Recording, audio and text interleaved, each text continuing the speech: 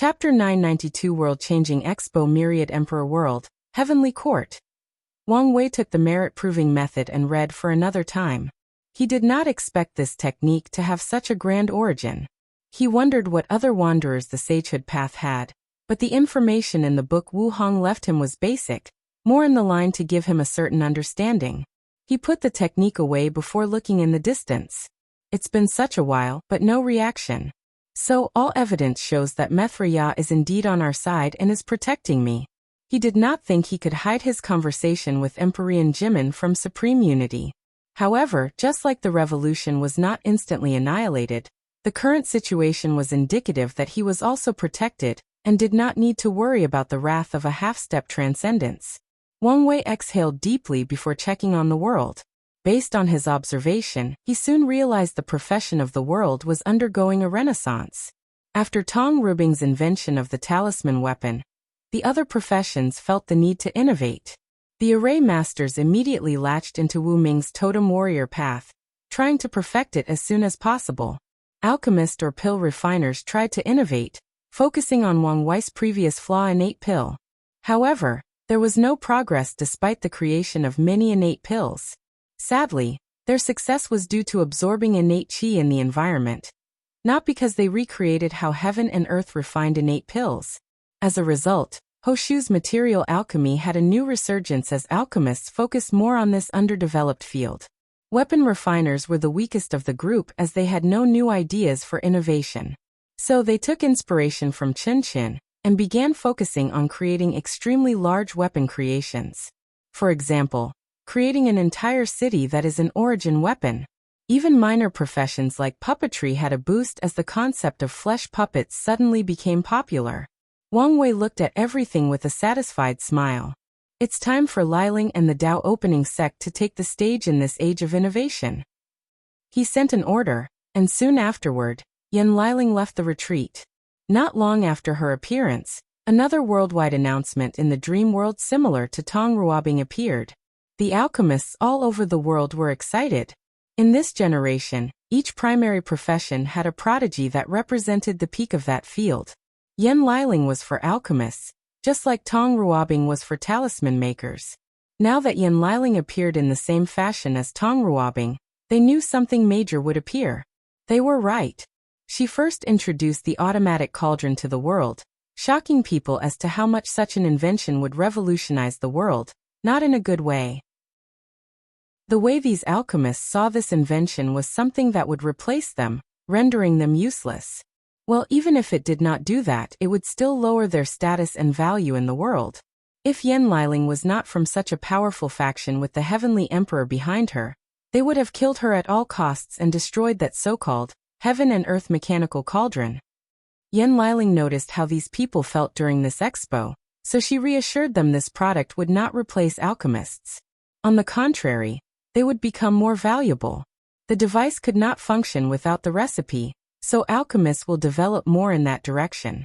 She then announces that the cauldron will become a new setting in the dream world simply called alchemy. Anyone can pay to refine a pill. However, unlike before, where all transactions only use dream coins, this setting requires actual payment. Non-alchemists, especially loose cultivators and people from weak factions, were the most excited by this development. From now on, as long as they have the material and the fee, they won't have to worry about finding an alchemist to refine pills for them. The alchemists finally could not hide their anger and hatred. Such a new development was definitely targeting their profession. However, Yan Liling did not care about their reaction as she continued. The news she revealed next still shocked the world. The creation of immortal runes. From now on, a new class above quasi-emperor tier? Immortal tier alchemist. Tong Ruobing did not hide her immortal rune system, publishing its basics to the public. She also left a recording in the dream world of her refining an immortal tier pill called Qi Replenishing Pill, which helps immortal sovereigns rapidly recover their lost immortal qi. The world of alchemy was shocked, with many people believing this video was fake. It was created from the home setting of the dream world. Unfortunately, the purple merit that descended on the Dao opening sect showed them it was true. For so many years, alchemists have wanted to break this limit and refine immortal pills. According to lost records, some talented alchemists might have succeeded, and there are signs that such a thing was more common before the Null Era. However, no one had actually created a replicable system until Yen Liling. Immediately after the Expo, most upper-echelon alchemists forgot about the issue with the automated cauldron. They dedicated all their time and effort to refining an immortal tier pill. Although Yen Liling warned them the threshold to become an immortal tier alchemist was extremely high, those people had confidence because of one thing? The dream world. Although they had to repay for immortal tier simulation, most of these alchemists were rich or had powerful factions to back them, so they could afford the price of millions of attempts. They all had the attitude that even if their talent were not on par, they would use hard work and unlimited resources to pill themselves to become an immortal alchemist. After all, if they succeed, the reward will not be simple wealth and glory. With the right pill, they can extend their lifespan to the limit of mortals. Their strength might reach a new height, along with many other advantages. While the world of alchemy was experiencing drastic change, the Dao opening sect struck again with another exhibition. They revealed 2 unfinished projects: an automatic weapon refining cauldron, and creating the ultimate array. The other professions who were reveling in the fact that the alchemist era was coming to an end received a system shock after this announcement. Luckily, the project was incomplete, leaving room for them to improve. Now they faced a dilemma. Should they participate in the creation of this project, receive merit, and leave their name in the annals of history, or ignore it and hope it never gets finished? Ultimately, these people could not resist the temptation of wealth and fame. Many talented and accomplished array master and weapon refiners signed up for the project. After being tested, the Dao opening sect selected the best to work on the project. Heavenly Court. Is it true when they say power is charming? I haven't seen you in a while, but you look more handsome, big brother, said Yen Liling with a smile. I have been thinking about this too. Recently, I have found it difficult to stop staring at myself in the mirror, replied Wang Wei as he gave her a hug. They sat opposite each other and served tea. How did the exhibition feel? Were you nervous? Not really, at least not until these people wanted to kill me, sighed Yen Liling. Although I expected this response, I did not expect it would be to this degree. Luckily, I diverted their interest to the new immortal rune system. Otherwise, the backlash from this reveal would have been more severe. Great progress that revolutionized any field is rarely done so peacefully, said Wang Wei calmly. The automatic cauldron is the future of the world. It will impact how resources are distributed, the rising path of regular cultivators, and even how future wars are fought. Once the idea appears in the world, it's impossible for these people to stop its development. True, but if for your strength and support, they could delay it for thousands of generations, if not more. Wang Wei agreed to that statement. Despite how ancient it is, the cultivator world has not changed much since its inception. At first, this anomaly seemed odd, but it's understandable when you think about it logically.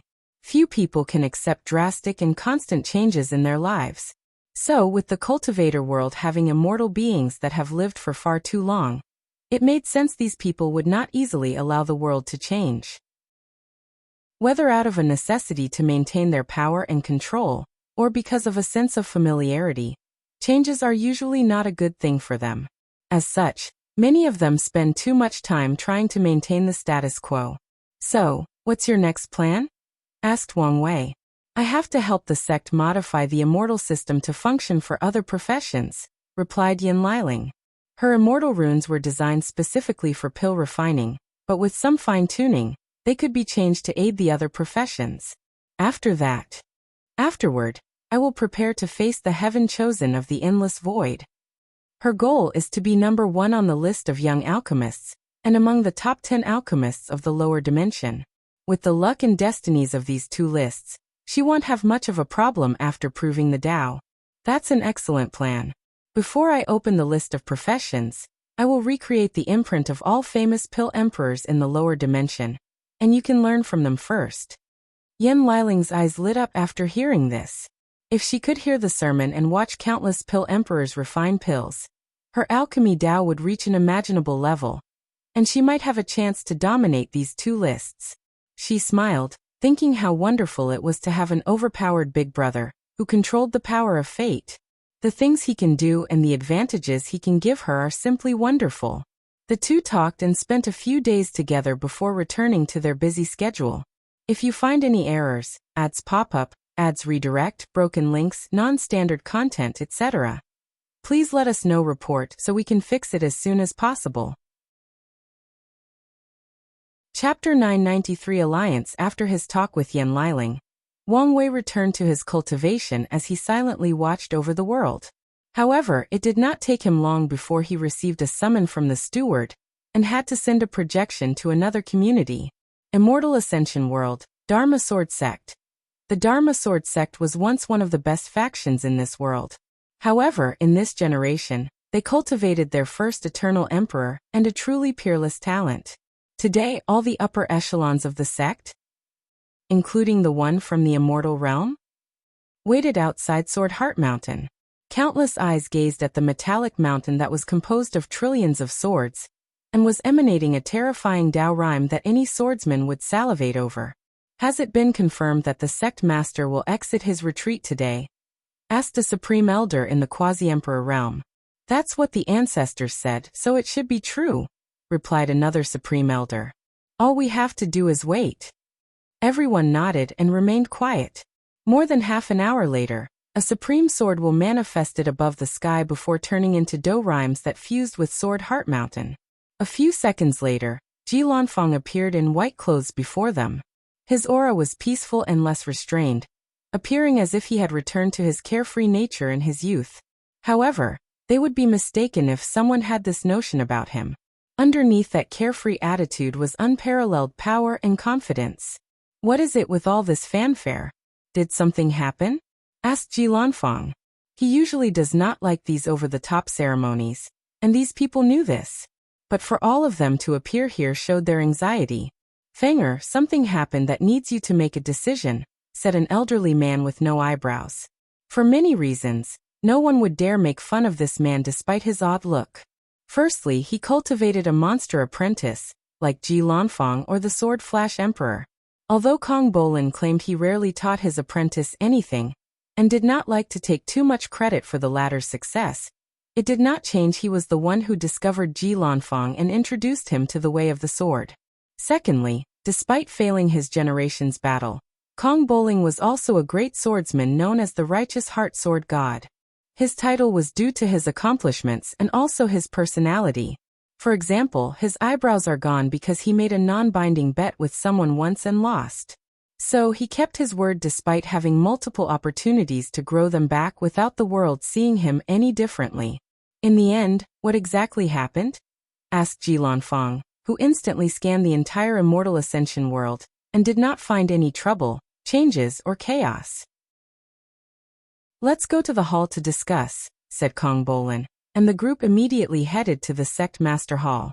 A delegate from the Tao Opening Sect arrived a while ago. He explained immediately as soon as his adopted son sat on the chair. The Tao Opening Sect? Muttered Ji Lanfang as he observed his left hand. Different from his right, the skin on his left hand was gray, making the entire aesthetic of his body slightly odd and appealing at the same time. After his battle with Wang Tian, he lost his arm to the power of nothingness. However, such a disability did not stop him as he suppressed his generation with one arm. After proving the Tao, he did not immediately regenerate his arm. Instead, he spent time gathering the power of nothingness to condense a new arm capable of withstanding the power of that strike, and maybe even going beyond.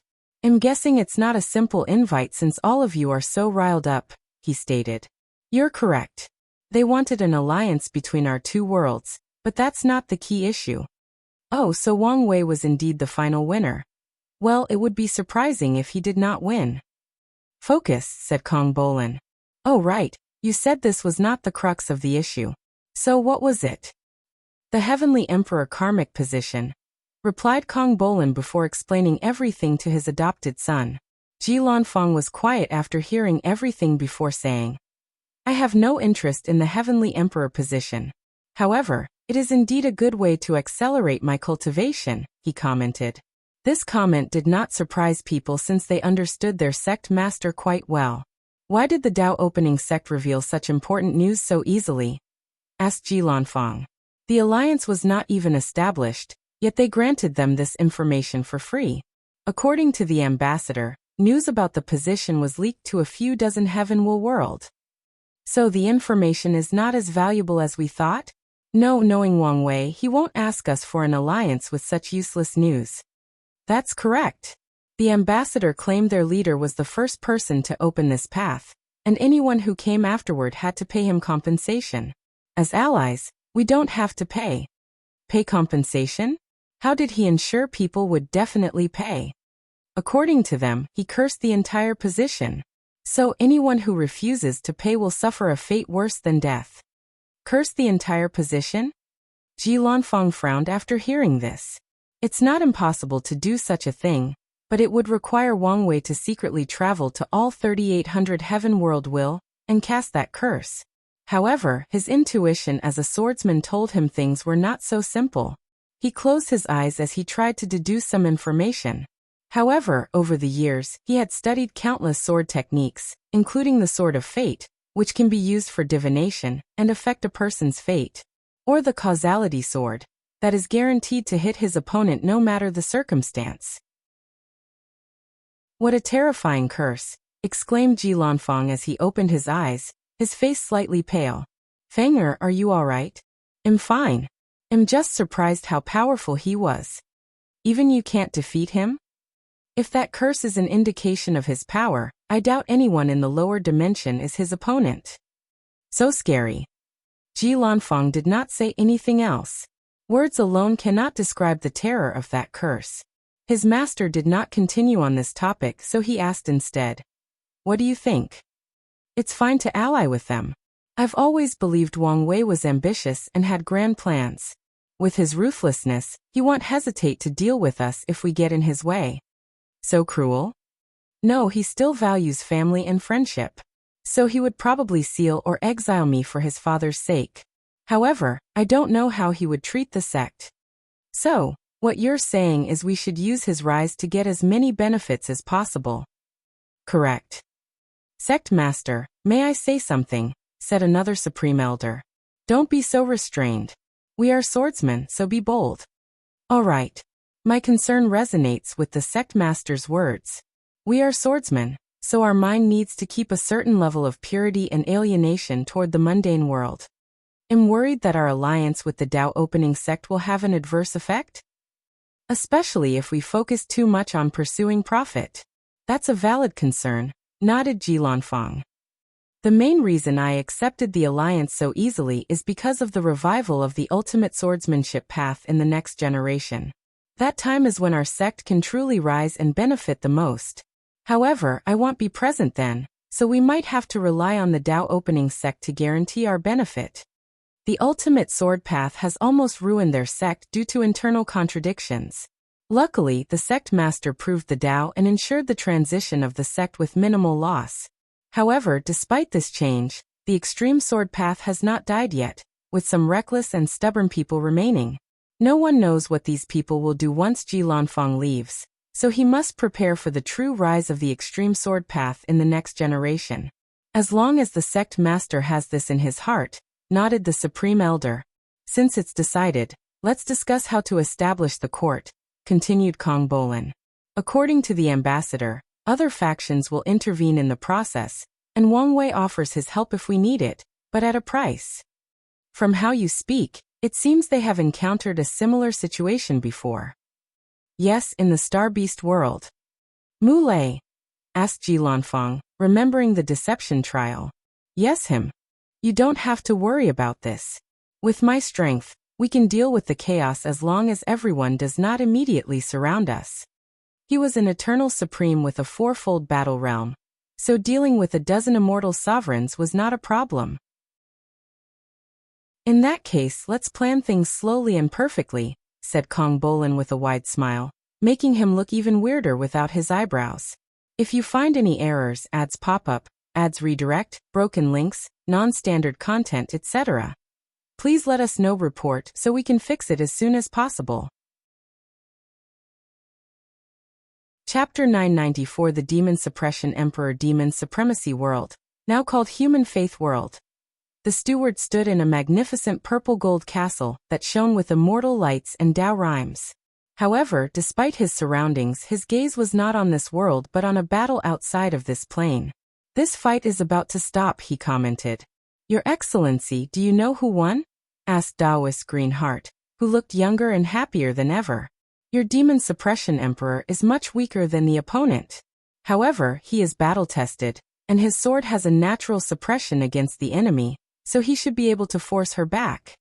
"That's good," he sighed in relief.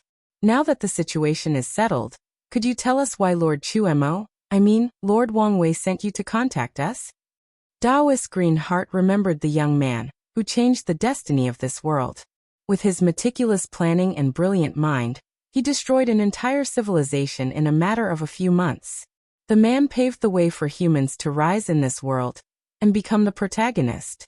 "Once the Emperor returns, you'll know my purpose," replied the steward. He could tell Taoist Greenheart's political power in this world was because he was the master of the Demon Suppression Emperor, not because of his strength or talent. As such, he would be respectful to the latter, but would not discuss important matters with the latter. "That's fine," replied Taoist Greenheart with a wry smile. More than an hour later, the clash outside the world stopped, and the steward received news that the Emperor would see him tomorrow. He nodded and waited. Human Emperor Palace, back garden. A woman wearing black armor with two sides on her side appeared.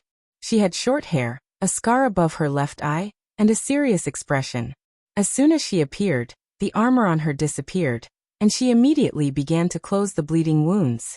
"I knew you would be here," suddenly said a melodious voice. The Demon Suppression Emperor smiled wryly before turning her head. "I just don't want you to see me in this state," he said, looking at the beautiful woman dressed in a flowering blue hanfu, displaying a youthful spirit that was truly mesmerizing. The Demon Suppression Emperor's heart immediately skipped a beat as she saw those big, lively eyes looking directly at her. Although no words were said, they convey a million emotions.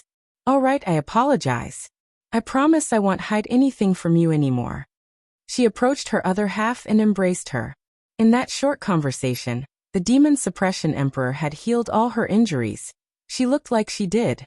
"You keep saying that but never keep your words. With our new visitors, our situation should change for the better," explained the Demon Suppression Emperor.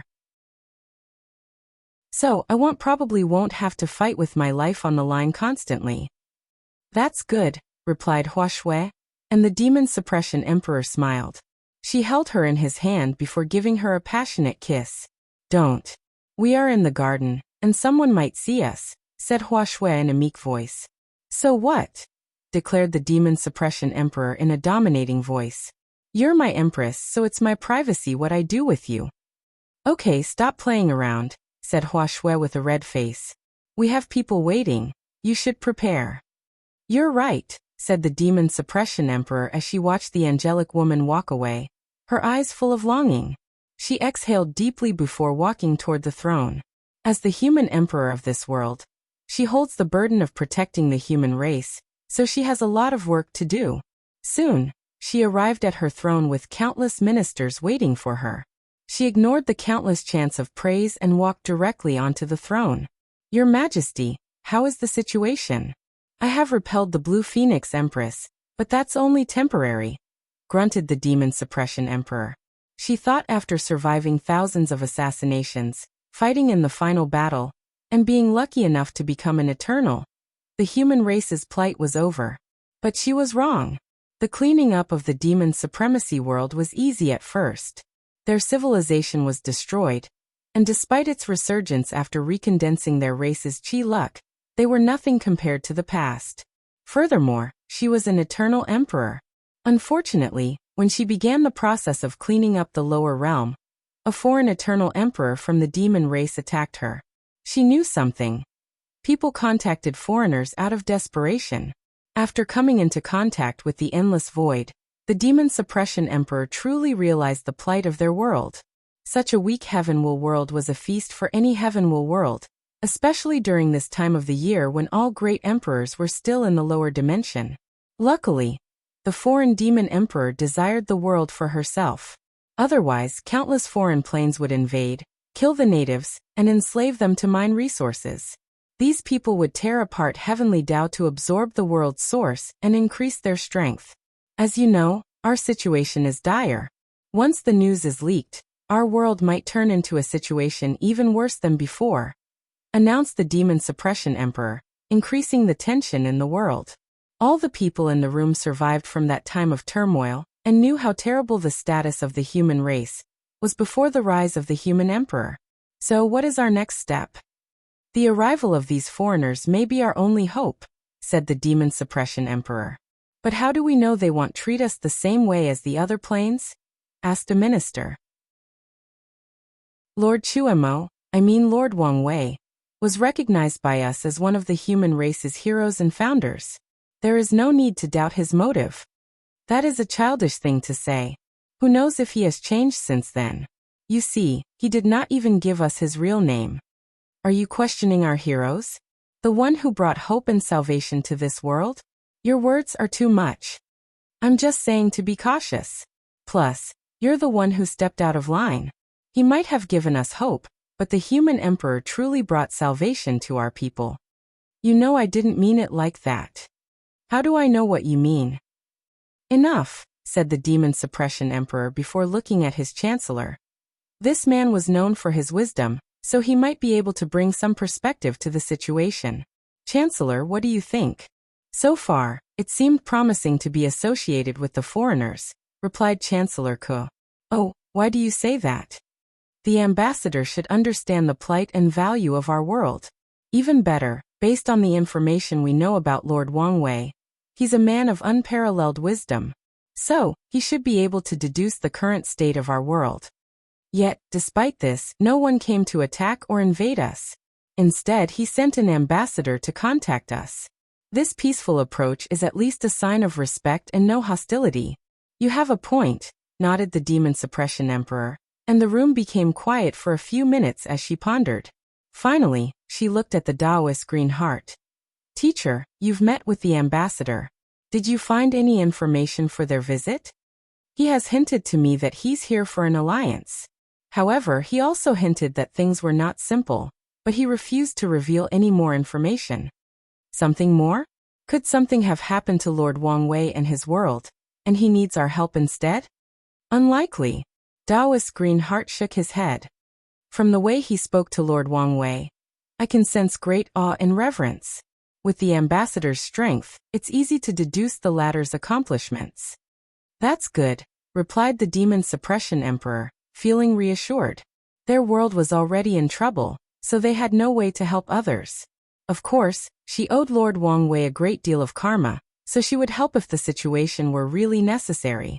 If we become allies with another world, what is essential to us that we must ensure no matter what? The demon Suppression Emperor looked at the Chancellor. Our sovereignty, replied the latter without hesitation. No matter what, we cannot allow foreign worlds to have any political and militaristic power in our world. We can trade rare resources, fight together, and even sacrifice some of our interests, but we will not give up our sovereignty. Well said, praised the demon Suppression Emperor. The human race has suffered for too long without any power or authority, so they will not give up on these things no matter what. Let's discuss how to treat our guests for tomorrow. The court meeting continued. Inside a room in the palace. Interesting, said the steward, with a screen before him showing everything that was going on in the meeting. Based on this meeting, he already knew how to properly negotiate tomorrow and get the most benefit for his plane. If you find any errors, ads pop up, ads redirect, broken links, non-standard content, etc., please let us know report so we can fix it as soon as possible. Chapter 995 Potential. The steward walked into the room with countless eyes on him. He bowed politely to the demon Suppression Emperor, showing the proper respect and etiquette. His actions elicited a smile from almost everyone in the room. The steward remained calm during the entire ordeal. He understood that because of this world's history, they value things like respect and dignity more than others. So, if his actions could facilitate a better negotiation situation, why not do it? Welcome, fellow ambassador, said the Demon Suppression Emperor. Lord Wang Wei was a benefactor, someone we admire dearly for what he has done for us. So, since you're here on his behalf, we will also treat you with the utmost honor. Thank you, Your Majesty, for your kind reception, replied the steward. As long as you feel welcome, she nodded. Now let's get down to business. Can you tell me the reason for your visit? Is our benefactor in trouble of some kind and needs our help? If so, please do not hesitate to tell us. We humans pride ourselves in our benevolence and righteousness. So if you need anything, feel free to ask. I appreciate your kindness, but this is not the reason for my unannounced visit, replied the steward. My sect master would like to see you. Last night, the steward realized Wang Wei's fame and glory in this world, so he decided the latter showing up would be the best way to negotiate. Our benefactor is coming here? When? Right now is fine. The Demon Suppression Emperor frowned. She secretly used her divine sense to scan the entire world and outside of this world, but she did not detect anything. Afterward, she secretly communicated with Chancellor Ke. In that case, let us prepare to receive him with the utmost honor. The Demon Suppression Emperor waved her hand to create a second throne opposite her. A few ministers frowned at this action but did not say anything. A few minutes later, everything was ready. We're ready. The steward nodded before uttering, Sect Master, you can show up. As soon as his words finished, someone was standing in the room. No one knew how he appeared. It was as if he was here long ago. All the ministers held their breath as every ounce of their being warned them that this was a scary being and should display the utmost respect. Even when saying his name, Wang Wei garnered everyone's attention, but his eyes did not focus on too many people in the room. He first looked at the Taoist Green Heart. It's been a long time, fellow Taoist. Lord, I mean Your Majesty, it has indeed been a while. What about the others? I'm the only one left. That's unfortunate, uttered Wang Wei before finally focusing on the Demon Suppression Emperor. Luckily, all my hard work was not for nothing. Benefactor, it's a pleasure to meet you, said the human emperor, who forcefully controlled the shock and fear in her heart. Likewise, nodded Wang Wei. How may I address you? My title is the Demon Suppression Emperor, but you can call me by my name, Honghua. Hong? That's a beautiful name. Thank you, replied Honghua before motioning for Wang Wei to sit down opposite her. The latter had a natural feeling as if he could blend into any environment. No, he's not blending into the environment. The environment is changing to fit him, analyzed Honghua. While she was observing and analyzing Wang Wei, the latter was doing the same. An eternal emperor, but barely one similar to Emperor Kong. She most likely receives a boost from heavenly Tao and the manifestation of human destiny and suffering. His eyes seemed to contain all the truth in the universe. And for a moment, Honghua felt naked, as if all her secrets were seen through. The cultivation world is still primarily patriarchal, so it should not be easy for her to lead the human race while being a woman. This could also explain her title along with other things.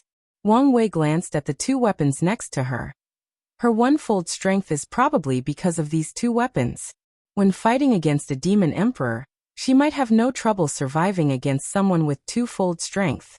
Despite how weak the Demon Suppression Emperor was, Wang Wei did not belittle her as he understood her circumstance. The former demon supremacy world did not have the ground to cultivate any powerful eternal emperor.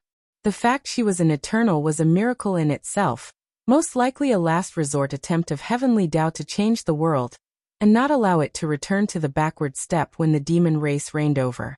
Plus, she has potential, he concluded.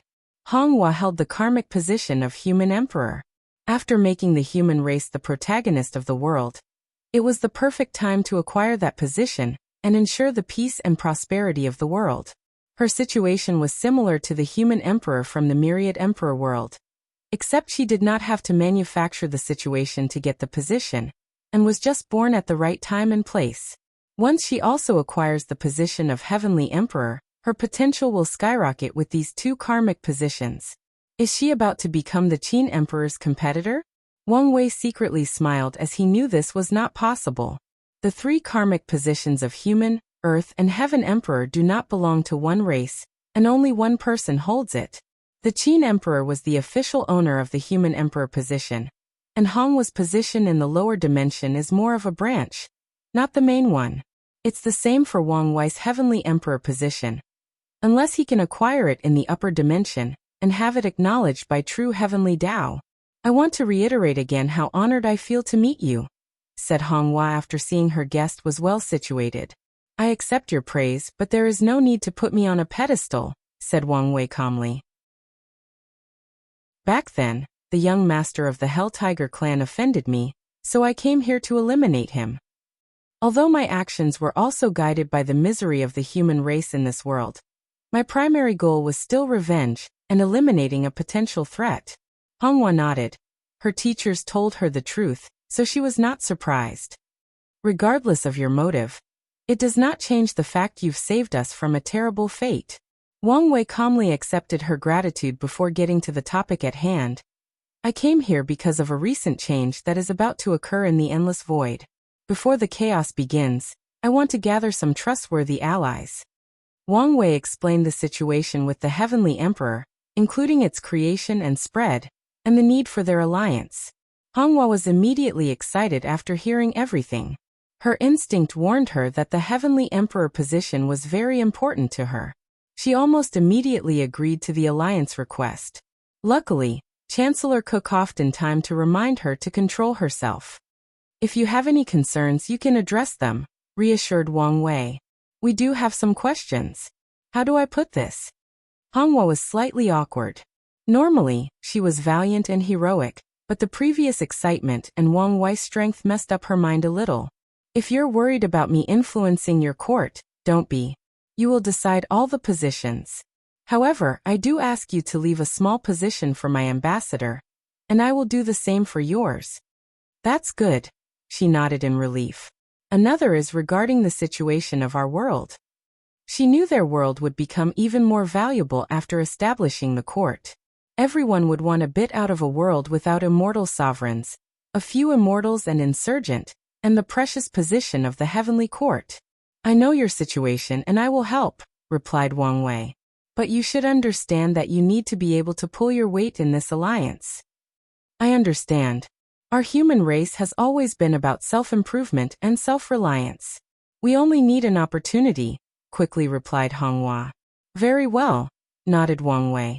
So this is what I'm going to do. I will seal this world, preventing any outsiders from entering. I will also place a time acceleration formation around the entire world, giving you enough time to become stronger and develop your world. The seal won't last long, but I hope by the time it's removed, you have become a worthy partner of this alliance. Hongwa was shocked, and all she could think about was whether he could do such a thing. Pardon me for intervening, said Chancellor Ku, who stepped up. I don't mean to be rude, but how much should we be reassured by that seal? I won't say no one can enter, but the number of people capable of breaking through it in the lower dimension can only be counted on one finger. Chancellor K's lips twitched, and he almost wanted to say this man was a liar. However, his intuition and the aura he felt from Wang Wei were telling him it was true. That's excellent news. Can we leave the seal before it expires? Yes, you won't be protected outside of it, replied Wang Wei. And the Chancellor was all right with this result. Although the lower realm will probably suffer in the meantime, it won't be an issue once the human emperor increases her strength along with the entire world. There won't be any problem accessing the source chi space? He asked, wanting confirmation. No problem. That's all I wanted to know. He bowed politely before stepping back amongst the crowds of ministers. Tao of Wisdom? An interesting Tao, thought Wang Wei as he looked at this Chancellor. He removed his gaze and looked toward Hongwa. The world is about to enter an age of chaos and prosperity. Your world is naturally weak, which is both a downside and an opportunity, declared Wang Wei. If the world were not so weak, it would not be so easy for someone of Hongwa's strength to establish the heavenly court. I understand, she said, and Wang Wei chatted with her briefly before disappearing. The next step was signing the contract for the alliance and the details. Once everything is finished, Wang Wei's power that he left will be activated, placing the seal and formation. If you find any errors, ads pop up, ads redirect, broken links, non-standard content, etc. Please let us know report so we can fix it as soon as possible. Chapter 996 What is your choice? Wang Wei opened his eyes in the heavenly court. The first step of the alliance has been established. Next, people like Shi Qian and Shi Shangyan should be excellent allies. He muttered to himself before waving his hand, and a screen appeared before him. The screen was dark for a few seconds before a young man manifested above. I thought you had forgotten about our deal. I am a man of my word. Since I said I would help, then I won't go back on my mind. Wang Wei glanced at Liang Shixian opposite him. The latter appeared not to have changed since their last encounter during Gu Xian's deception trial. However, he could see signs of tiredness and worries hidden behind the latter's body language and micro-expressions. So, have you created the new path? He asked excitedly. No, I've only set up the first stage. Oh, I thought it was finally completed. No, I just wanted to reassure you that I wouldn't break my words. It's okay. Remember to contact me when you're finished. Wang Wei nodded before closing the communication. Trouble amongst the divine race? After thinking about it for a while, he realized such a situation was inevitable. After Feng Heng removed the absolute beginning magic that targeted faith and the divine race, their next step should be to return to the world. However, they've been isolated for so long that they no longer have a homeland. Scattering themselves to multiple world communities will drastically weaken their power, and Wang Wei guessed some elders or people in power do not want this to happen. If remember correctly, there was internal fighting amongst them between the younger and older generation. Things should have escalated by now. He shook his head as he did not care about the trouble of their race. Wang Wei waved his hand to send multiple talismans that rushed to different corners of the world. He walked out of his room, looking at the mostly empty court. He raised his eyes to glance at the universe above. After his visit to the Star Beast world, he created a starry sky universe as a decoration for the heavenly court, making it more beautiful than it used to be. As such, the stars are extremely elegant at night. He soon arrived at a pool in the court and began fishing.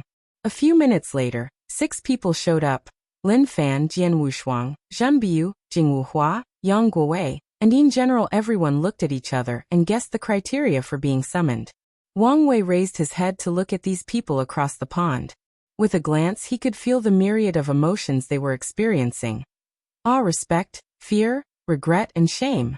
Wait a while since not everyone is here yet, commanded Wang Wei before a portal appeared before him, floating above the lake. Where is Xiao Song's body? Ao Shen was shocked at first before swiftly composing himself. Without hesitation, he took out a decrepit body that was on the verge of collapsing. The Baishi clan did not want anything to do with him, so I had to keep him alive in this state. Wang Wei did not comment on Ao Shen's words. With the latter's strength, it should not be a problem to heal Xiao Songxi. However, since his command was only to keep the latter alive, he had technically fulfilled his promise. Xiao Song's body flew out of the portal before closing. Wang Wei pointed at him, and the Tao of life and death began to work its magic. In a few seconds, his body returned to its peak state, including his damaged bloodline source.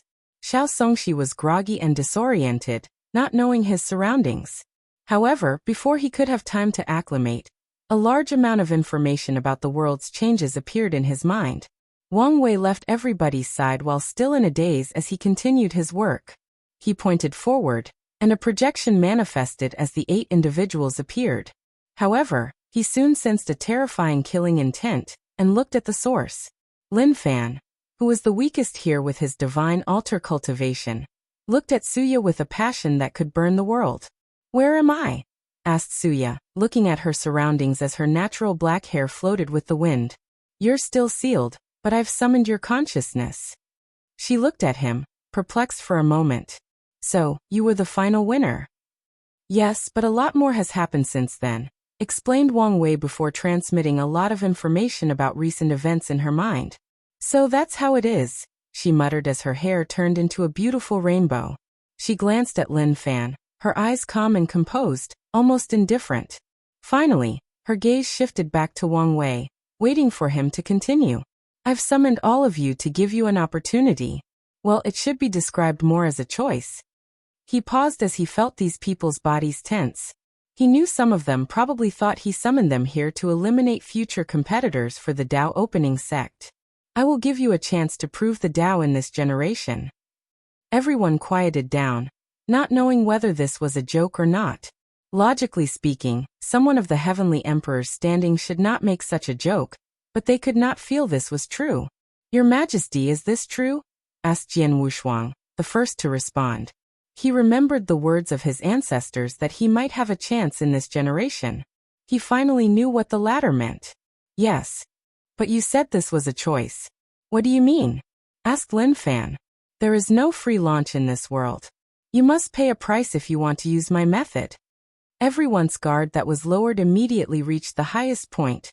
Such a word was ominous, especially coming from him. Can you not act like these old people and tell us things directly? Said Suya, almost rolling his eyes. Wang Wei smiled in return. It was rare to see someone not care about his status and speak to him like this. She seems to have not accepted his status yet, so her mind is still young and reckless. What do you know about the upper dimension? No one said anything. Although they knew some information, it was not nearly enough to be considered knowledgeable. As you can imagine, it's a vast world where the limit of cultivation is not the Emperor realm. However, 9 people have usurped control of everything, going as far as preventing others from reaching higher realms. Some people frowned as this was bad news for them. In the stage of their cultivation journey, they also began to look at higher realms and greater accomplishments. The situation is complex, but you have to know that 7 of them are the main antagonists. They are the main ones responsible for blocking everybody's path. Excuse me, Your Majesty, said Lin Fan. Honestly, your information does not add up. Where are our ancestors who ascended? They just allowed these people to usurp the entire world?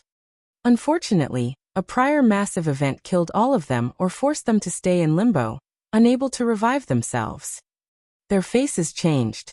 The upper dimension ancestors should be their backers for when they ascend. They know very well the importance of a powerful background in the cultivation world. Like I said, the situation is complicated, and I don't know much, explained Wang Wei, a mediocre attempt at reassuring them. So do we come into this equation? Asked Zhen Bai. Based on my few words, you can tell the complexity of the upper dimension. So, how could the people allow themselves to be oppressed without fighting back? There is a rebellion? Asked Suya. Yes, and I have come to an agreement with them. You will ascend, and they will provide you with a heaven will. In return, you have to fight and support their cause. No one said anything, as this news required time to process and analyze. More than 5 minutes later, Zhen Biu asked the first question. Does the upper dimension have heaven will that can be exchanged like a commodity? Yes. It's much easier to prove the Tao there than here. What about our factions? What should we do about them? Asked Lin Fan. Do you mean the one here or up there? Both. These people fear the revival of our ancestors, so the situation of our factions up there is not the best. So it's best to avoid them or only contact them secretly, explained Wang Wei. As for the one in the lower dimension, I have made a deal with true heavenly Tao. You can descend briefly to preach and leave an emperor artifact and array for your respective faction. As for things like Immortal Mansion and Grand Tao Source Seed, you can send them later, but there will be a limit. Everyone had different thoughts once they understood the situation. The majority favored this outcome. Only they know how painful it is to see their peers rise to such a level of strength and status. And the worst part is they cannot show any dissatisfaction and accept their failures and weaknesses. I want to know what's on it for you? Asked Suya. These people are blocking my path to pursue the Tao. I'm sending you early to pave the way for when I ascend. With your talents, once given the opportunity to shine, it should not cause them major problems. Then, when I arrive, I can use the building blocks you've established to end their reign. Suya did not entirely believe these words. He guessed these guys must have received some benefits. Most likely he was the one who sold them in the first place. She rolled her eyes. So, we are just the opening and you're the main show. Hey, if you can deal with them and ensure I don't have to do anything, I would be more than happy. No one said anything. Despite their defeat and accepting they were inferior to the current Wang Wei, that was only because of the missed opportunity. If they were allowed to stand on the same level as him, none would readily admit they were inferior. After all, they had long understood that one defeat did not mean everything, and being ahead in the game did not indicate that it was over. Wang Wei secretly smiled when he saw their reactions. Geniuses were naturally prideful, so how could they readily admit defeat? With such a mindset and me not being present to breathe above their heads, they should work hard to change the situation of the upper dimension. He did not believe these people would remain loyal to the revolution. However, his goal will be achieved as long as they see the parasites as the enemy. So what's your choice? If you find any errors, ads pop up, ads redirect, broken links, non-standard content, etc., please let us know. Report so we can fix it as soon as possible. Chapter 997 Another Battle? I accept, said Ingen directly, focusing all eyes on him. Oh, I'm surprised. I thought you would be one of the people I needed to convince, said Wang Wei. I have reached the limit in the body refining path. If I want an opportunity to grow and improve, I will not hesitate to take it. Wang Wei understood. Ingen was unlike him in that his body refining path still had plenty of potential to tap. In Ingen's current situation, progress must be extremely difficult and slow, so he did not hesitate after receiving this opportunity. As for his obsession with creating the best body refining technique and defeating the desolate emperor, to Ingen, ascending to the upper dimension and accessing their resources was the perfect step to achieve his goal. I'm glad you can make this choice. I still have some worries, added Ingen. I walk the path of pure body refining. Will that be a problem? No, on the contrary, with your talent, it will make you more valuable. Can I ask why? Pure body refiners have a short lifespan, but it's in exchange for a rapid cultivation rate. If a pure body refiner is talented enough and has enough resources, they can quickly open the gate of power and reach a cultivation level compared to Empyreans. The next cultivation realm. Most people do not have the talent, so they died of old age before opening the gate. However, with your talent, as long as you can convince the revolution to sponsor the resources you need or maybe secretly get it from your sect in the upper dimension, you can quickly become one of the most powerful people in the revolution. Is that so? Muttered Ingen, feeling his decision was correct. Wang Wei saw his reactions and swiftly warned him. You should be careful. As I said, Empyreans are the core of this movement, so not everyone is willing to see foreigners become so powerful so quickly. So you should consider the political aspect of this movement. I understand. Ingen was not stupid, so he understood not to trust these people too much since they were mainly in a cooperative relationship. He also understood the concept of not putting all his eggs in one basket. I also accept, said Jian Wushuang, and Wang Wei looked at how excited he was and secretly smiled. He understood the main source of his excitement. His father's new sword path. Jian Wushuang probably thought he might have a chance to acquire the destiny for this new path and spread it in the upper dimension, taking advantage of Wang Wei and Wang Tian's absence. This guy is too naive, analyzed Wang Wei. The current situation of the upper dimension left no room for such improvement. Furthermore, spreading the ultimate sword path in the upper dimension was 1,000 times harder. Countless swordsmen have followed the extreme sword path for millions of yuan epochs, if not more. How could these people easily abandon their path, which is part of their core spiritual beliefs?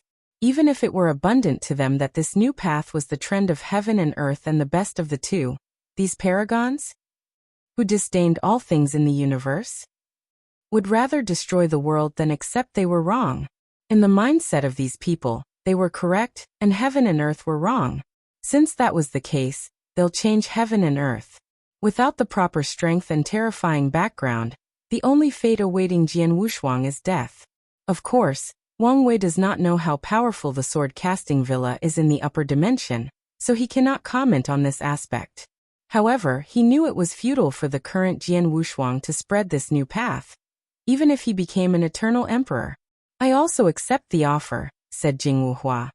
This was the perfect opportunity to see and help his father. Are you sure? Your father might prefer it if you stayed in the lower dimension? Asked Wang Wei. I'm sure.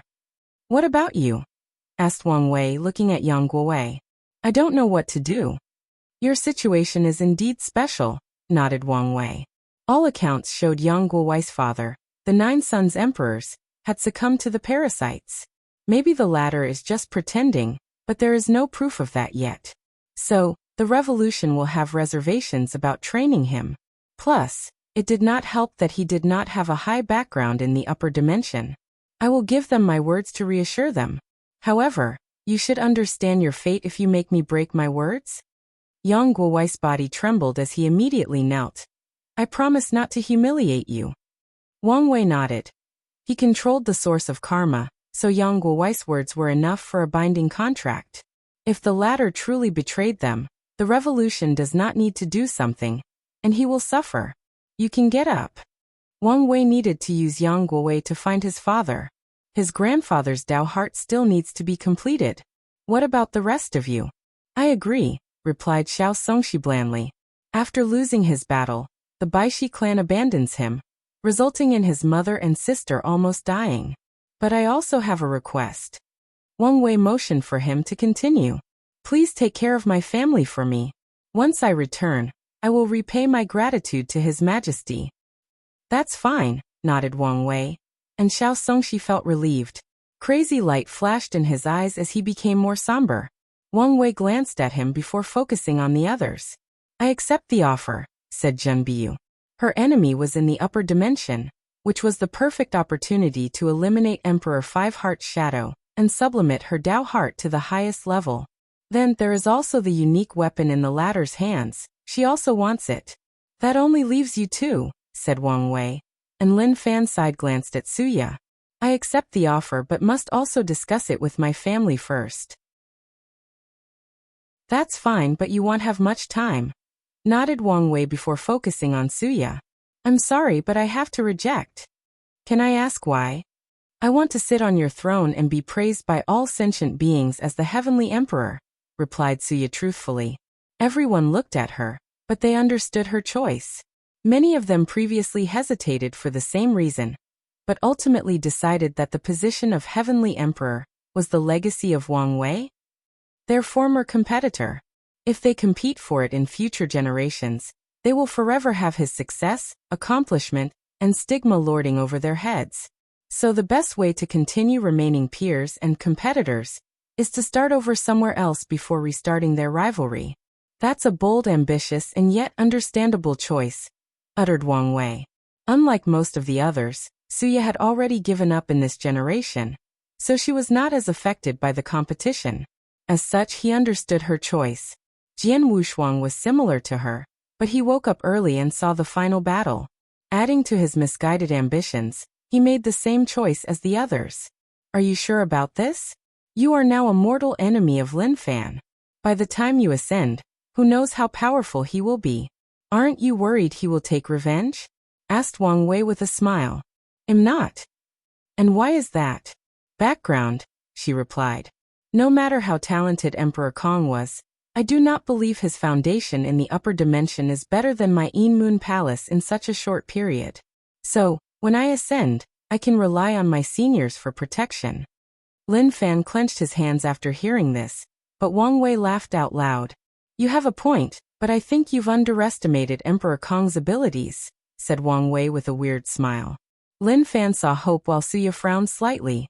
Does this guy know something?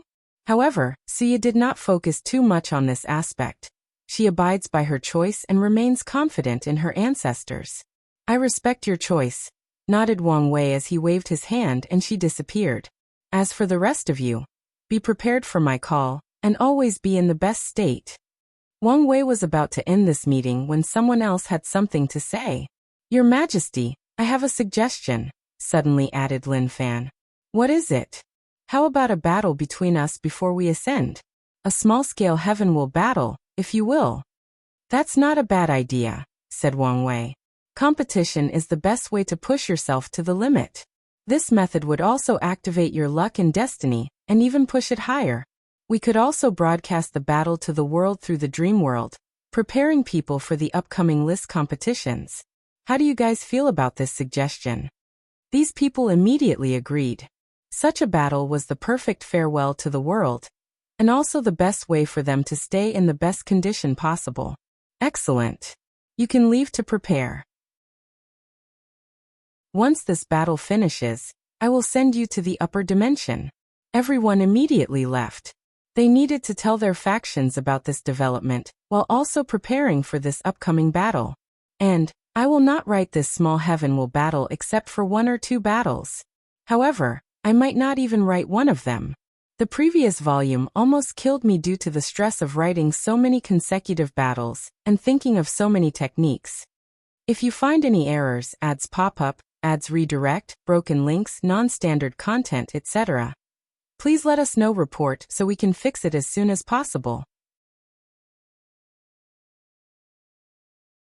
Chapter 998 Everyone's Thoughts and Reactions. Another ambitious one, muttered Wang Wei as he shook his head. After the final battle, all of Dition's sleeper general died while the others essentially became captives? Except for Di Jiaying, who ran away. However, the latter immediately entered a cultivation retreat after running away and abandoning her king.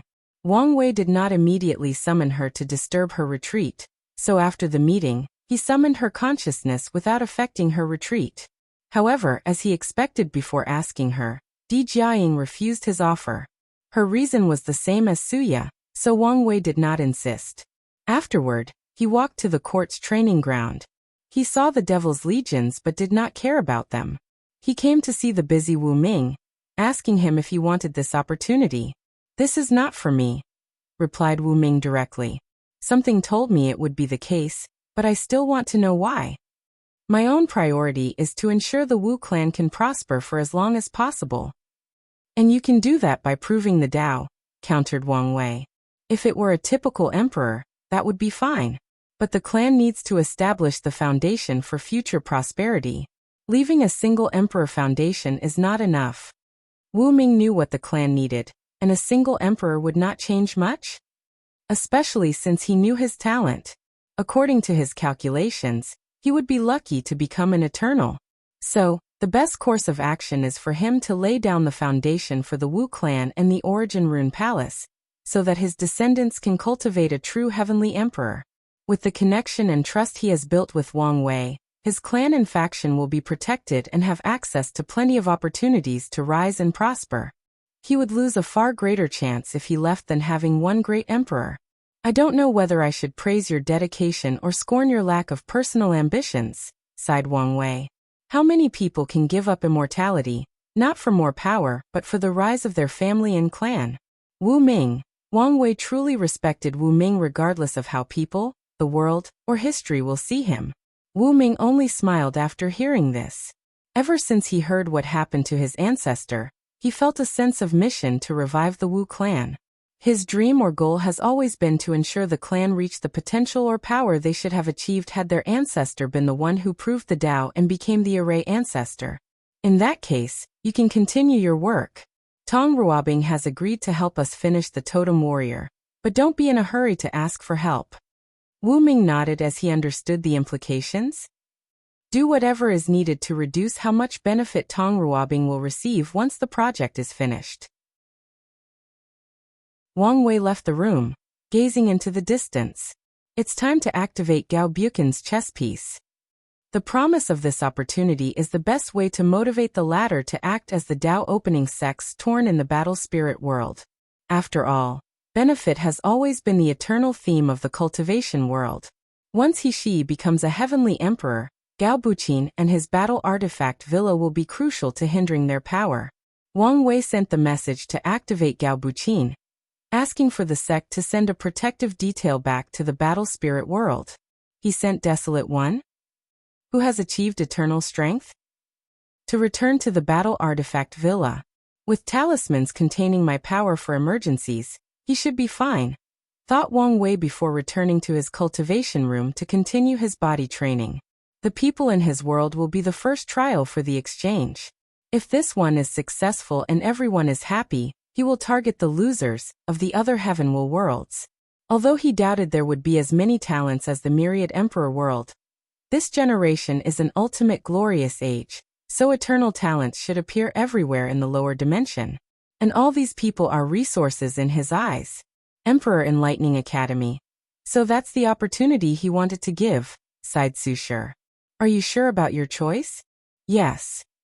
Not even tempted by the Heavenly Emperor position? It would be a lie if I said I wasn't.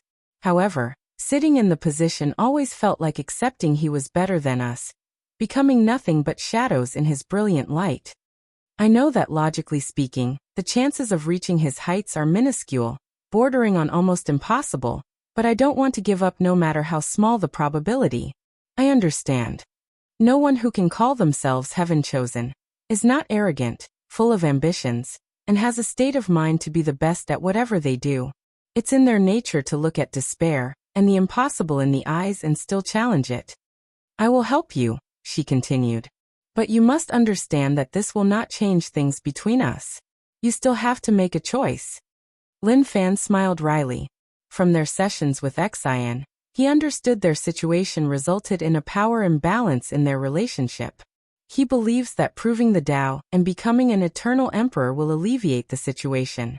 At the very least, he will have more options. I understand, nodded Lin Fan. He had already made a choice but was still hesitant. However, after proving the Tao, he thinks he will have a better chance of convincing her.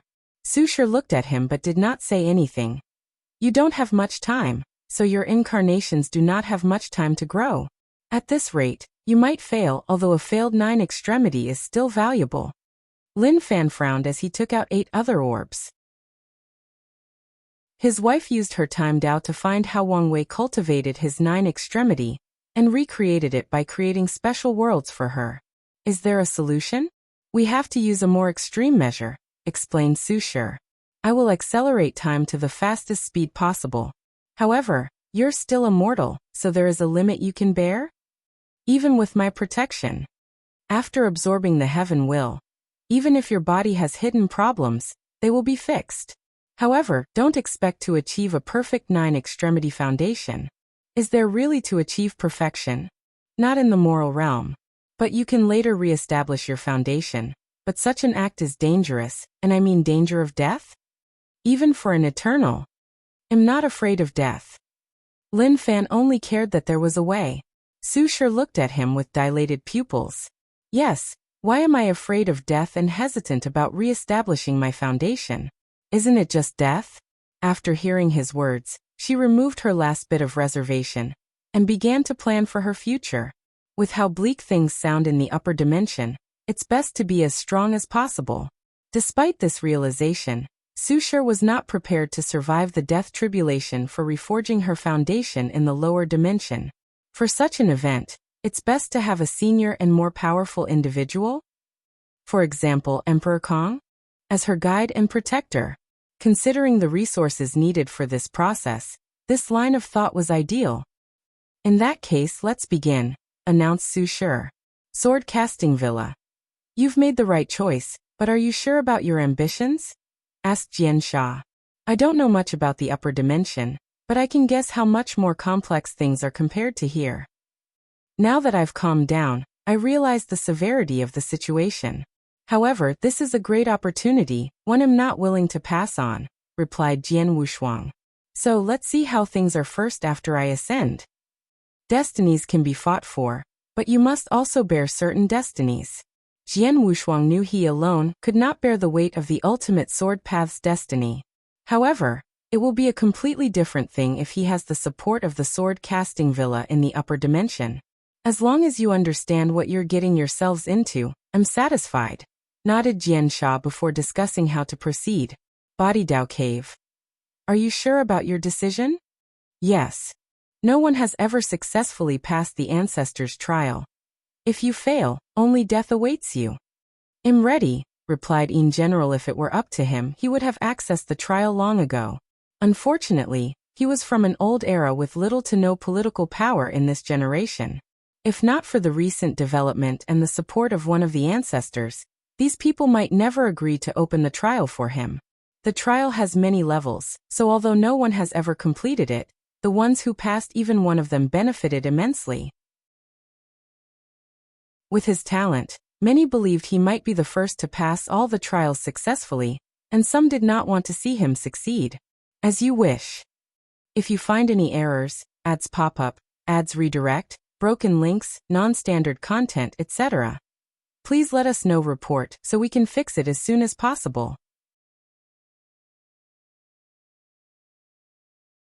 Chapter 999 Everyone's Thoughts and Reactions 2. After Yang Guowei returned to his clan, he did not reveal the truth about leaving for the upper dimension.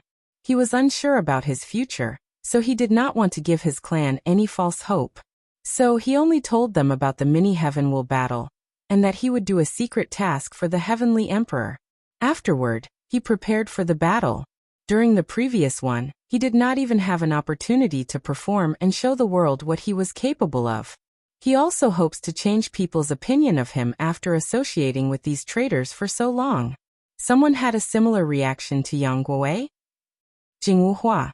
After returning to her clan, she did not say much about the deal. After the issue with the Emperor Bone, she had never truly trusted these people. So, she used some false excuse while also telling them about the battle. Meanwhile, Jingwu Hua focused on preparing for her ascension. She was finally able to see her father for a long time, and even had the chance to help him. So her performance cannot be as poor as the previous battle.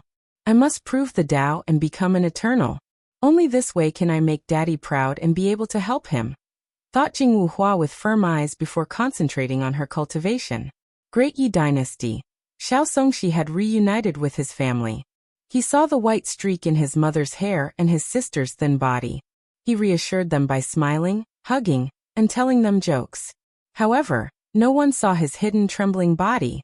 That night, according to the palace ladies, Xiao Songshi learned that his mother, the Empress Dowager, had the best sleep in a few centuries. Meanwhile, the princess did not have to take pills to calm down and forced herself to enter a meditating state and cultivate. Xiao Songshi walked to his cultivation room. After his disappearance, the Great Yi Dynasty was on the verge of collapsing. They would not have survived if not for the rise of the Heavenly Court and the new peace and order in the world.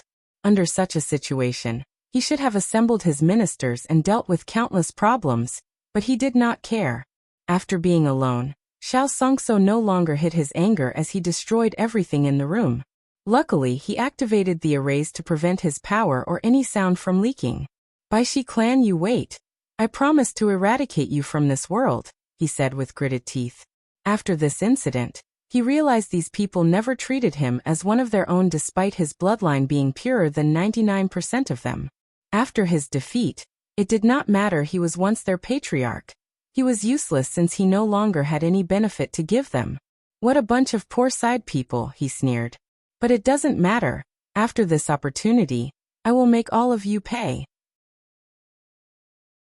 He closed his eyes and began a retreat. He did not have much time, so it was pointless to waste in mindless anger. 5-element balance palace. Are you sure about your decision? Asked Purity One of the most powerful insurgents in the palace.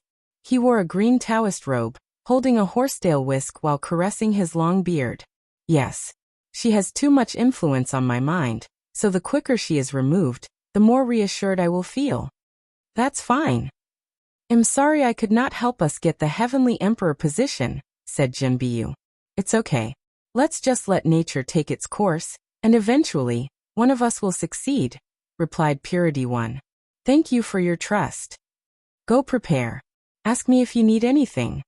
Jinbiyu entered a retreat to prepare for the upcoming events.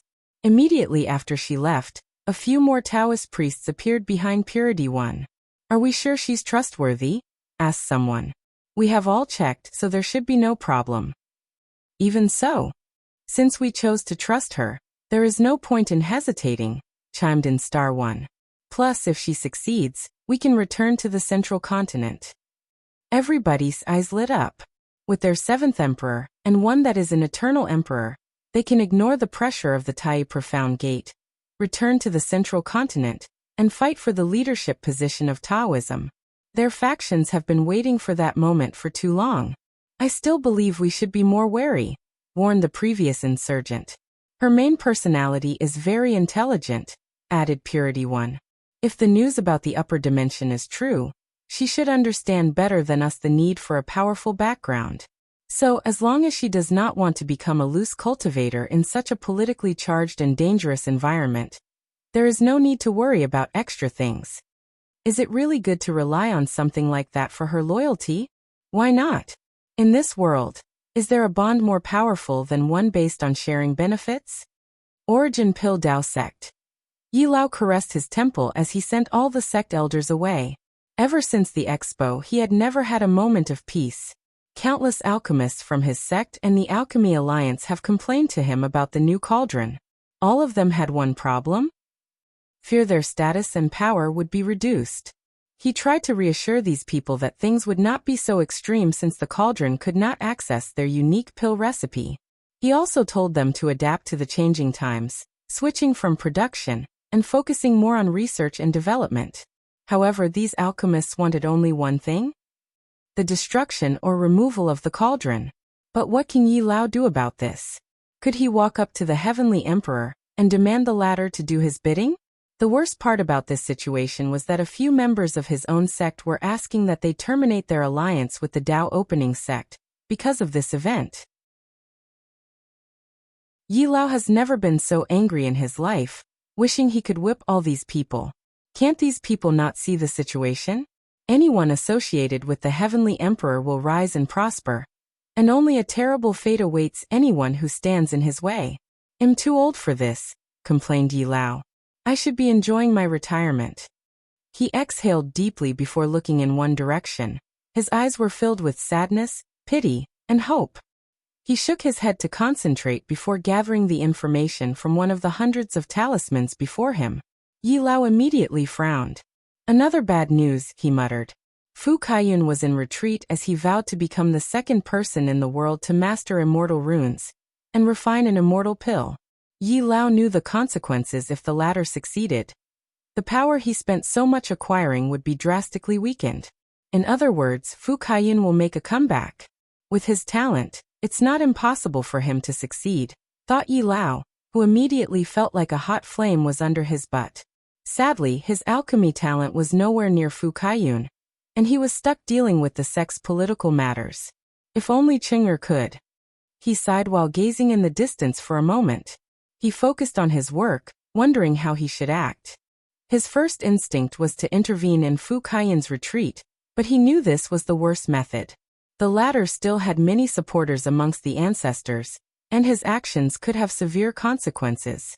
Furthermore, Fu Kaiyun was most likely using the dream world for his retreat. Should I cut his funding? The simulation of immortal pills requires a great deal of dream coins, and Fu Kaiyun alone cannot provide such resources alone. However, after thinking about it, Yi Lao decided this tactic was also out of the question. Fu Kaiyun was still one of the best quasi-emperor tier alchemists in the world, so gathering more dream coins with his saved wealth, the support of a few ancestors, and refining pills for others was not a problem. More importantly, he did not want rumors that another internal strife was happening in the sect, thus ruining their reputation and chi luck. The best solution is for someone else to refine the pill before Fu Kaiyun. Only one person in the entire sect fits this description: his disciple Lu Cheng. However, Yi Lao was lost in his mind for a few seconds. I should talk to him. He concentrated on his work. Luckily, not all news was terrible. The rise of Hosher and material alchemy brought many benefits to their sect, and will continue to do so if they play their cards correctly. So he did not hesitate to assign more resources to her, including access to the sect's emperor scriptures, secret recipes, hidden trials, and lectures from powerful alchemists. Once he finished dealing with the sect's affairs, he rushed to his disciple's mountain to see if he could talk some sense into him. If you find any errors, ads pop up, ads redirect, broken links, non-standard content, etc., please let us know. Report so we can fix it as soon as possible.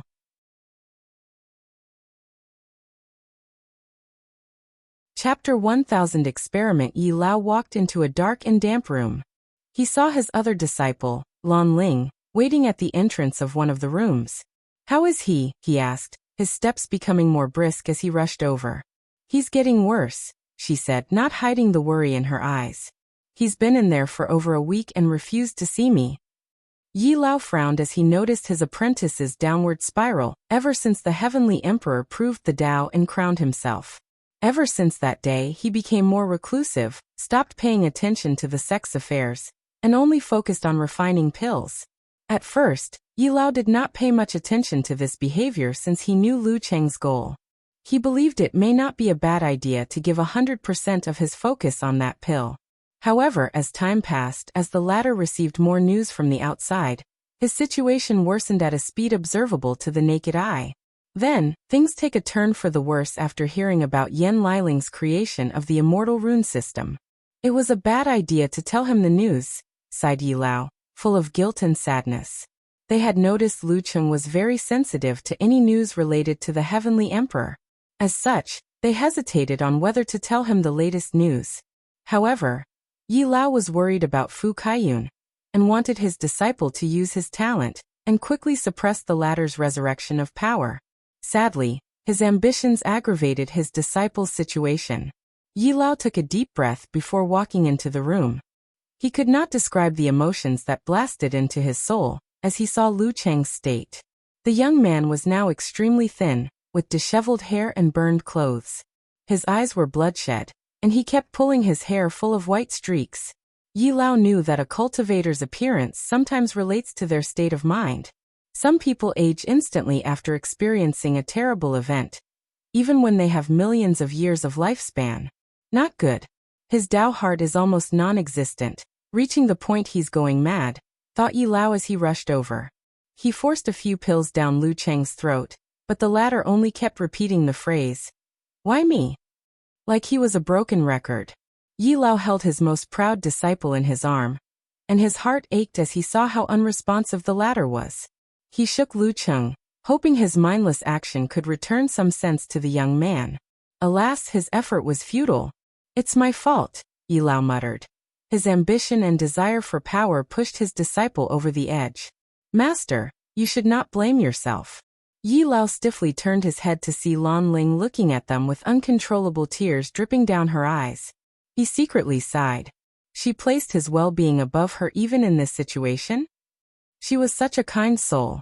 Yi Lao fed Lu Cheng a potent sleeping pill before embracing Lan Ling and leaving the room. "Master, what should we do?" I don't know," replied Yi Lao, who was in fact lying. In this situation, only one person could help his disciple, and that person is the cause of his downfall. However, there is also a chance that his presence would escalate the situation and make it worse. Not to mention how he could justify asking the latter for help. "Master, if you have a way, don't hesitate." Yi Lao looked at her. Yes, although she was always quiet and unseen, she was also the most clever of all his disciples. It's just that her personality that hid her unique traits. "Langer, you know it's not that simple." Lan Ling sobbed even louder after hearing this. Yi Lao rushed over to reassure her, and he did not stop until more than half an hour later. "I should keep an eye on him," muttered Lan Ling after regaining her composure. "No need." Primordial Chaos, Primordial God World. A young man dressed in a black robe with flame patterns embroidered, long flowing black hair, perfectly chiseled jaw opened his purple eyes. His action immediately raised the temperature of this entire normal chaos world by a few degrees. All the top creatures of this world immediately knew that man had awakened for some reason, and this idea immediately made them feel scared. They hoped someone was not stupid enough to confront him. "Did something happen?" muttered the Flame Emperor. His intuition warned him something detrimental to his plans and success had happened. So, without hesitation, a gray flame composed of strings appeared in his pupil. "Ha!" muttered the Flame Emperor as he discovered something. The danger of returning home has reduced exponentially. Did something happen to these two? He never dared return to his home, because of the danger he always sensed. But now his calculations tell him he won't have much issue as long as he remains low-key and hidden. The idea of returning home momentarily enticed the Flame Emperor. However, he shook his head after a few seconds. "There is no point in jumping into that pool of chaos when I have my own path to follow. However, it seems that I need to contact Lu Cheng." He grunted as he realized the danger of his action. The lower dimension was blocked, so contacting the latter will cost significantly. More importantly, his actions might alarm people he did not want to know of his existence. Is he worth it? However, he did not think for more than 10 seconds before deciding. The gray flame in his eyes danced for a moment before he took out an all-white pill and closed his eyes. The river of time appeared around him, and a few seconds later, the pill disappeared. Eternal Ascension World, Lower Dimension, Myriad Emperor World, Origin Pill Dao Sect. An illusory flame emperor appeared in Lu Cheng's house. He immediately frowned after seeing the latter's state. He pointed at the sleeping Lu Cheng, awakening him from his slumber. "It's you," yelled Lu Cheng as a manic aura encapsulated him. However, another aura soon soothed his mood, returning to a calm atmosphere. "Have you calmed down?" asked the Flame Emperor. "Barely," gritted Lu Cheng, and the Flame Emperor said nothing. Instead, he paused as he looked around. A look of realization dawned on him. "So you're in this terrible state because of him?" Lu Cheng said nothing for a few seconds. "Why didn't you choose him? Or better yet, that woman, his sister?" "He's not a pure alchemist, so he was removed.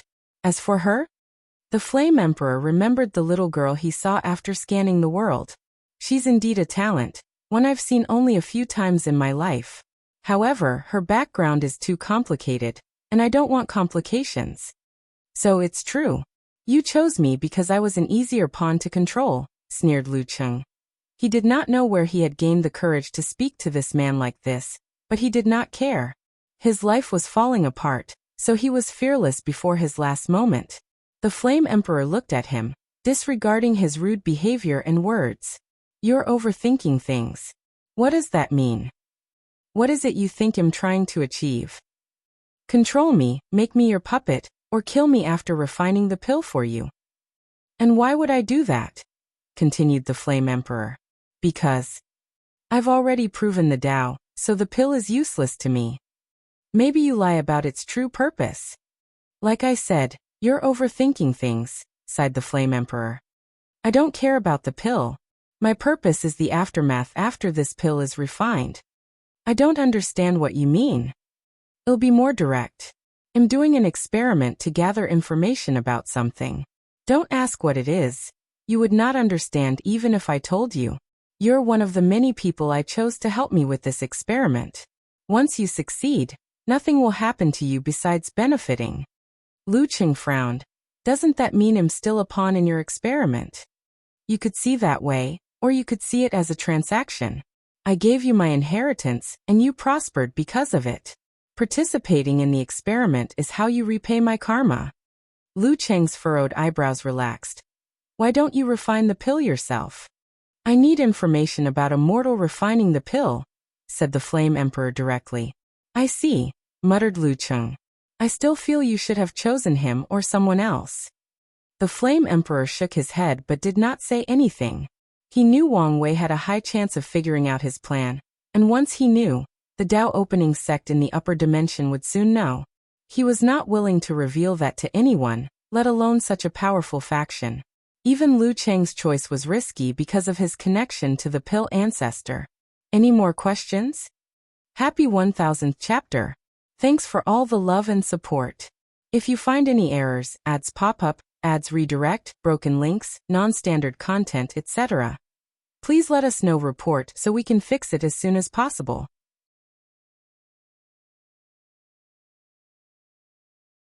Chapter 1001 Gifts. No. That's all I wanted to know, stuttered Lu Cheng as the adrenaline in his brain faded out, and he realized how he was behaving before a great emperor. No, maybe a being even more supreme and noble than a great emperor.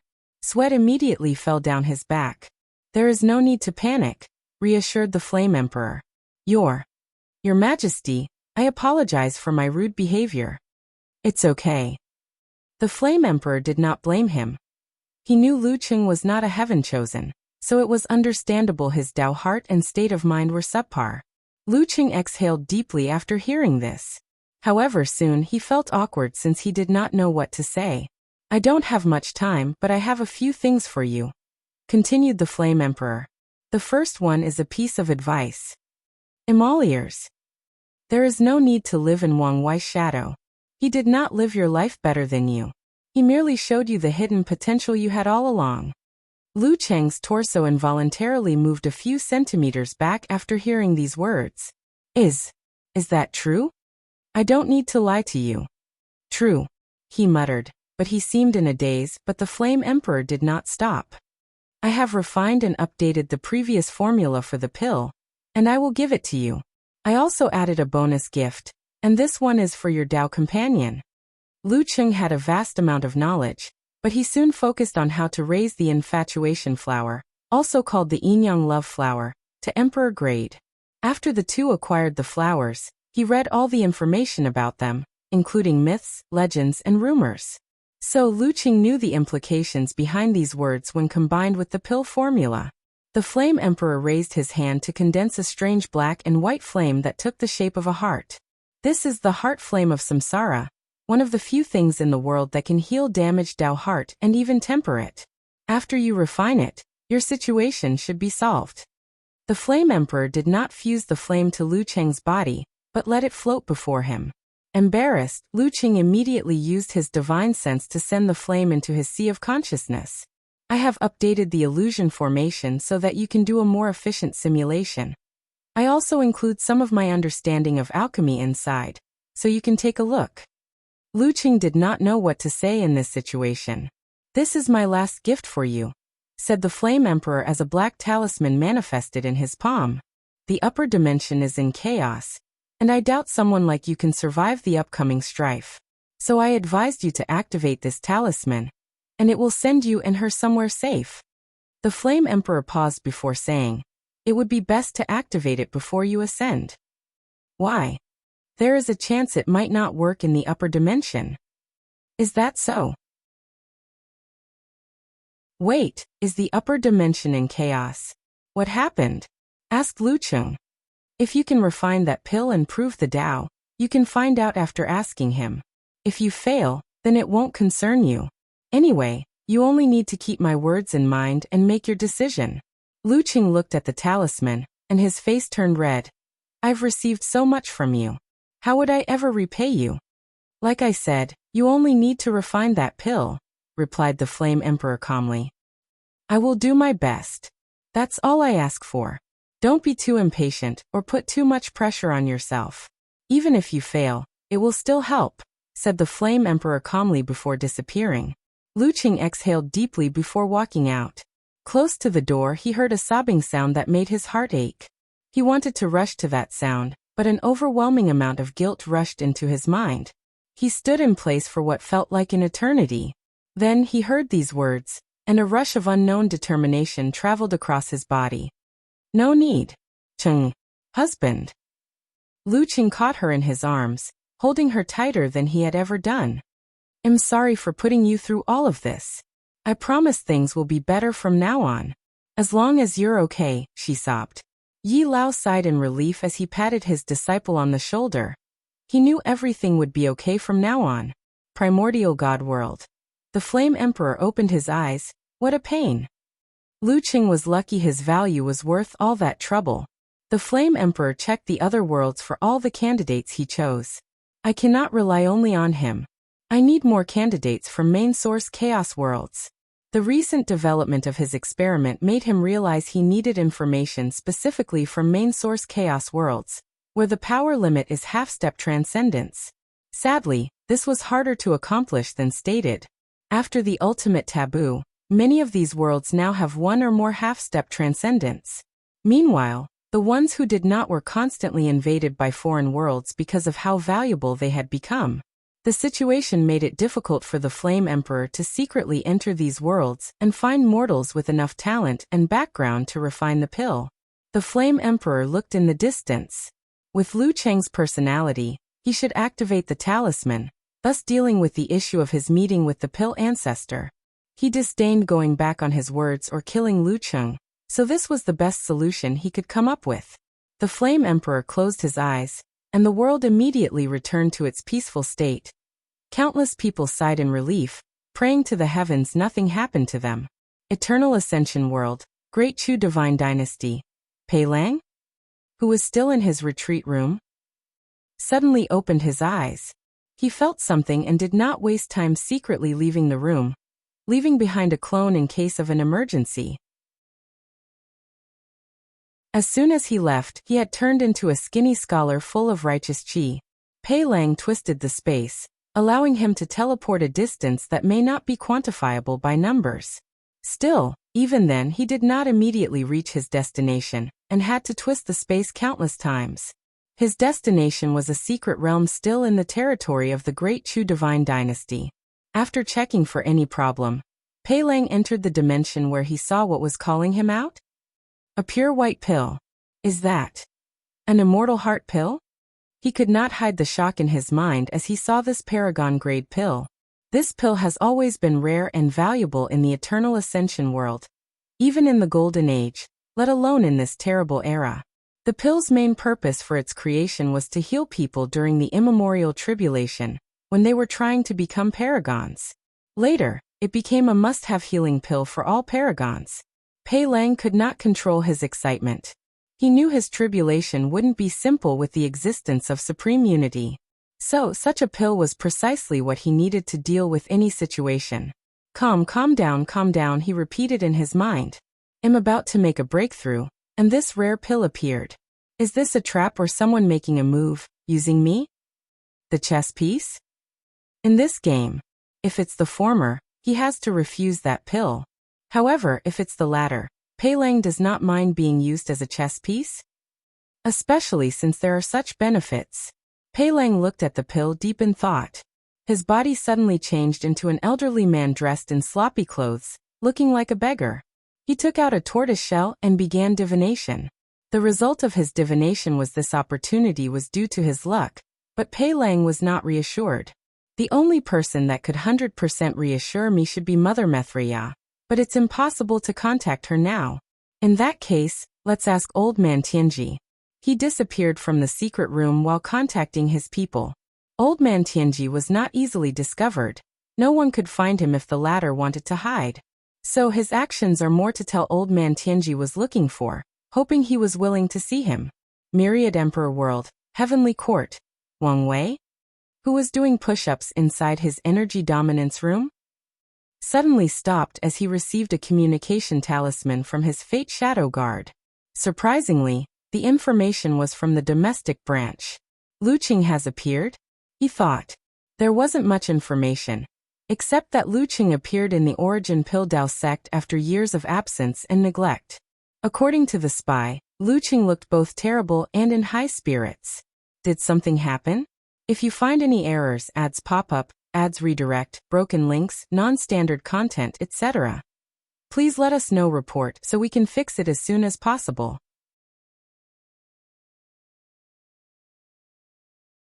Chapter 1002 Transition Preparation. According to the Fate Shadow Guard analysis, Luqing's mental state has not been the best since the end of the Heaven Will battle.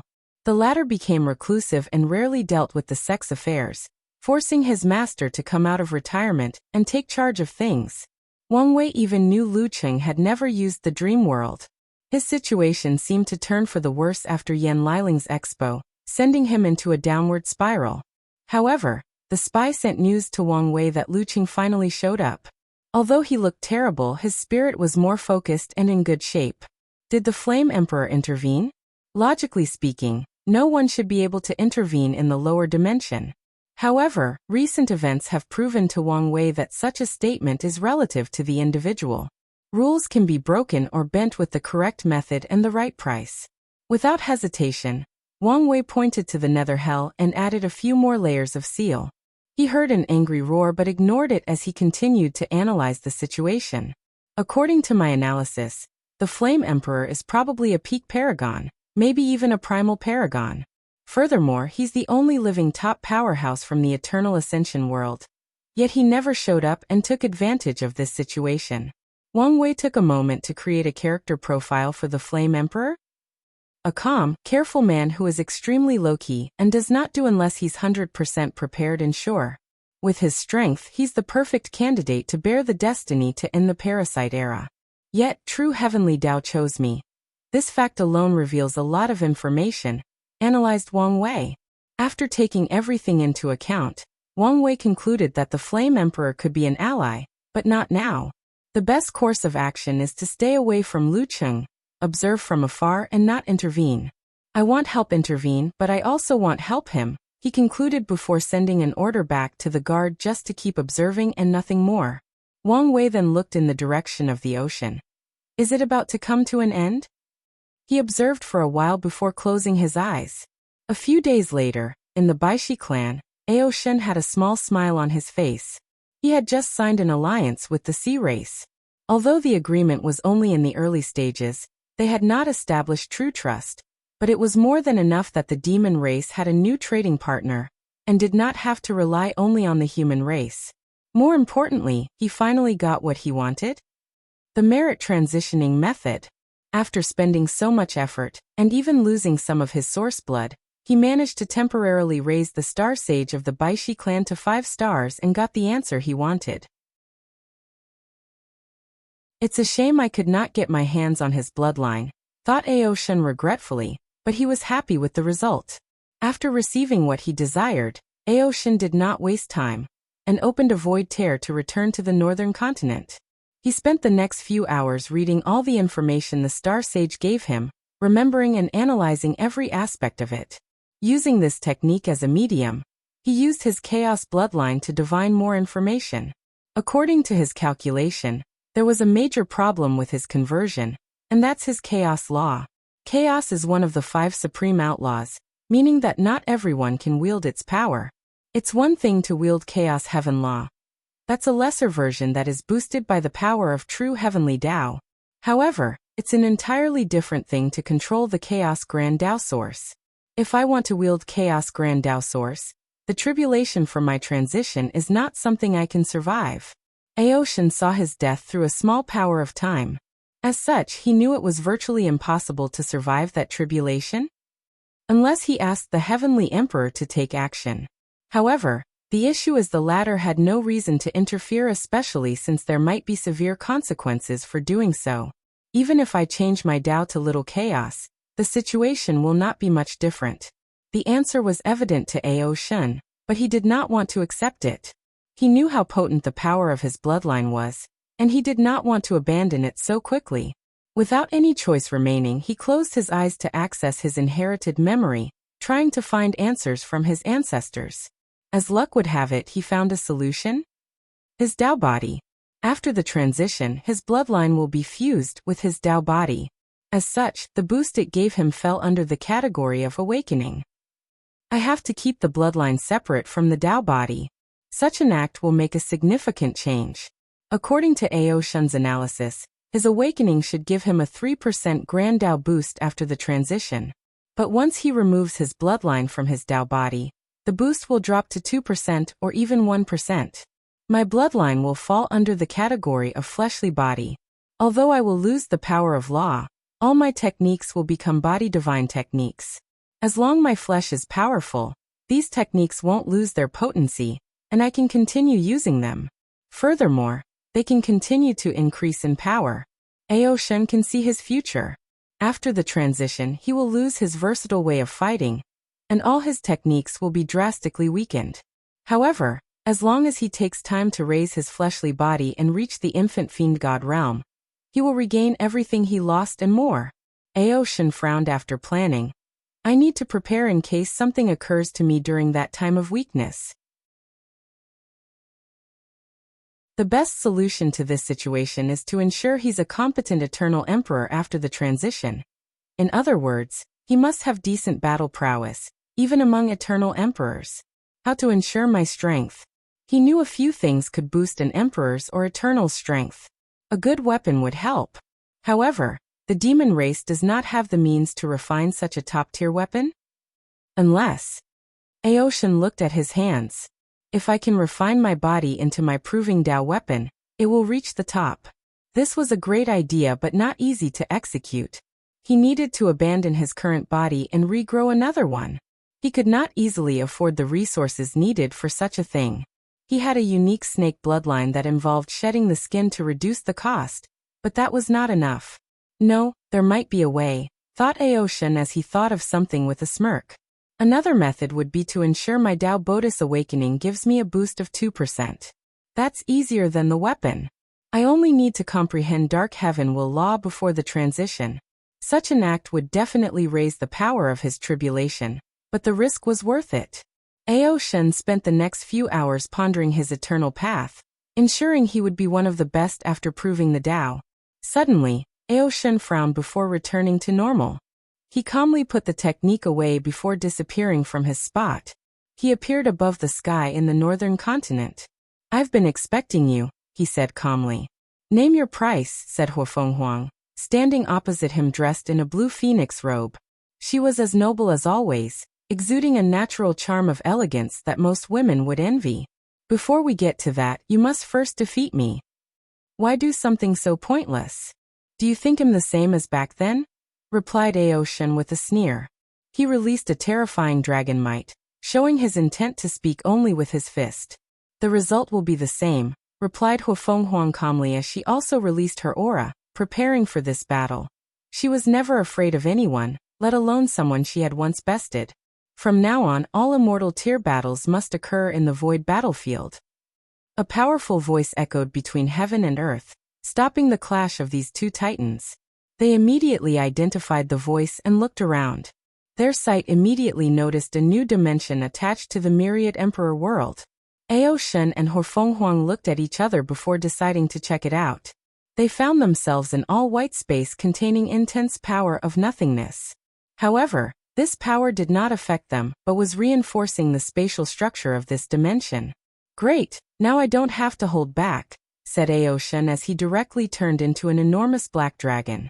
Whenever he fought in the myriad Emperor world, he had to control himself to reduce the damage he created. But now he can all out without any restraint. Breath of Chaos. An intense dark purple beam emanated from Aoshin's mouth, heading directly to his opponent. The power of chaos was pushed to the limit as it tried to revert to its most natural state. The state it was at the beginning of the universe.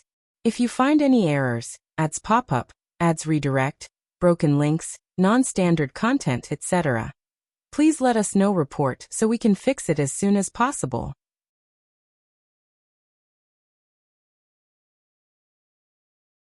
Chapter 1003 Bloodline Rematch. Huofenghuang's face changed as she realized the sheer speed of that attack. It was impossible to dodge. However, as a battle-tested former Heaven Chosen, she made the best decision in this situation. Frozen time, she immediately combined the Sovereign Water Law with her Phoenix bloodline, turning into the legendary Blue Phoenix, a rare creature whose natural element was not fire but ice. In a moment, Huofenghuang froze time with the power of ice. She successfully stopped the breath attack with this act, but it was only for less than an attosecond. After all, the power of time was nothing before chaos? At least in this confrontation. Huofenghuang took this opportunity to evade while immediately entering the 5 sacred beast transformation. However, her body parts did not morph into different creature parts. Instead, she had tattoos of the 5 creatures scattered throughout her beautiful, creamy skin. The natural noble aura she emanated drastically increased. Anyone who gazed at her would think she was the most blessed woman, no sentient being between heaven and earth. Aoshin was aggressive, anticipating her movement. After escaping his breath, his massive dragon tail swung down on her with a force capable of devastating a heavenward world without world source. Huofenghuang remained calm despite the overwhelming shadow that eclipsed her small body. She raised her small hand and punched the tail. The dragon tattoo on her body lit up, and immediately, her 2 hands were no longer ordinary. They were also the tail of a mighty dragon. Boom! Their clash generated a powerful wave that should have eradicated all life, matter, energy, and space-time. Luckily, they were in an endless void with nothing in sight. Huofenghuang took hundreds of steps backward in the void, leaving space cracks as imprints. Surprise flashed in her eyes before focusing. She was not about to lose this battle, so she adopted a more aggressive side as well. Icefire Heaven Destruction. 2 sacred beast phantoms materialized behind her. A blue and red phoenix. Huofenghuang pointed her finger to release a terrifying flame and ice. Ao Shun felt the danger and reacted.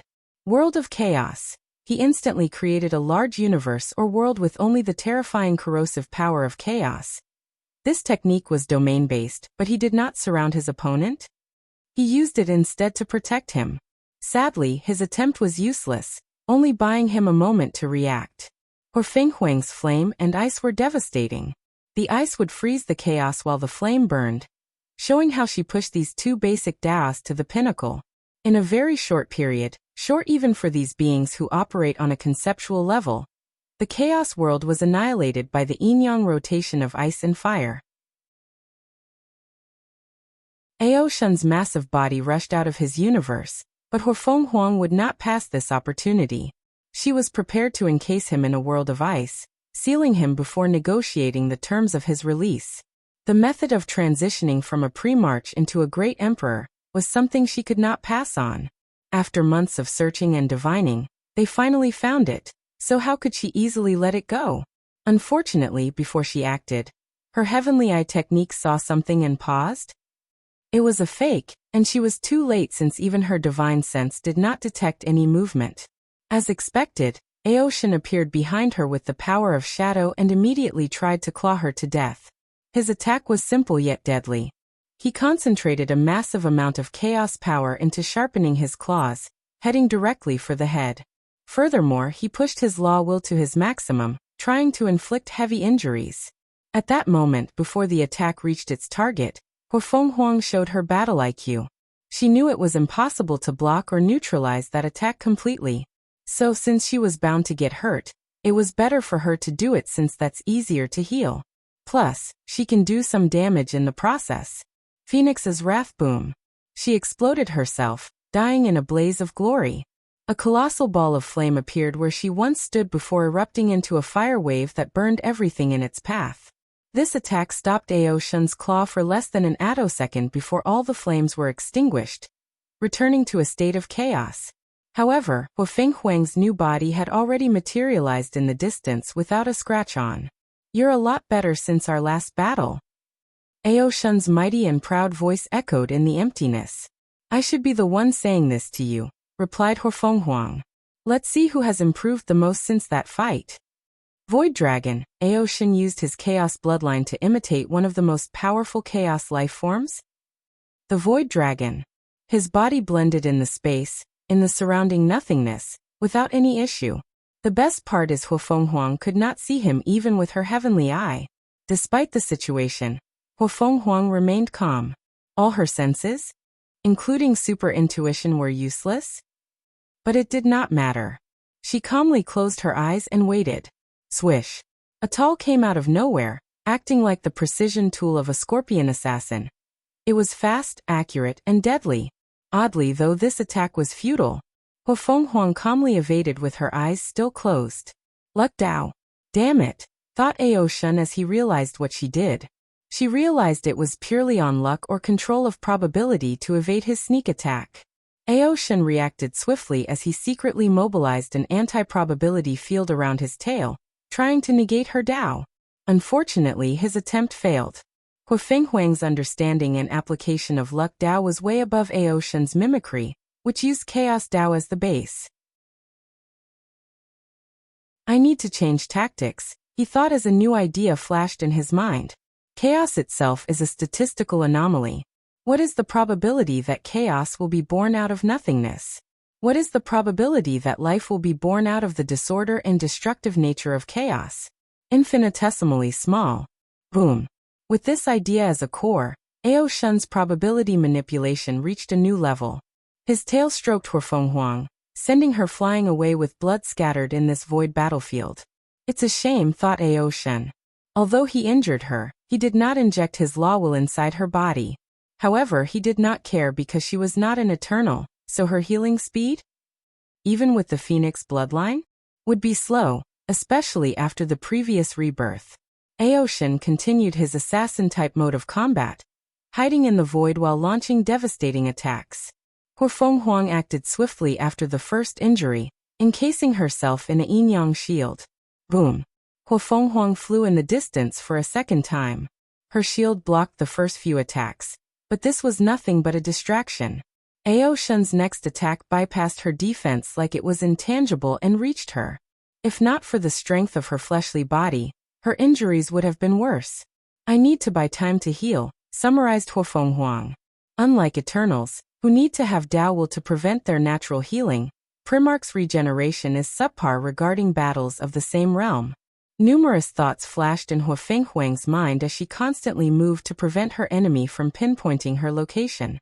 However, such a tactic only worked for under 2 seconds after she stopped her momentum from flying away. The power of karma?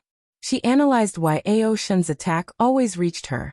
Luckily, the few seconds under enormous pressure were more than enough to come up with a counterattack plan. A new shield surrounded her, but it was nothing compared to the previous one. A fact Aoshan soon discovered as the same tactic failed. The power of sovereign? Thought Aoshan as he looked at his opponent's change in aura or atmosphere. She took the sovereign part of her water Dao and used it as a Dao. As a ruler, she has the right to reject anything in proximity to her that is harmful, including my attacks. Clever, but that's not enough to stop. Yin and Yang are the main themes of the universe, so since there is a sovereign or ruler Dao, there is also rebellion Dao, which involves revolting against everything between heaven and earth, including a supreme ruler. However, Aoshan soon frowned. The process of evolving his chaos law into rebellion law was extremely low by the standard of this intense battle. This fact made sense since he did not have any previous bloodline as a base, but had to evolve it naturally through his ability and understanding. Aoshan immediately abandoned this tactic since it wasted so much time, and was not ideal for this battle. However, it was already too late. Yin-Yang reversal. An enormous yin-yang symbol appeared in the void battlefield, and before Aoshan could react, he exited his void assimilation state. With the reversal of yin to yang and yang to yin, his hidden state turned into a revealing state, canceling his technique. Damn it, cussed Aoshan as he reacted as fast as he could. He made the best choice in the situation, using a small portion of the power of nothingness in this place to enter a state of intangibility. He saw how Wang Wei used it in the battle tower and learned from it. Sadly, it was too late. Dragon slaughtering. Huofeng Huang's sword has already pierced his mighty scale, drawing blood. The worst part was that her slaughter Dao technique targeted the very concept of dragons, thus critically damaging him. If you find any errors, ads pop up, ads redirect, broken links, non-standard content, etc., please let us know. Report so we can fix it as soon as possible.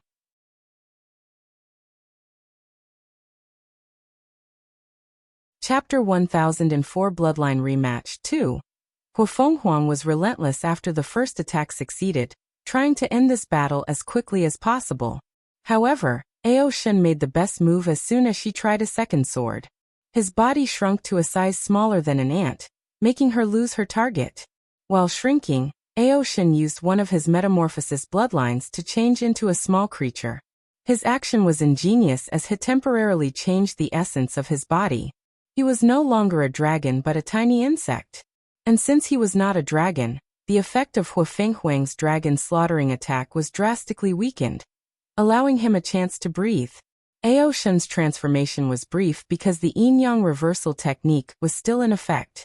As such, his act of shrinking and transforming was soon reversed to growing and reverting. The proud dragon acted swiftly and also used yin-yang Dao. However, he did not try to stop his opponent's power. He had learned from his previous mistake and did not directly confront Huofeng Huang using the same Dao as her.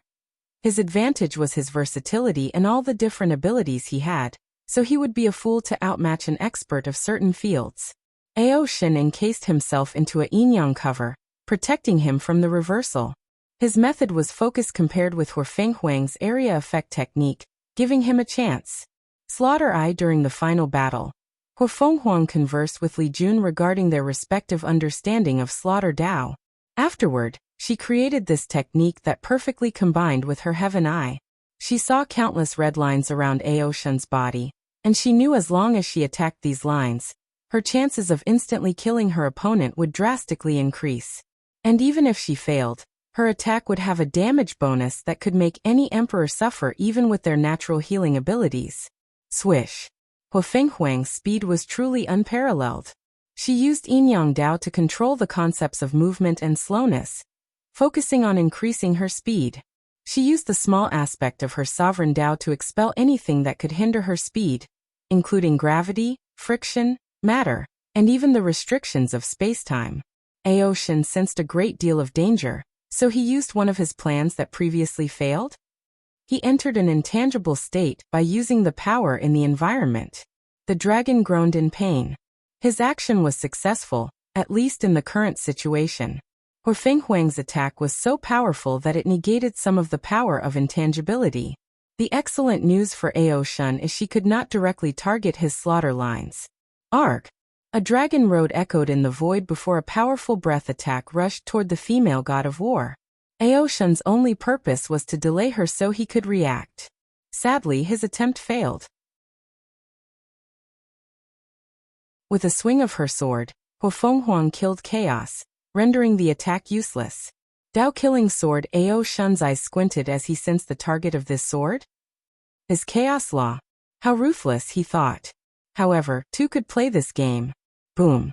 His mighty dragon body exploded into a fury of chaos flame, destroying the attack and pushing Fenghuang back more than a few light years away. Aoshin knew a few bloodlines with the divine ability to abandon their body or shell in a time of danger as an escape technique. Typically, these creatures would enter a weakened period after using such ability. However, the dragon was prepared. In this brief moment of peace, he accessed a secret dimension he had prepared especially for this occasion. He had enough energy in that place to recuperate quickly and return to his peak. A terrifying sharpness emanated from Fenghuang's white tiger sword. Any swordsman watching this battle would think she was one of them and among the best. However, that was far from the case. Fenghuang's sharpness originated from the metal attribute of the white tiger. After pushing it to the limit, she developed this technique. Extreme Metal Strike. As Aoshin watched that sword slash rushing towards him, he felt everything in its path would be severed into two. Whether it was time, matter, space, or even his chaos. I guess it's time to use my trump card, thought Aoshin as his dragon body rushed forward instead of blocking or evading. His claws directly confronted that sword with extreme sharpness. To Fenghuang's horror or puzzlement, her slash was destroyed by sheer force, making her confused before thinking about something.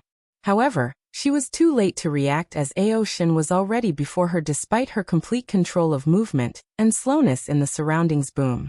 Aoshin's dragon claw swatted her like she was a nuisance. She reacted and blocked, but her right arm exploded in the process.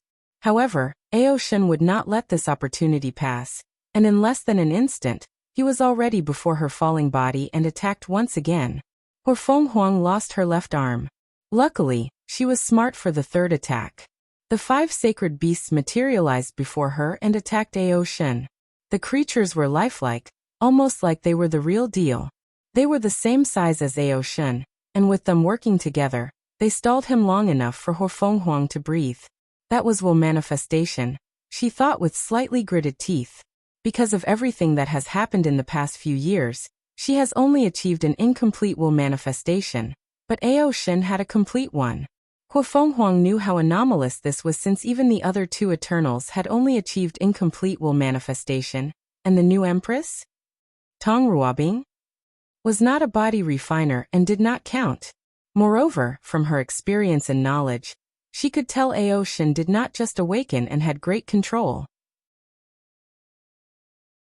Furthermore, his willpower was way above the standard and reached an abnormal level. Surprised? Asked Aoshin, his dragon visage showing a smirk while his eyes flashed with dark lightning. Yes, but it made sense logically, she replied calmly.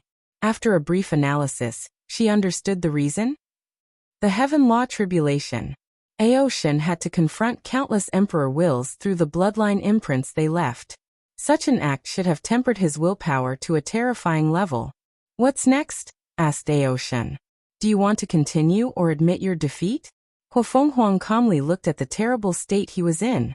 Her opponent's willpower had entered her body and inhabited her already subpar healing, to her standard. Of course, she had another trump card in this situation. The ancestor will.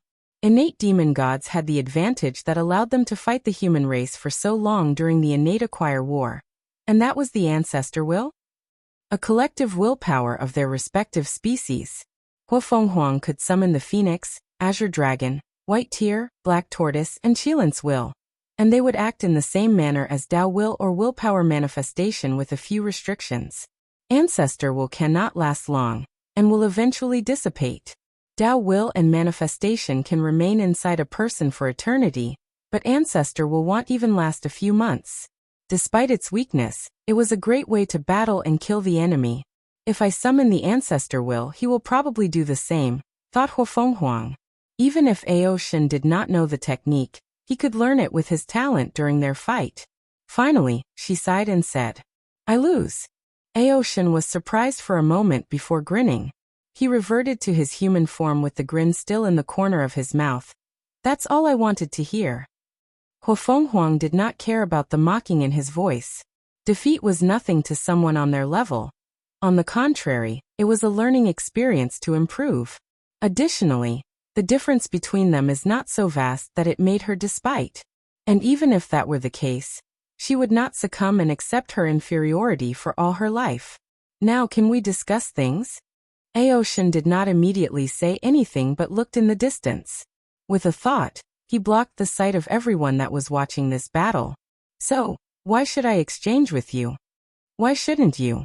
We both have what we wanted. That's not enough of a reason? Do you want me to say the ugly part out loud? Retorted Huofenghuang, and Aoshin was immediately quiet. What is the ugly part? The demon race was too weak to keep such a thing and make enemies of the ancient clan. Although they had allied with the sea race, he knew he could not trust these people who were highly xenophobic. Aoshin knew the consequences once the news that the demon ace had this information spread out. Even their new allies? The sea race? Will want to get their hands on it. With this current strength, he can protect this method. But after he leaves, the demon race won't fare well, so his best choice is to exchange the technique to get as much benefit as possible. Fine, let's talk. If you find any errors, ads pop up, ads redirect, broken links, non-standard content, etc., please let us know. Report so we can fix it as soon as possible.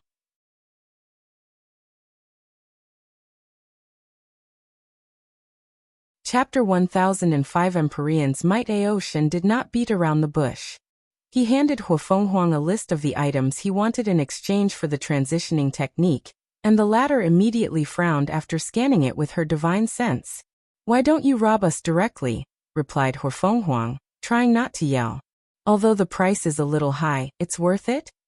Especially for someone as prideful as you. If you think I will let pride get in the way of our negotiation, then you're underestimating me, replied Huofenghuang with a sneer. Such an act should have looked odd with her missing limb, but she still appeared beautiful and noble. She looked at the list a second time, and became angrier the second time. The dragon wanted rare things like phoenix tear?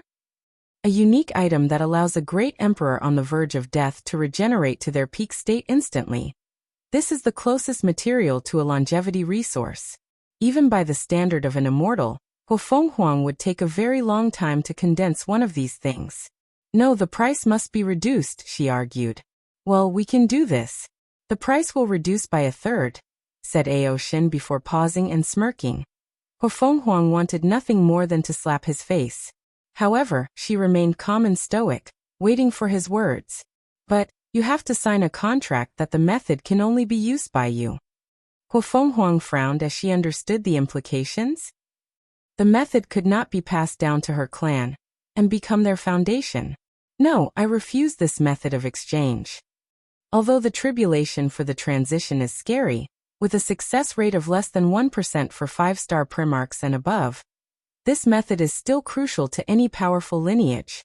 That's fine. However, I should warn you, I marked some of the items in the list with a star. These items are not for negotiation. Huofenghuang looked at the list for a third time, and as expected, the Phoenix Tears was one of these materials. I understand. Chaos is one of the 5 supreme outlaws. I can imagine how terrifying your tribulation will be. Unless you change your Dao. So you would need an item like the Phoenix Tear to even have an ounce of a chance at surviving. You're right, so you should understand what length I'm willing to go for some of these things. Huo Fenghuang felt something was wrong, given how fast he admitted such a thing.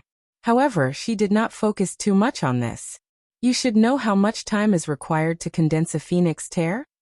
Don't worry about this.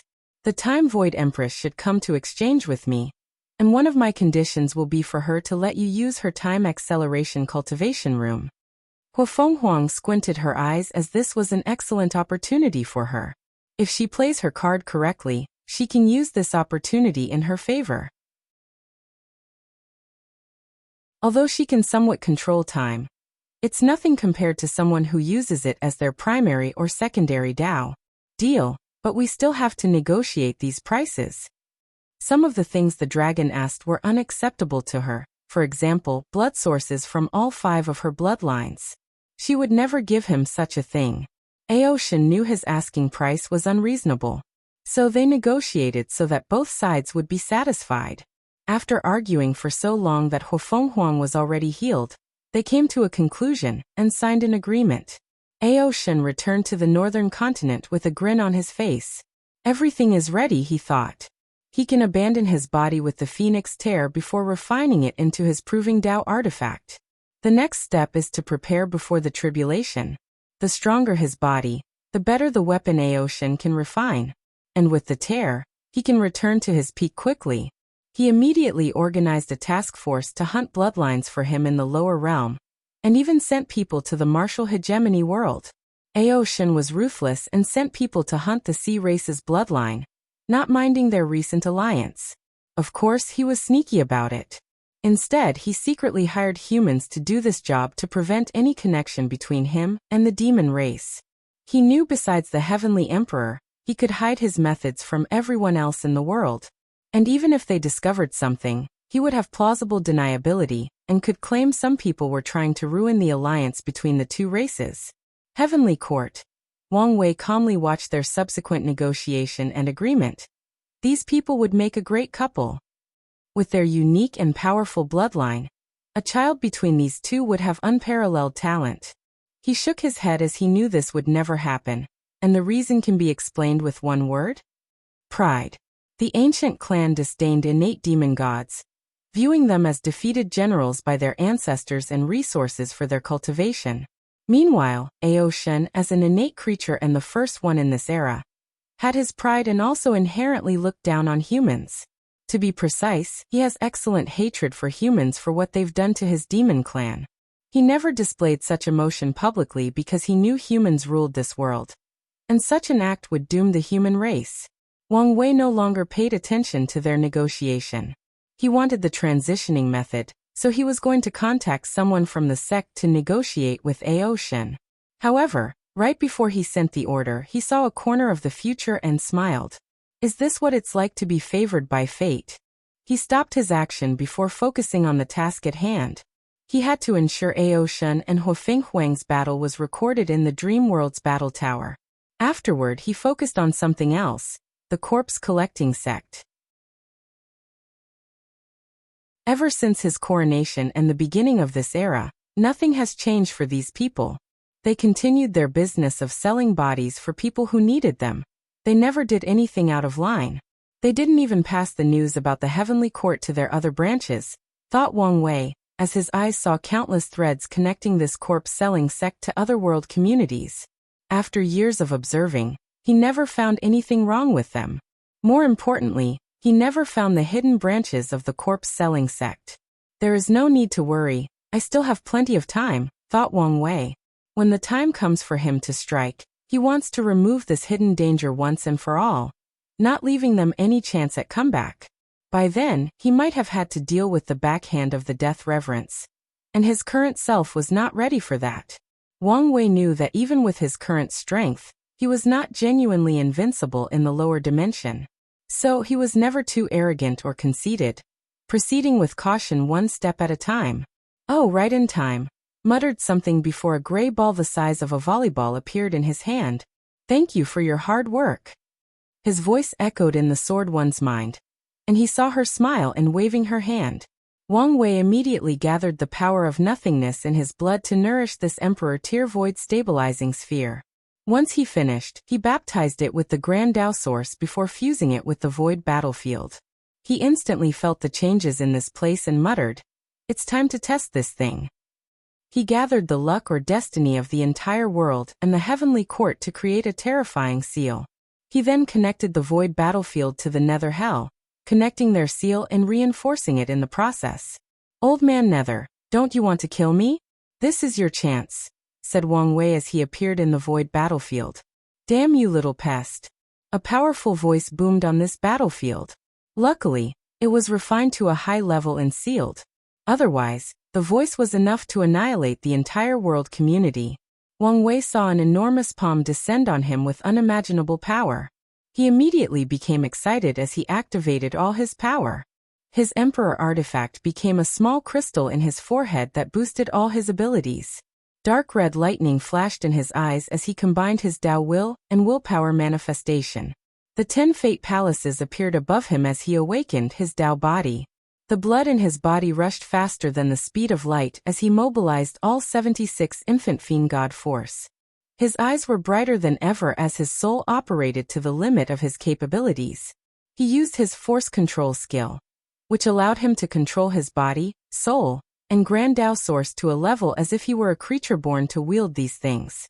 On top of that, he used his newly created or copied technique. After seeing Su Shi's use of obsession, he also used his obsession for freedom as a technique, thus achieving a 1% Grand Tao boost. Fate Annihilating Punch. With this one punch that directly targeted a person or object's fate, Wang Wei knew he could annihilate more than half of the entire lower dimension, which is composed of millions of worlds and an infinite number of sentient beings. However, it was useless. The palm quickly swatted his attack before descending on him and removing him from this earth? At least, it tried to. "You didn't die?" asked Old Man Nether as he saw the newly condensed Wang Wei in the distance. He knew the latter did not use any longevity technique or resource to revive, which shocked him. Tenfold Battle Realm? And it's the limit of that realm, almost entering the stage of taboo? He could not hide the shock in his voice. "If you find any errors, ads pop up, ads redirect, broken links, non-standard content, etc. please let us know. Report so we can fix it as soon as possible."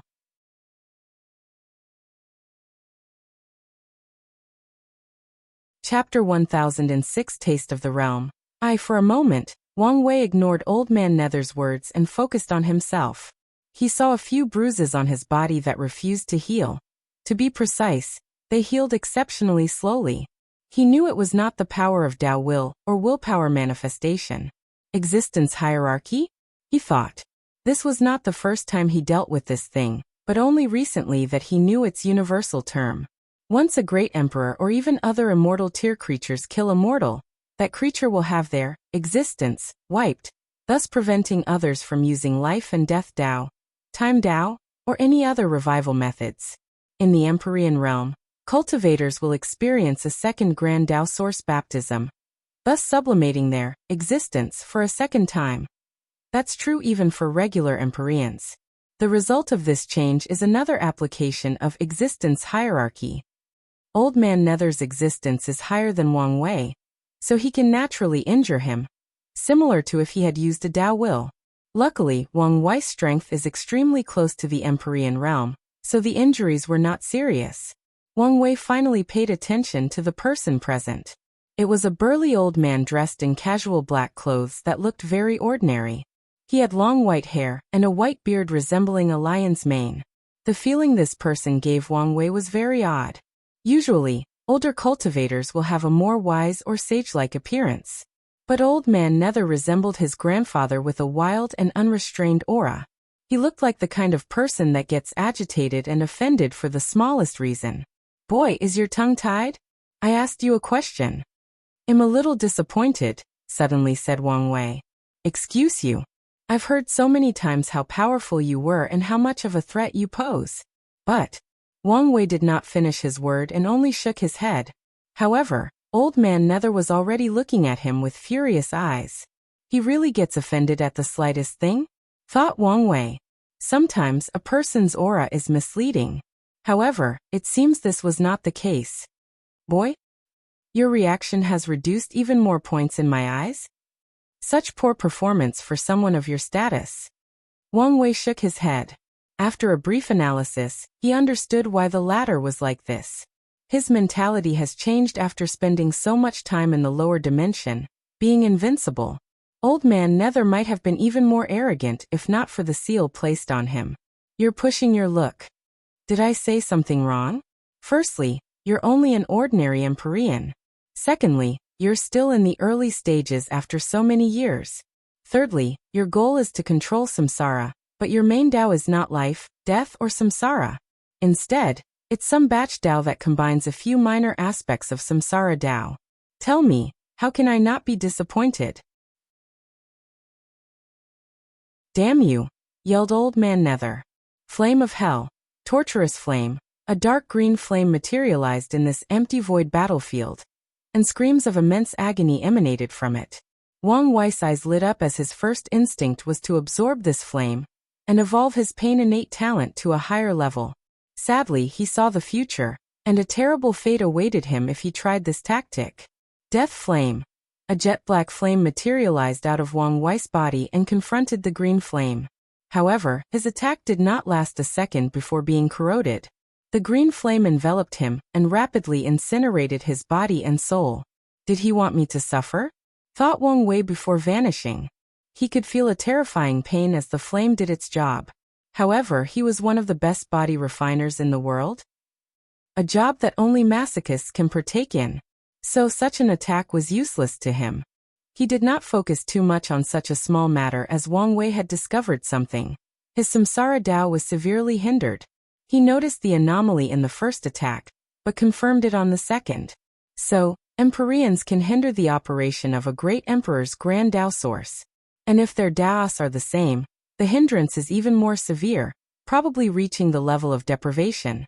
Although Old Man Nether's Tao only had minor aspects of samsara Tao, it was enough to render this aspect of Wang Wei's Tao useless.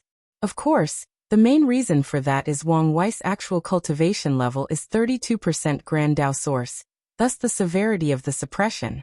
It seems you're not all talk. I should take this seriously. Glad you're coming to your senses. However, my disappointment has only increased, said Wang Wei with a gentle smile. However, his guard was already at its peak. He saw the frantic side of Old Man Nether was gone, replaced by a terrifying calmness. Yes, how can someone who has lived for so long be easily seen through, he thought. Old Man Nether looked him directly in the eyes. Boy, what do you want? I'm curious by nature, so I want answers, replied Wang Wei directly. How long have you lived in the myriad emperor world? With such longevity, you should know some deep secrets, right? How many events were you the secret mastermind? How did you get sealed in the first place? Why are you so obsessed with controlling samsara? How did you descend from the upper dimension as an Empyrean? How did you prevent true heavenly Tao from directly liquidating you? Like I said, I have many questions. And what if I don't answer? Don't be like this, added Wang Wei as he looked in the distance. I figured out some things, so tell me if I'm correct. Your nether hell was probably your first attempt at achieving your goal. Back then, you didn't want to control samsara, but to create your own version. Soon, you realize your ambition is too big, so you focus on controlling an existing one. That time was probably when you were sealed, hence why the lower dimension's samsara was still intact. True heavenly Tao should have been involved in your seal, since it seems more severe regarding matters of samsara. Wang Wei realized this truth based on the secrets he divined or deduced from the three karmic positions of human, earth, and heavenly emperor. True heavenly Tao seemed very strict about the earth emperor position, since it dealt with reincarnation. Because of this discovery, he suspects the earth emperor, one of the 8 parasites, might be a false earth emperor. At the very least, there should be some secret or flaw to his karmic position. What do you think? Was my deduction correct? Asked Wang Wei with a smile, but he was observing every minute facial expression of Old Man Nether. His theory on the latter's true objective is that he's trying to achieve half-step transcendence by creating or reproducing another module of the chaos universe. Reincarnation. However, this theory has a significant flaw. Old Man Nether is too weak. If he had such a brilliant idea to achieve transcendence, it would be best to spend all that time he wasted in the lower dimension to first become a peak paragon and use this method. Sometimes, knowing too much is not necessarily a good thing, replied Old Man Nether calmly. He had never felt so angry and insulted in such a long time. However, he was the kind of person that was scarier the more calm he was. So he appeared very relaxed in this conversation. I agree, knowledge is a curse, but only for those who don't know how to use it, added Wang Wei. What a cheeky brat, chuckled Old Man Nether. I cannot believe someone could irk me so quickly. You should be proud. You've created a record for the fastest person to reach my most eliminate at all costs list. Old Man Nether cracked his neck and shoulder while Wang Wei gave him a look. You're no longer in the mood for talk. That's fine. Anyway, you should have figured out by now it's impossible to remove the seal in this place even if you kill me. Old Man squinted his eyes. In that case, I only need to refine and control your soul. That's the spirit, responded Wang Wei. Let me have a taste of the next realm of cultivation. You want to use me as a wedding stone to see if you can enter the taboo realm? You can continue to dream. It seemed you're not as stupid as I gave you credit for, laughed Wang Wei as he rushed toward his body. Boom. His body exploded into trillions of particles. A few seconds later, he reappeared in the distance with even more bruises. Wang Wei did not care as he realized using his true will to boost his healing factor was a great way to deal with these small injuries, if you can call them that. Let's try again, he roared before rushing forward for the second time. If you find any errors, ads pop up, ads redirect, broken links, non-standard content, etc., please let us know. Report so we can fix it as soon as possible.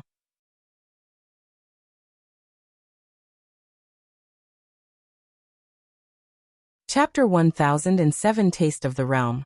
2. Wang Wei died the third time.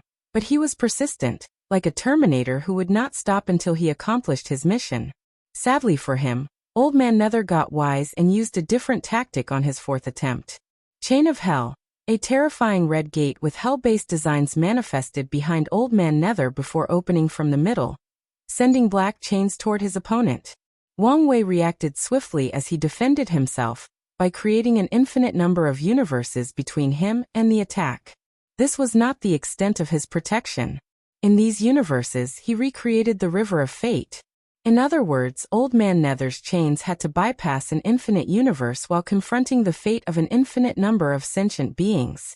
Alas, the chains only paused for less than a second before binding Wang Wei, capturing him. He did not hesitate and blew his body up the moment he was caught before materializing in the distance, away from the chains. The gap is so big? His strength was at the limit of the Great Emperor realm, probably 999% Grand Dao source. Yet this battle was on one side. He used the surrounding seals so Old Man Nether could only use 70% of his power on this battlefield. The worst part is I can tell this guy has not fought in a long while, so his battle IQ and experience are mediocre, analyzed Wang Wei as he tried another tactic. He used all his Grand Dao boost to bless his soul and attacked. Soul Whiplash. Old Man Nether's eyes squinted slightly before waving his hand. Wang Wei's powerful soul attack disappeared as it was never here. So an expert in the Soul Dao? No, it should be an Yin Qi and related power. Chain of Fate. Wang Wei condensed his own chain, which had the power to influence or restrict a person directly from their fate. The chains confronted, and on paper, fate is a much higher power than hell. The confrontation dictated otherwise as the black chains eviscerated the gray chains before proceeding to their target. Freedom from binding. The freedom aspect of Wang Wei's Dao was activated as a means to deal with this attack, and the result was the same. The sheer difference in power proved that all tactics were essentially useless. So he died again by his own choice. Scars appeared on his face once he revived, but he did not care. He saw that Old Man Nether was impatient, so time was running out for him. As expected, countless devil creatures from hell appeared on the battlefield, and immediately began hurling hell chains at Wang Wei, trying to capture him. He's determined to capture me, he thought as he realized no one used a lethal technique. Everyone was focused on capturing alive to free their master. Time is running out, And my plan is not working, thought Wang Wei.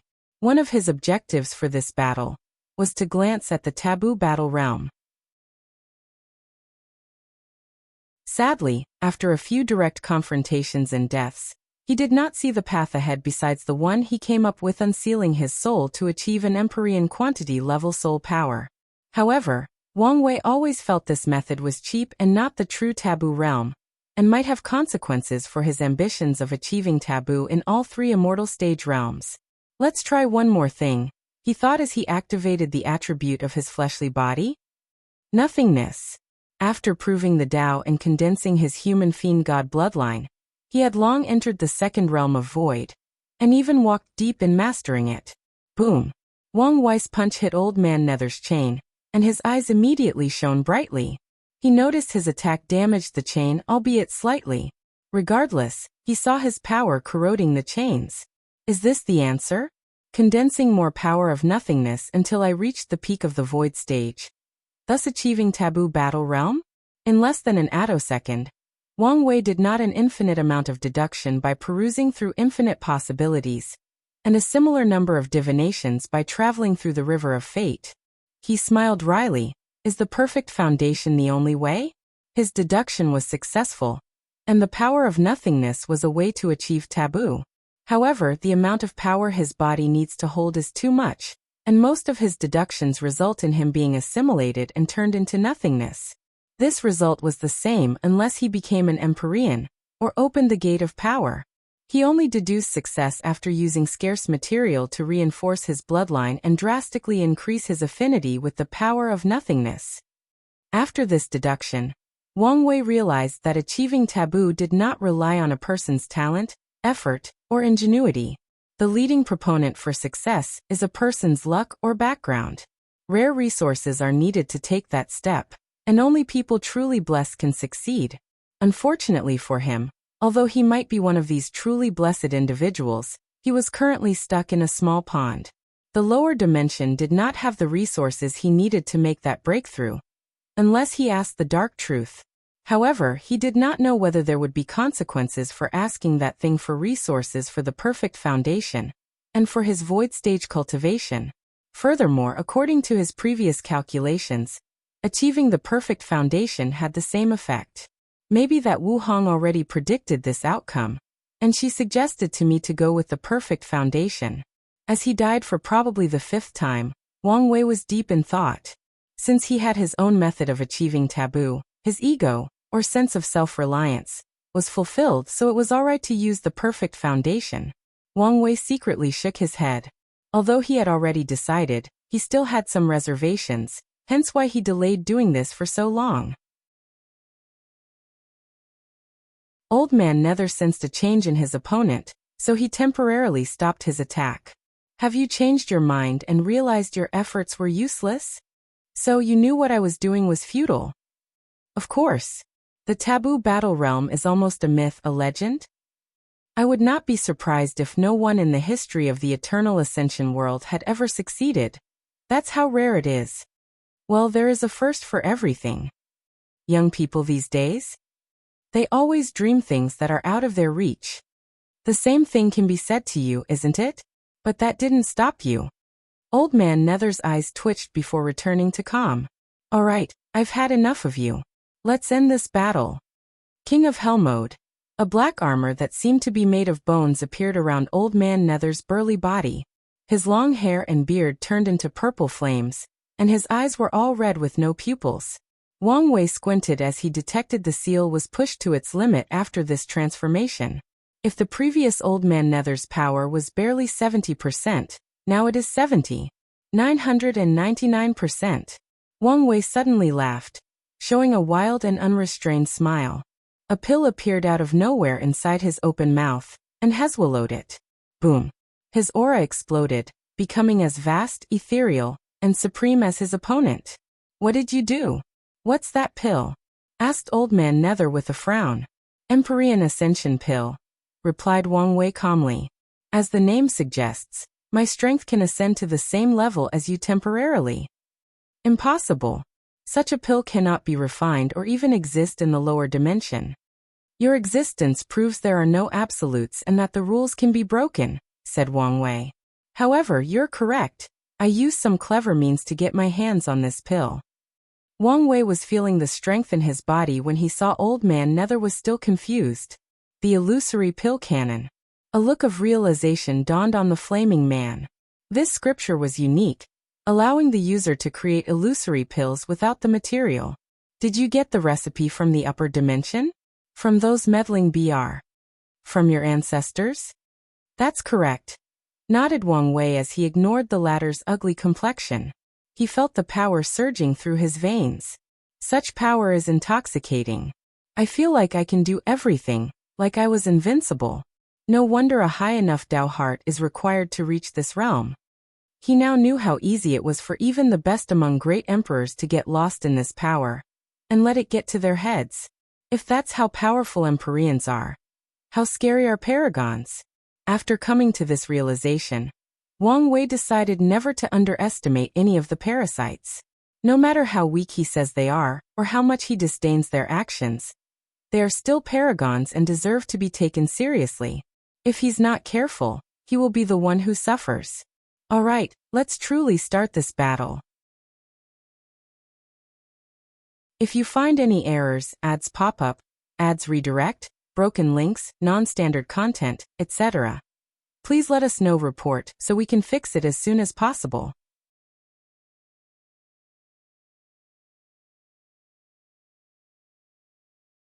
Chapter 1008 Taste of the Realm 3. The pill that the Sword Empress gave him was truly magical. It did not increase his soul to the Empyrean level, thus achieving the level of strength. It did not increase the strength of his fleshly body, or have some random powerful ability. The pill was the complete packet. His soul temporarily reached that level, his fleshly body increased by at least 10 infant fiend god realm, and more importantly, his grand Dao source reached 70%. The pill gave him the potential strength of the future. Wang Wei guessed this pill was precious, and used by the upper dimension to allow certain people to taste the power of the advanced realm to prepare for a breakthrough. Furthermore, it might also be used to test whether a person's Dao heart has reached the standard of an Empyrean. However, I'm still not a true Empyrean, thought Wang Wei before going on the offensive. Fate annihilating fist. Old Man Nether's face underneath the flame changed as he felt the threat of death. Without hesitation he responded. Wall of Wailing Soul. Thousands of walls materialized before him, each made with trillions of souls full of karmic sins. These souls replaced Old Man Nether, and had their fate annihilated instead of him. With this method he successfully blocked the attack, but his other tactic failed? Transferring the sins of these people to his attacker. Wang Wei secretly sneered at such a method. Old Man Nether's Karma Dao application is the lowest level, focusing on basic things like good and evil. So how could he affect him? Karma strangling.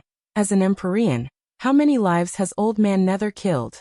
How many worlds has he influenced in the pursuit of his ambitions? How much cause and effect does he owe to the world?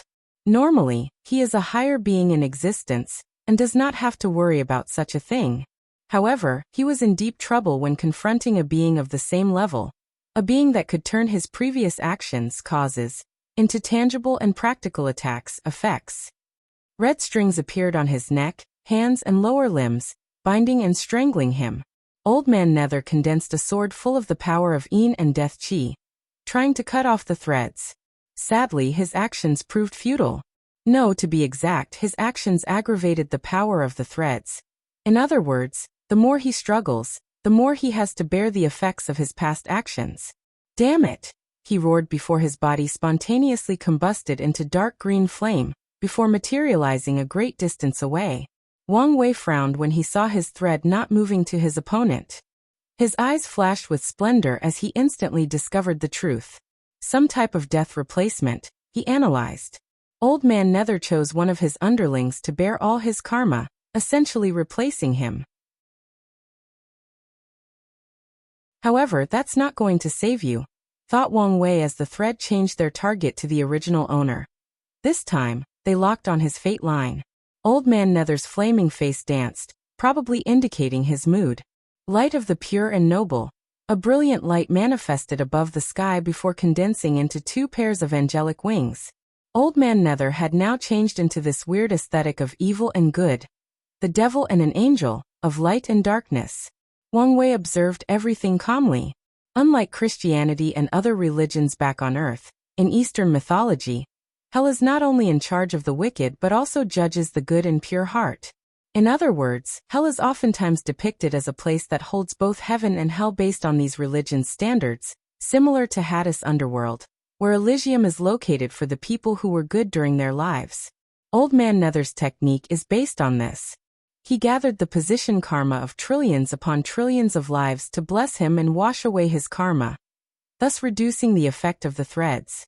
Unfortunately, you're playing a game where you're out of your league.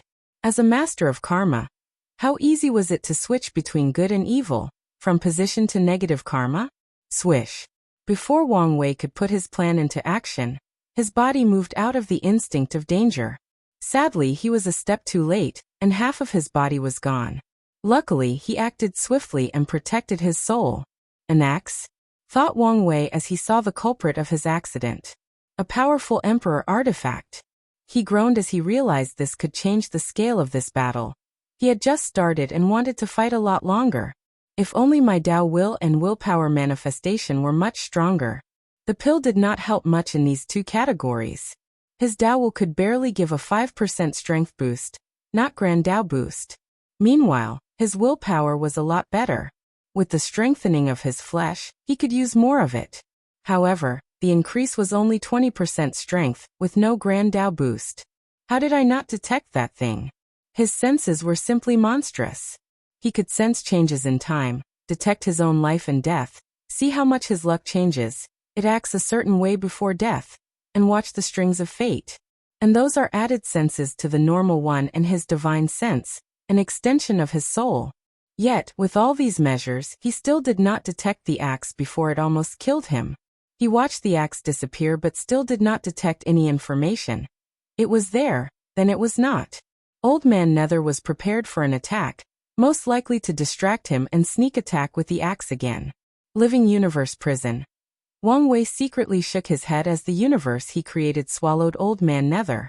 His opponent had obviously not fought a good battle in a long time, so his natural reflexes were slow, even to someone who had just reached this level of power. Inside the universe, Old Man Nether faces some trouble. He soon discovered this universe was a living creature whose sole mission seemed to imprison him. Furthermore, it was infinitely expanding in size at a massive rate. A brilliant technique that combines space, time, life, soul, and even sealing Dao. He did not hide his envy as he fought against that universe. Boom. Wang Wei watched Old Man Nether calmly walk out of his technique. Ha! Way faster than I anticipated. He swiftly knew the reason. Empyreans had a grand Miss Wheel that granted them the power to create worlds and life as they pleased. As such, it was a wrong move on his part to try to restrain the latter with the power of space, when he was a fake Empyrean without a grand Miss Wheel. Well, it's okay since it's a lesson to learn. This battle aimed for him to test his opponent's strength while learning and adapting to fighting in the Empyrean realm. He did not know the circumstances of his ascension, so it's best for him to be acclimated beforehand, just in case he does not have the opportunity. According to some of the worst-case scenarios he has deduced, he might have to learn and get acclimated during life and death battles, which is not ideal for his personality, which often favors being prepared. At least I know how this axe operates, thought Wang Wei. His guess is that the Nether Hell is a world created by Empyreans, where he has absolute control. So, Old Man Nether sent his axe into the world, which is technically a place outside of the universe, outside of normal spacetime. That's why Wang Wei felt the axe appeared out of nowhere.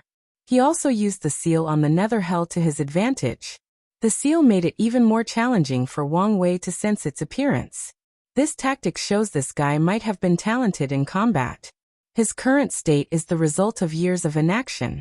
Will this battle awaken his long-lost fighting instinct? Such news was not in Wang Wei's best interest. He knew he could not kill Old Man Nether in this battle.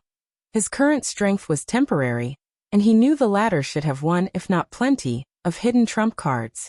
So, when their real battle of life and death began, Old Man Nether might be back at his prime. Isn't this what I wanted? A battle that pushed me to the limit and pumped adrenaline like I was a junkie who knew he would not survive the night. Wang Wei then focused on something else, his nearly regenerated, extremely pale other half-body. The process almost took a second despite using his life and death Dao, and his fleshly body regenerative ability. In a battle of such a scale, a second is too long. In the end, the pill only gave me the strength of an Empyrean. It did not also raise my existence to that level. He could tell his injury was not completely healed, and once the pill's effect ran out, he would suffer all the consequences of the injuries in these battles.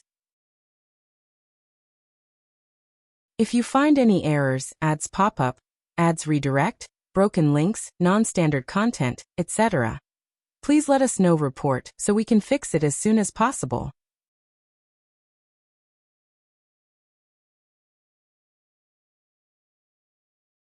Chapter 1009 Taste of the Realm, Finale Swish.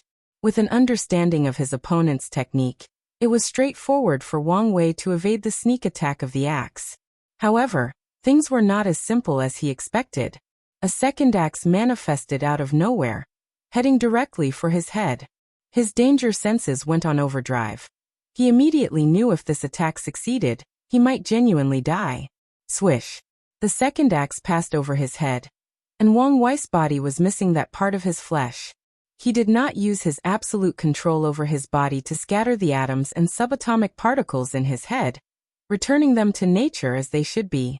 No, he knew such an act would still result in his death. This had the ability to ignore pure matter, and even directly target his soul.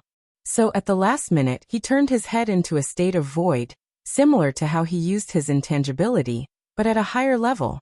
Oh, that was close, thought Wang Wei. I missed the thrill of dancing with death. He saw the disappearing axe and knew how there was a second. A dual blade, a blade of life and one of death. Maybe it's not that simple. As soon as he had this thought, he was proven correct. Two axes attacked him, and he evaded. However, at the correct time, a third appeared, and he evaded it too, but a fourth materialized out of nowhere. I was right. Besides life and death, there is a good and evil axe. Karma mirror. Wang Wei once read a colorful language comment on social media. Karma is not a bitch, it's a mirror. The netizen who posted this comment was referring to the fact that karma does not just pay us back for our actions. It reflects our choices and decisions. It's another way to say every reaction has an equal and opposite reaction.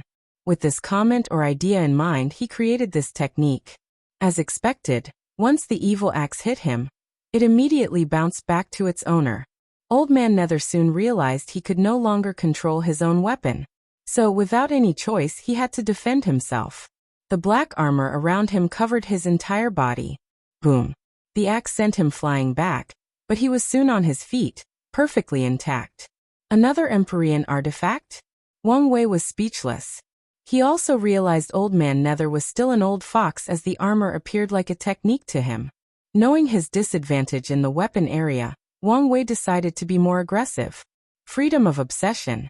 He used a technique that directly targeted Old Man Nether's mind. Immediately, the ancient Empyrean felt his obsession for a very long time with samsara rapidly disappearing. He almost groaned in pleasure because of how free and liberating the entire experience felt. After working for so long with little to no success, he finally realized how great his life would be as long as he abandoned such useless obsession. Nu. His voice was so powerful that some of it leaked from the void battlefield seal. Such strong obsession, observed Wang Wei. He thought his obsession for absolute freedom was deep, but even he had to admit Old Man Nether was probably higher than him. How dare you mess with my mind? Wang Wei ignored him and pointed his finger. Authority depriving, the flame around Old Man Nether's head disappeared, returning to his human visage. The armor on him dimmed slightly as if he had lost something. The power of samsara, said Old Man Nether in shock. He could tell the latter used power similar to a Yama King, depriving him of his control or authority by using Sam's-related Tao. Such an act was not a straightforward application of the Tao, but power directly from the source. How can you use such a technique? I saw DT on using it, so it was easy to replicate after a little study. Old Man Nether's face turned redder than a baby's butt. What? Feeling angry? Jealous? And maybe a little shameful? Sneered Wang Wei. With your age, you should have long understood fate is unfair and no one is born equal. Since you could not do with the cards granted to you, there was no point in these useless emotions. It'll make you pay for your insolence. To Wang Wei's surprise, Old Man Nether reverted to his previous state, dissolving his technique. He can ignore a higher authority than him? Maybe he did have some success in creating his version of samsara. He looked at the possible explanation for his events. A dark cloud loomed over this battlefield. He could tell the cloud was simply to hide what was inside. Sadly, none of his methods could penetrate the truth. Ultime samsara. A sense of dread permeated the entire battlefield. The idea that nothing was eternal and would eventually die before something was born in the ashes, following a constant and unending cycle, entered Wang Wei's mind. They would feel the same way if there were other life in this place. Afterward, everything proceeded to come to an end. The universe, matter, life, space-time, energy, the 5 elements yin and yang, and everything in between. Luckily, this was the void battlefield, or absolutely everything in the lower dimension would die. No one would be spared except for Wang Wei, Old Man Nether, and other things. However, the number of survivors would be counted on one hand. Bolts of purple lightning descended on the sky, targeting him at all times from different angles. He had to use all his defensive abilities, like blessing his luck, controlling probability, reversing death with life, and all the others. His face was pale as he constantly moved to evade the bolts that covered the sky purple. Despite his best attempts, he was hit a few times, thus severely injuring him. No, this battle has to end. His existence was injured. Now, with his current level, such an injury is dangerous but still controllable.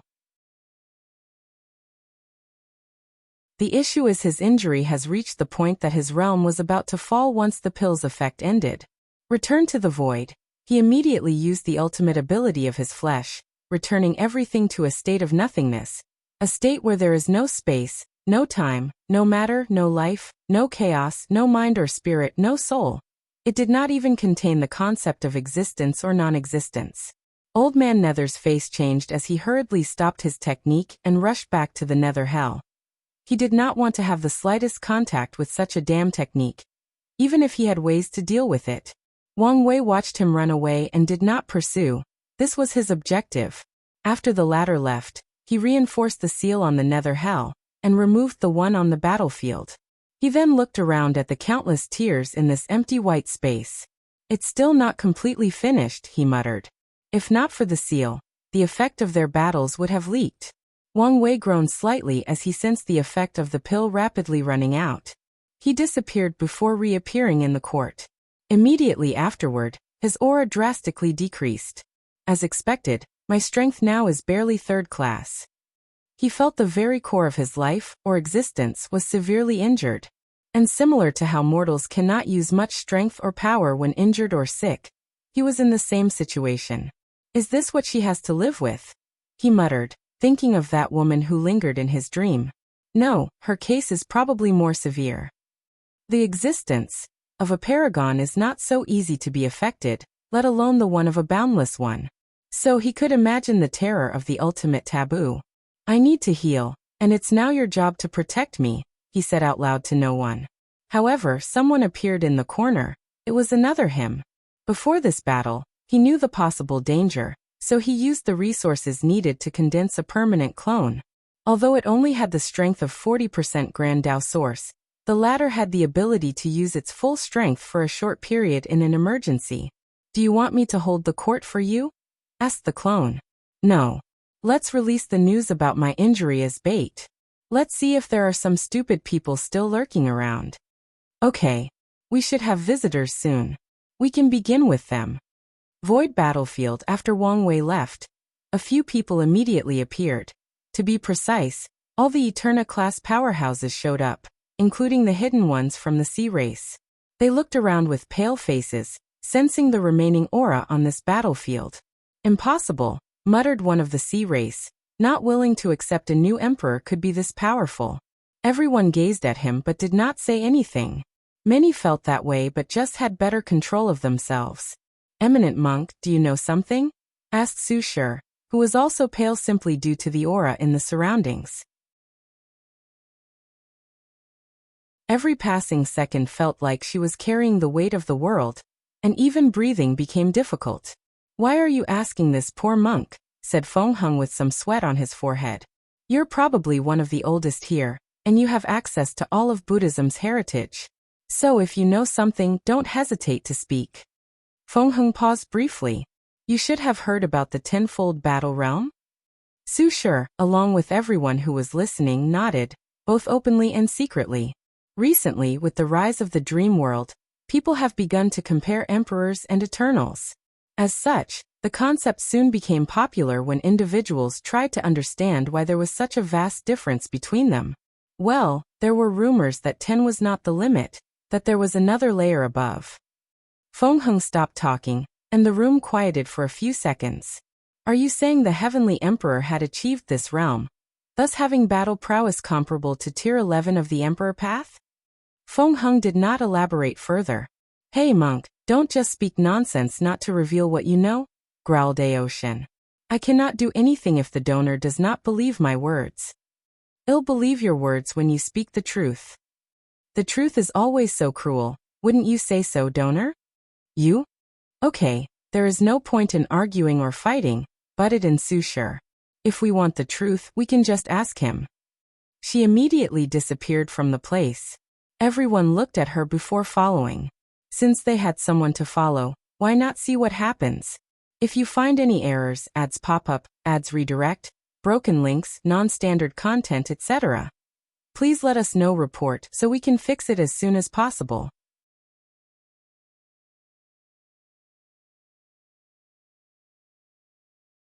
Chapter 10:10 Bait. The group, which included Tong Ribing's clone, walked into the throne room with Wang Wei waiting. They saw his pale face and his weak aura. Immediately, they noticed something. This was the first time they could sense the Heavenly Emperor's aura. They could immediately tell his strength was only at 3rd class. "What is it?" asked Wang Wei, his voice soft and weak, no longer containing the confidence and hidden dominance or authority. Everyone gazed at Su Shi, and she paused. In this short moment, she realized many things and knew asking directly was not a good idea. So she changed her tactic. "Is that person in the nether hell really that powerful? Is he that much of a threat?" "Indeed he is." "Is he alive?" "Sadly so." "So you lost?" "Of course not. But I didn't win either," replied Wang Wei calmly before coughing out loud, even spewing some blood. "Is that why you're here?" "No, I want to see the battle," replied Su Shi. "You mean you want me to place my battle in the battle tower?" "That's right." That's not a bad idea. However, you should be warned to be careful beforehand." "What do you mean?" "If you are weak of heart, it's better if you don't experience it," replied Wang Wei calmly. "Is that so? Do you need anything else?" "No." "Okay, you're dismissed." No one immediately left as they gazed at each other, until Su Shi bowed respectively before disappearing. Feng Heng followed suit, and the others imitated them. Wang Wei smiled after seeing this. A few people had a quick flash of killing intent after seeing his state. Although extremely brief, his clone still detected it and told him. Interesting, he chuckled before closing his eyes and accessing the dream world. He made his battle with Old Man Nether available, but also put certain restrictions on it. For example, only Eternal class powerhouses can view this battle, unless they have his approval. Afterward, he retreated to heal his injuries. After returning to their respective factions, these people immediately checked the battle and understood the warning. Sensing the aura of these people was indeed a terrifying thing. Without sufficient Dao heart or willpower, no one could even finish watching the battle. The immortal sovereigns were better since their essence was that of Tier 11. However, it was not the same for the others. Additionally, once they used the battle tower to become one of the fighters, allowing them to experience the strength of either Wang Wei or Old Man Nether, these people became intoxicated by the strength they acquired. Like Wang Wei, no, even worse than him, they became lost in having such terrifying power. The situation worsened once the battle ended, and they lost such power. A few were shocked a second time, as they wished they could live their lives in a false reality, so they could always experience this power. Luckily, these people were either the best amongst heaven chosen, or had lived long enough that their mind was tempered. So, they eventually quieted down and regained their bearings. Now, they had to decide on their action. The Heavenly Emperor was severely injured, and this could change everything. Emperor Enlightening Academy. Sushar exhaled before walking out of her seclusion room to see many people waiting for her. She was not surprised as these people sensed the terrible aura that leaked from the void battlefield. What happened? Asked former Headmaster Song. The Heavenly Emperor is severely injured, she replied truthfully. Is the taboo in the nether hell so dangerous? Asked a teacher. More than we realize. How severe are we talking about? Asked someone else. His existence should be injured and his strength fallen to 3rd class. The room quieted for a few seconds before someone asked, should we do something? Like what? I don't know, but this might be an opportunity. No one said anything for a while, so they looked at Sushar. She did not immediately expose her opinions, but looked at her husband in the room. What do you think? Lin Fan was momentarily surprised that he became the focus. But he soon calmed down and answered calmly, knowing him, it's probably a bait. He wants to lure people to betray him? In other words, his injuries are fake? I don't know if his injuries are real or not, but even if they are, he should have prepared before for such a possibility. Don't forget what his Tao is, reminded Lin Fan. Plus, even if he's injured, doesn't the Tao Opening Sect have another eternal powerhouse? With their recent development, there might be more than one. After the rush of the news calmed down, these people calmed down and analyzed the situation. They realized the situation had not changed much despite the latter's injury. They also realized they had been too focused on the Heavenly Emperor and ignored their former rival, the Tao Opening Sect. Since the beginning of the era, they have been highly low-key despite all the things they have accomplished and all the benefits they've acquired. Why haven't you noticed how low-key they've become? Previously they were low-key but not to this extreme. The previous Tao Opening Sect would take some time to remind the world who they were, and not to mess with them. However, for a while now, everything about them was related to the Heavenly Emperor, while the other powerhouses rarely showed up. Do you know something, Headmaster? It's because of the balance mechanism. Are you implying that they've become so powerful that they must stay hidden to prevent trouble from true Heavenly Tao? Asked Songli. That's both good and concerning. The good news is the other factions will have more say in the world with the Tao Opening Sect's new approach. The concern is that their rival is not so powerful that no one knows their true depth. In some ways, they were no longer in the same league. Now you should understand the situation. The Tao Opening Sect is our current greatest ally, so don't do anything stupid. She dismissed everybody, leaving Lin Fan for a few minutes. After supervising his cultivation, she retreated. She replayed the battle in her head, trying to understand and improve. Besides his abnormal soul and willpower, the other things are not out of the realm of possibility. Sushar believed she could train her body to be on that level, her awakening, and Tao should improve after recasting her foundation, and she could refine a better artifact with the resources in the lower dimension, let alone in the upper. So the only remaining is source techniques. His should be one that granted a terrifying control over his grand Tao source. No, not just Tao but everything else. She pondered. Such a technique can be replicated with the correct method. A flame appeared in her hands. The extreme of control? I can start with Alchemist's flame control and go from there. Western Bliss Sect. Feng Heng looked at the few immortal tier powerhouses he had and said with a deep tone. Remember, the Heavenly Emperor is an honorary Buddha of our sect, so please do not spot any more nonsense. Understand? Understand, Reverend Buddha.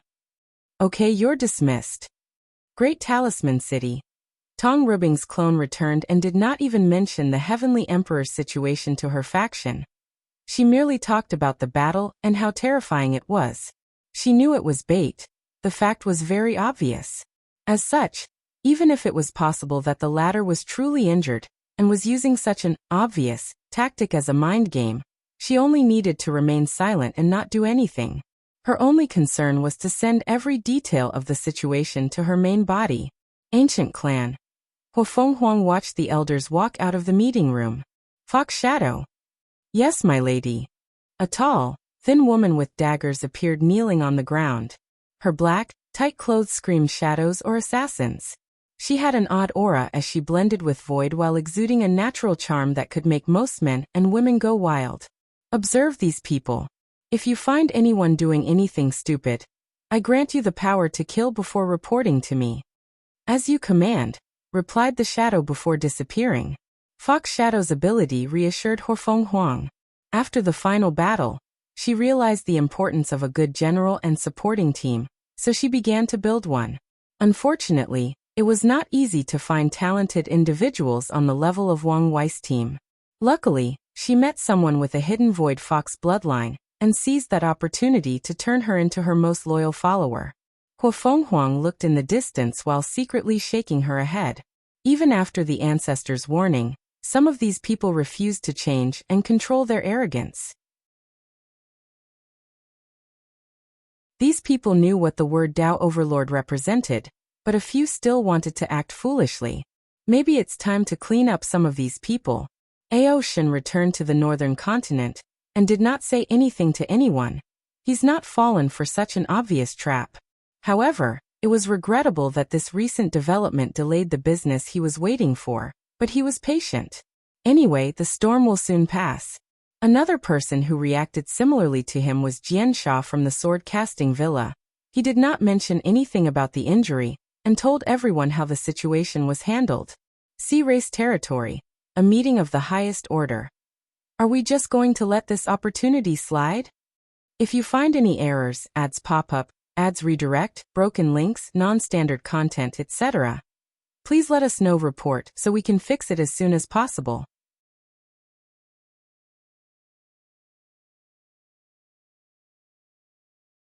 Chapter 10-11 Rediscover Yourself. What opportunity? We are already on thin ice with him. Do you want to destroy our race? I'm not telling you to attack him, but we can do something. The sea has been our domain since the beginning of time. We stayed outside the affairs of the earth dwellers, and they ignored us. That's how things have always been. But now they have invaded our domain. Can we just accept this? I'm not happy about this situation either. But once again, what can we do? You saw his power. Now that he's weakened, isn't it an opportunity? You're not stupid enough not to see this as bait, right? Of course, but this does not change the situation. The chapters is up by N0V__bin. We can act in the shadows, preparing a sacrificial pawn if things go wrong. I still think we're playing with fire. Like I said, we do not need to act directly and use a proxy. As long as we prepare for plausible deniability, we will be fine. Anyway, he won't detect anything for a while in his current state. Alright, let's do it. A few days later, Wang Wei received an unexpected visitor to the court. He walked out of his room to see someone waiting for him. Mom, what's this I hear that you're injured? Asked Yu Yan. What are you talking about? News has spread to the entire world that you're severely injured. Some rumors even say you might not survive for long, and might enter limbo. Wait, you didn't know? Can anything escape your eyes in this world? So you're really injured? She rushed to hold him. I'm indeed injured, but you don't have to worry. I thought nothing could happen to you in the lower dimension.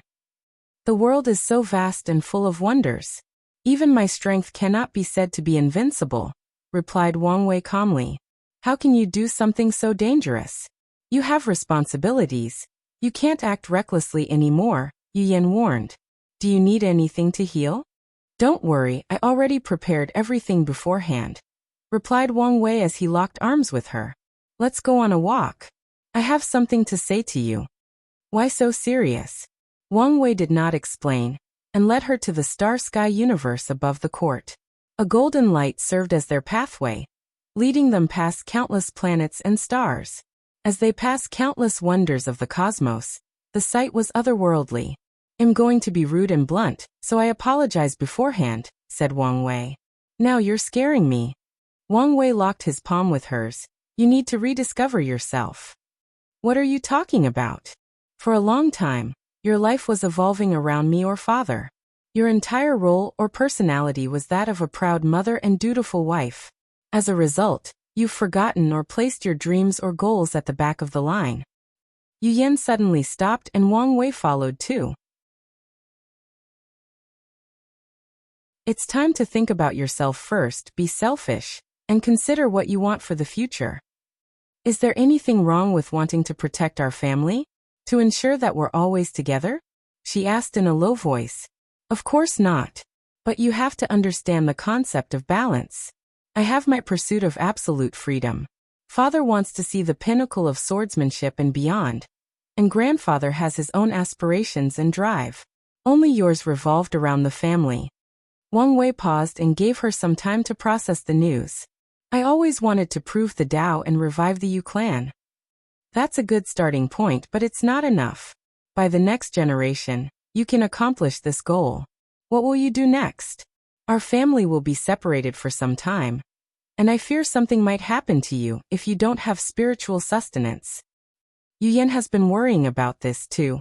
Soon, her son will ascend and fight in a terrible war in the upper dimension.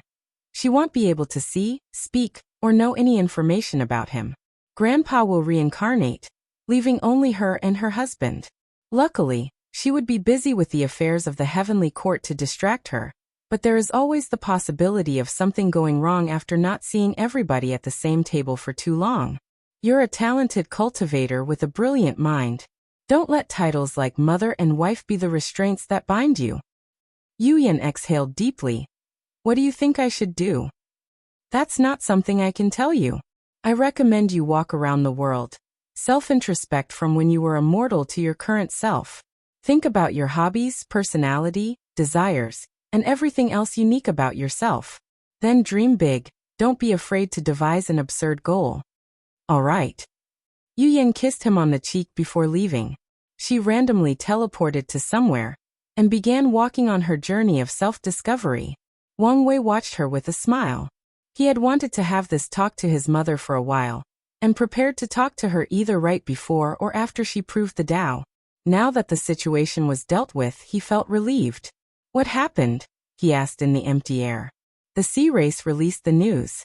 They plan for the still disgruntled devil cultivators to release the information to foreign world communities, replied the clone. So they are the ones who jumped out. I guess I should not be surprised. The xenophobia of the sea race was too strong. Normally, Wang Wei would have left them alone. Sadly, the ocean was a dent of treasure and resources, and he had to manage it. They're not the only ones. Oh, who else? Them? Does she know? No. Interesting.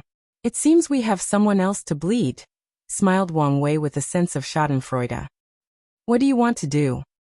Let things play out, he replied calmly. Anyway, it's about time for our foreign expansion, and if someone catches the bait, their worlds will be a safe and secure place to begin. All right, but there is something else. What is it? An opportunity? Where? The Origin Weapon Mountain. You can proceed as you see fit, said Main Wang Wei. He was not feeling well. His current state reminded him of when he was sick back on Earth. At first, the feeling was interesting because of its novelty. But now, the feeling of constant weakness and aching was annoying. So he ended the conversation and returned to his healing. Southern Vermilion Bird Continent. Yu Yan appeared in a forest and used her divine sense to find direction. Soon, she found the nearest mortal civilization, and decided first to eat something. As she looked at the food before her, she realized many things. First, she had not come to the southern continent in a long time. To be precise, she had not left the central continent of her own volition, probably ever since she was pregnant. She went to the western continent because of her son, and she wished to travel to the south when Wang Wei infiltrated the Origin Pill Dao sect. During that time, she feared for his safety and wanted to see and protect him secretly. The second major realization was regarding food. In the past few million years, she was the main cook for her family and only tasted food made by a few people. Her husband, son, daughter-in-law, and the last meal before her mother died. In her youth, before she met Wang Tian and was his competitor, she also enjoyed traveling and tasting the food of different continents. But after an unknown time, her world shrunk, revolving around a few people. Yu Yan sighed before eating the food. She found it a little too greasy, but the taste was unique enough to catch her attention. Finally, she tasted the tea but paused after one sip. She remembered she never liked tea. Her father and mother forced her to learn the tea ceremony, since it was a deep part of the world's culture. She remembered how she had to lie about her favorite tea, how these heaven-chosen would go to extreme lengths to get her favorite tea as a way to impress her. After marriage, she would say her favorite was either her husband's or son's favorite, or use any random name that popped into her head. "Server, give me another drink." Yu Yan changed her drink as she observed the surroundings. Once she finished, she continued her journey, going from one restaurant to another, one mortal civilization to the next.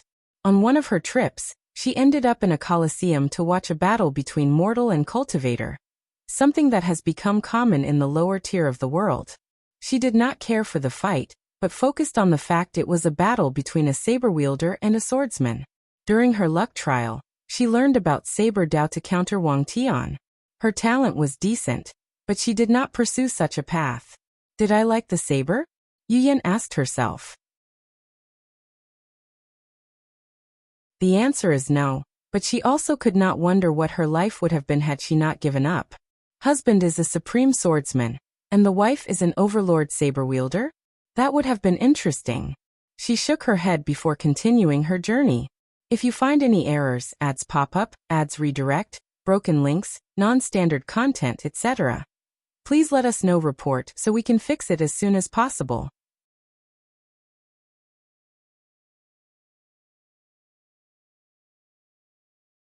Chapter 10-12 Discovery and Pressure, unedited chapter.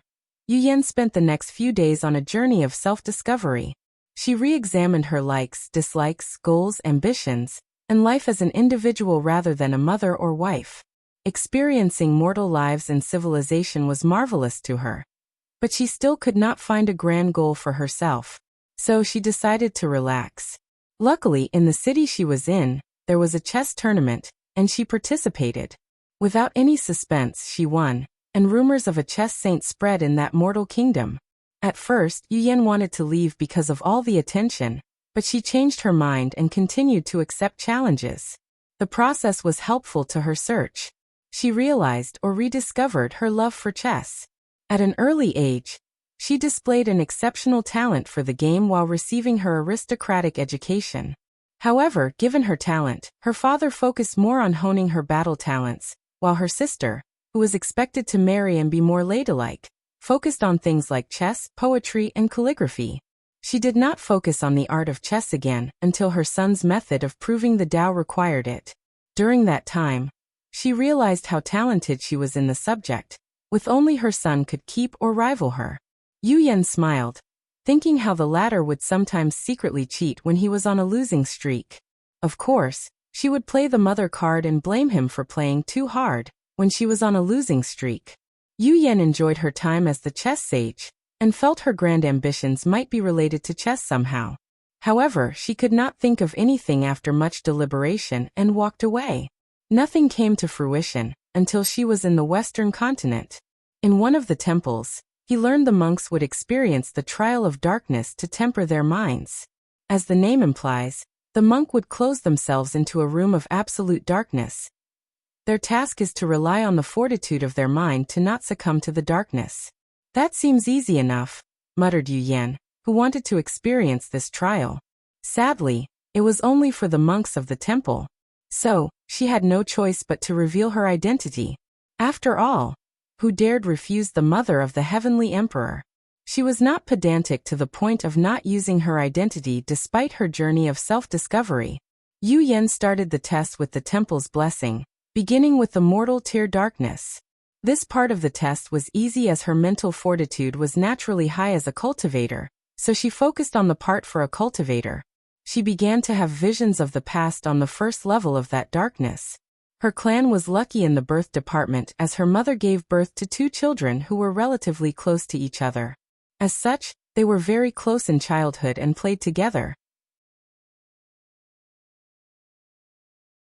One game she loved to play with her older sister was Search and Find, and she always won. She would hide in the strangest places full of darkness that her sister was very scared of. She would make fun of her afterward for being older and being scared. Sadly, as they grew older, such tactics no longer worked. I thought I chose the Tao of darkness because of its opposite nature of light. If I could prove the Tao with that law, our clan's foundation would be deeper, but it may not be so simple. I've always loved darkness. After this realization, many things she had long hidden or forgotten about became clearer. When she broke through the divine body realm, the idea or goal she instilled in her good fortune flame was that she would revive the Yu clan and show people the true beauty and horror of darkness. Over the years, she worked toward the first part of the goal but did not focus on the second aspect.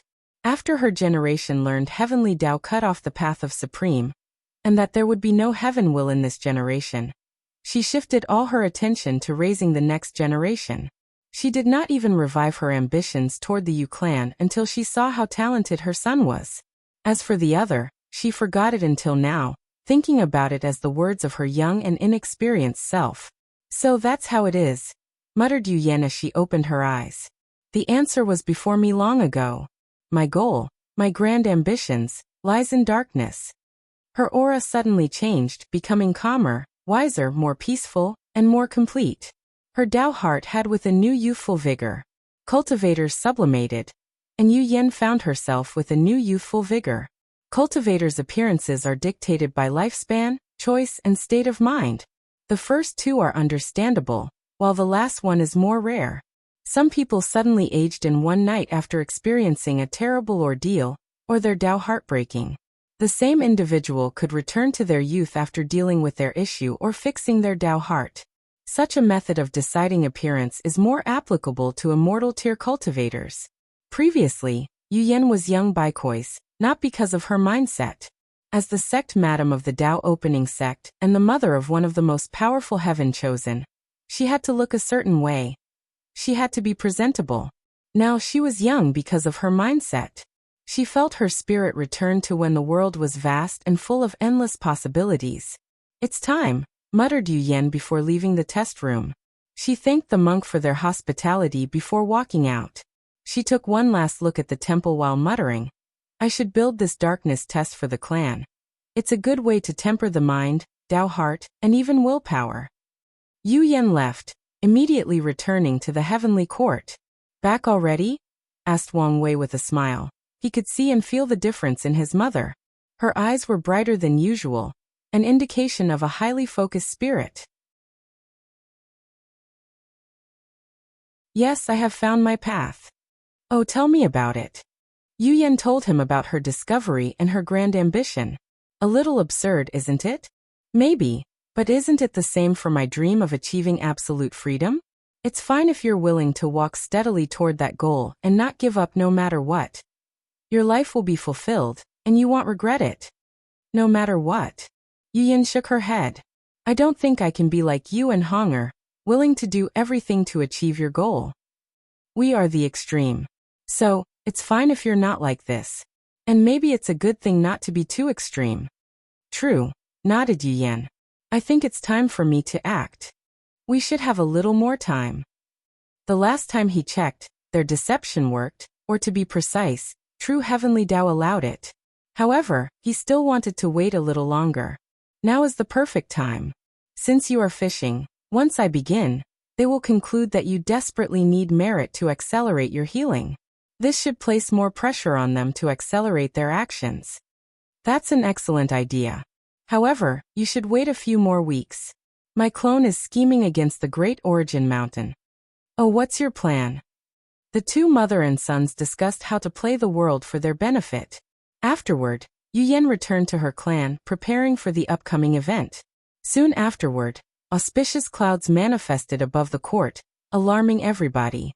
Not even an hour afterward, the Tao opening sect released information about a new innate refining technique that used arrays to imitate heavenly Tao and refined pills, artifacts, and talismans. The world shook as people realized a golden age of profession was happening. And it was just the beginning. Great Origin Mountain, a meeting of the highest order. Time is running out, said a burly elderly man with long white hair and a waist-length gray beard, clothed in all black and with abnormally large hands for his size. If he heals, then our action won't mean anything. I agree with Great Elder Shur. If our actions cannot gain his favor, and are only the cherry on top, then it's pointless. Everybody looked at Sect Master Chen Yi, a handsome middle-aged man with a white streak on his hair. He did not appear burly like most people in the room, but had a more refined or elegant air. His hesitation was not because he was Chen Chen's adopted father, but the price he needed to pay. Advisor Kong, what do you think? Their factions were composed of weapon refiners, so they were usually hot-tempered because of the scripture they cultivated. As such, each generation will have an advisor position or someone wise and calm to help the sect master. Why did the Heavenly Emperor kill young Master Chen? Asked Advisor Kong, who also had a bookish air emanating from him. What do you mean? He had the opportunity to kill others, but besides the people from Tion's side, he only killed the young master.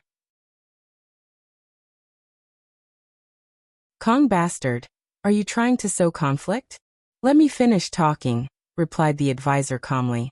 Not long ago, we received news he summoned all the former Heaven Chosen. Although we don't know what they discussed, news about a second small-scale Heaven will battle spread. If not for the recent news, this should have been the talk of the entire world. What are you getting at? The Heavenly Emperor is a person with grand visions. Many of the changes in the world were things he had planned hundreds of thousands of years prior. Are you saying he had planned to save or keep the people in his generation alive? However, Chainer's puppet transformation is why he killed him? Asked Sect Master Chen Yi. That's correct. So, what if he believes we still have this method and becomes suspicious of our sect? He should be wiser than this. The point is we cannot allow him to have any excuses to intervene in our sect's affairs or, worse, destroy us, he replied calmly. Chen Yi immediately understood the latter's meaning. We must mend our relationship with the Heavenly Emperor, even if it's for peace of mind. If you find any errors, ads pop up, ads redirect, broken links, non-standard content, etc., please let us know. Report so we can fix it as soon as possible.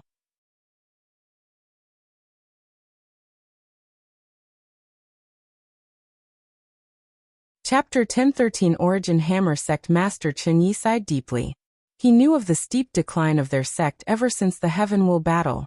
Things then escalated after the appearance of talisman weapons. Their mountain controlled the majority of the weapon industry in the world, but now, they've received a major blow as their sales drastically decreased.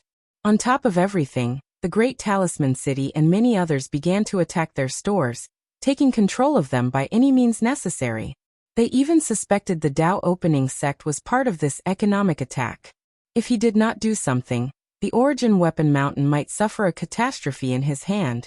How can I see my ancestors if I let the sect decline in my hand? Thought Chen Yi, ignoring the room's quietness. However, the price to pay might be too much. His internal struggle was evident on his face, but no one said anything until a few minutes later as Advisor Kong intervened. Sect Master, we are only doing the same thing as the Great Talisman City. Sect Master Chen Yin immediately remembered what had happened to the Great Talisman City. Their situation was even worse at the beginning of this era, because of their leader's betrayal. But soon after, they announced they had mended their relationship with the court. People did not believe them until rumors about the price they paid leaked. Everyone praised Tong Ruobing and the city for their ruthless move. Yes, since that little girl can be so decisive and ruthless, can I be that inferior to her? Prepare everything, you'll see the Heavenly Emperor immediately. Sect Master is wise, nodded Advisor Kong, and everyone praised the Sect Master before discussing the logistics. After preparing everything, they sent a communication talisman to the court for a meeting. Heavenly Court. Wang Wei looked at the pill before him, surrounded by formations deep in thought. So the limit is extreme tier? The first method of refining innate pills he created that used the divine sea could only refine pseudo-pills that were on par with quasi-emperor tier. They could be described as the best amongst that tier. After the revival of the environment and gaining access to innate chi, that method could create innate pills on par with fake immortal pills. And since then, the Origin Pill Dao sect has not updated that technique to refine true immortal tier pill. However, this method of using formation to replicate heaven and earth can create true innate pills. However, the limit is extreme tier, which is on par with first-class emperors. Ultimate tyrannate pills should be possible to refine. However, such an act would affect the world's source, and Heavenly Tao won't allow this to happen. Even normal innate pills require too much innate qi, and will be under strict control. Heavenly Tao should make the pill tribulations extremely difficult. Wang Wei secretly shook his head. His method was very restrictive because it required someone accomplished in both alchemy and erase to make, preventing too many people from attempting. Now he knew the pill tribulations for his technique would be harsher than others. This technique will not be popular, he concluded. Someone will probably create a way for an alchemist and a ray master to work together to refine the pill. But before then, this method will not be popular. Wang Wei slowly took out a talisman to send the news to the sect to research this cooperative method. Although he did not care too much about this method, it was still a source of merit. He won't receive much if his technique is not spread and used. Once finished, he looked in the distance and asked, "Is it me, or has Heavenly Tao become stricter?" "You're right. Since Su Shi's action and its increase in strength, it has become harsher in some of its rules," replied the clone. "That can be both good and bad. The world needs order to function and develop, but too much order is a prison, and can easily elicit rebellion. Have it or Old Man Tianji made any move since they learned about my injury?" "No. They are both quiet." Wang Wei nodded. Despite expecting this answer, he needed to ask. Heavenly Tao is an emotional program, so it should know better than to take this obvious bait. As for why it would take action against him, that's because its core programming is to maintain balance, and Wang Wei's power had long broken the scale, so it's in its nature to try to restrict him and tilt it back. The Origin Weapon Mountain people are here. "Oh, so your plan succeeded?"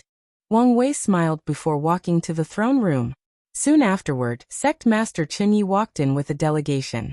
They kowtowed to show their deepest respect before presenting a gift, saying it was to honor the Heavenly Emperor, and creating a deep pond between them. Wang Wei's eyes lit up when he saw the gift, an ordinary-looking bronze hammer. "Is that the Origin hammer?" he asked as he held the hammer. It was rumored the weapon ancestor was a blacksmith when he was immortal. As a remembrance of this past, when he created his life's greatest work, the Origin hammer, he modeled it after his blacksmith hammer. Now it appears this rumor was true. Our founder was a humble man who never forgot his origin. Wang Wei gave him a side glance. Wu Hong once told him that talisman and weapon ancestors did not become eternals because of their arrogance and pride. So he would not believe such words. As he looked at the hammer, he was truly surprised. This weapon granted a natural 7% Grand Dao boost. However, this was not its limit. As the luck condensation artifact of the Origin Weapon Mountain, it can perfectly carry the luck of the sect, which grants another 3% Grand Dao boost. In other words, any emperors of their faction will have a twofold battle realm after wielding this weapon. This thing is truly a masterpiece. Luckily, this thing had severe restrictions. Otherwise, the Origin Weapon Mountain would have been more powerful than it is. Wang Wei was sure that probably only one great emperor since their mountain's founder could wield all the strength of that hammer. The only time this weapon would be fully activated would be once the sect faced a terrible catastrophe. "Are you sure you want to hand this weapon to me?" asked Wang Wei. "Since the Great Talisman City can hand over their luck artifact for the generation, we can do the same," replied Chen Yi with confidence. Wang Wei chuckled as he understood the implications. Anyways, as long as he can gather the civilization destiny, he has no issue returning these factions' luck and destiny before ascending. It would be a grave mistake to forcefully leave it to his sect, so he had no problem with those short loans. "I appreciate this gift especially since it's very timely," said Wang Wei, his face as pale as ever. "I consider myself generous, so I won't let you suffer." He closed his eyes before dispatching his divine sense. A few seconds later, he waved his hand to manifest a cauldron in the middle of the room. The thing immediately caught everyone's attention. This cauldron follows the same idea as the mechanical cauldron, but it's for weapons instead of pills. As you can see, it's incomplete because of my sect's lack of ability. Wang Wei paused to allow them to process this information. "My previous plan was to gather everyone worldwide, sharing the merit and destiny for completing this project. I will hand it over to your mountain for your great gift. Chunyi felt the world spinning. The excitement was too much. He knew the significance of this project, and the blessing their mountain would receive once they completed it. After the project is finished, the cauldron will enter the dream world. However, your mountain will have a share of the profit. Chunyi was happy he was a cultivator, or would have fainted and humiliated himself. They had a meeting to discuss how profitable the pill mechanical cauldron was. Even if he's only sharing some of the profit, he knows how much their mountain will benefit. More importantly, they will no longer be irrelevant in this upcoming era full of changes. Don't be happy too early, said Wang Wei, waking up some of these people from their daydreams. You will have a specific amount of time to finish this project. I will take it back if you don't meet my expectations. Your Majesty, we swear on our ancestors we will not let you down, hurriedly said Chunyi as he knelt. That's good, nodded Wang Wei before pausing. I'm sorry about Chun Chun, but he had to die. No need for apologies. The heaven will battle is cruel, and there is a reason it's called the grave of geniuses. Wang Wei looked at him for a moment. If there is nothing else, you can leave. The delegation swiftly exited but did not hide the happiness in their strides. Meanwhile, Wang Wei looked at the hammer before him, sensing the new luck and destiny added to his court. He could not help but smile. He now had the luck of the Origin Rune Mountain, Great Talisman City, Origin Weapon Mountain, and his sect. He only missed the Origin Pill Dao sect to condense the civilization luck, he planned. And if he could get his hands on the Qi luck of the ancient clan, things would be perfect. How did you do it? It was quite easy, replied the clone. I only use a few of our Fate Shadow Guards to release some murmurs. Then their advisor, a very wise man, understood my message and made things happen. The world would be so much easier if there were as many smart men as that advisor, joked Wang Wei. True. Now the only missing piece is the Origin Pill Dao sect. Any plans for them? Lu Cheng and the Flame Emperors are still untouchable variables, so let's wait until they reveal their hands first. Yes, by then, our opportunity might come. Wang Wei looked in the distance and muttered, it's time. He sent news to his mother to begin. If you find any errors, ads pop up, ads redirect, broken links, non-standard content, etc., please let us know. Report so we can fix it as soon as possible.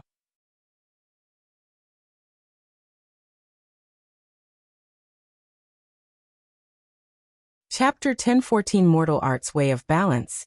Yu Yan was meditating when she received the talisman. It's time, she muttered. She left the room and proceeded with the ceremony. She first bathed carefully and changed her robe to an all-white one. She placed incense for her mother and father before walking to a temple in the back of the Yu clan's mountain. The temple was odd. It was relatively small and not luxurious. Additionally, it contained many stones or monuments carved out of pure jade. With a wave of her hand, Yu Yan brought the temple to the sky. Heaven and earth above, today I, Yu Yan, have created the mortal Tao of art and crafts to bring balance, peace, and prosperity to the world. Yu Yan's words did not spread far until a few seconds later, when an enormous eye appeared above the world, alerting all the factions and powerhouses. Finally, her voice spread worldwide, making even mortals pay attention. Yu Yan was momentarily nervous before gaining her bearing as she sensed all the powerful gazes looming over her. Luckily, she also had nerves of steel, so her facial expression did not change much. So she continued her ceremony without any issue. The first monument in the temple shone brightly before projecting a vision above the sky. A doctor had finished curing patients in a small village before walking to the next place, trying to aid as many people as he wished. Upon his arrival, he saw the entire village was just slaughtered, and the culprit, an injured cultivator, had just killed its last victim. It was probably using blood technique to heal. How dare you, yelled the doctor, and the cultivator looked at him with disdain before preparing to add this new visitor to his list of victims. However, things did not proceed as expected as the doctor waved his hand, and an enormous acupuncture needle appeared behind him and stabbed the cultivator to death. Everyone watching this scenery was shocked because they could tell this doctor was an ordinary mortal without martial arts or spiritual power. Meanwhile, the cultivator was in the divine body realm. Everyone wanted to know what was happening, but no one answered them, and the ceremony had just begun. A second vision manifested in the sky. This time it showed a blacksmith. Another cultivator was refining an artifact that required to be nourished with extreme young blood, but instead of hunting demon race, he chose to prey on mortals, focusing on blacksmiths who have spent most of their lives near flames, and thus have a lot of positive energy in their bodies. Amongst all the blacksmiths that were captured, one in particular was extremely calm. He did not struggle, whine, or cry and obediently followed his captors. However, once he reached the cave where the cultivator's refining furnace was, a giant hammer appeared above his head before crushing the latter into meat paste. Again, the world was baffled as this person was only a mortal, and the weapon refiner was in the early stages of the primordial spirit realm. Some people already had an inkling, while others wondered whether this was a weapon. The next image was that of a farmer. He was tending to his land when he sensed the shock wave. He looked in the distance, and two cultivators were fighting without any regard for the surroundings, destroying and killing everyone and everything in their path. With anger written all over his face, he waved his hand to materialize a large sickle.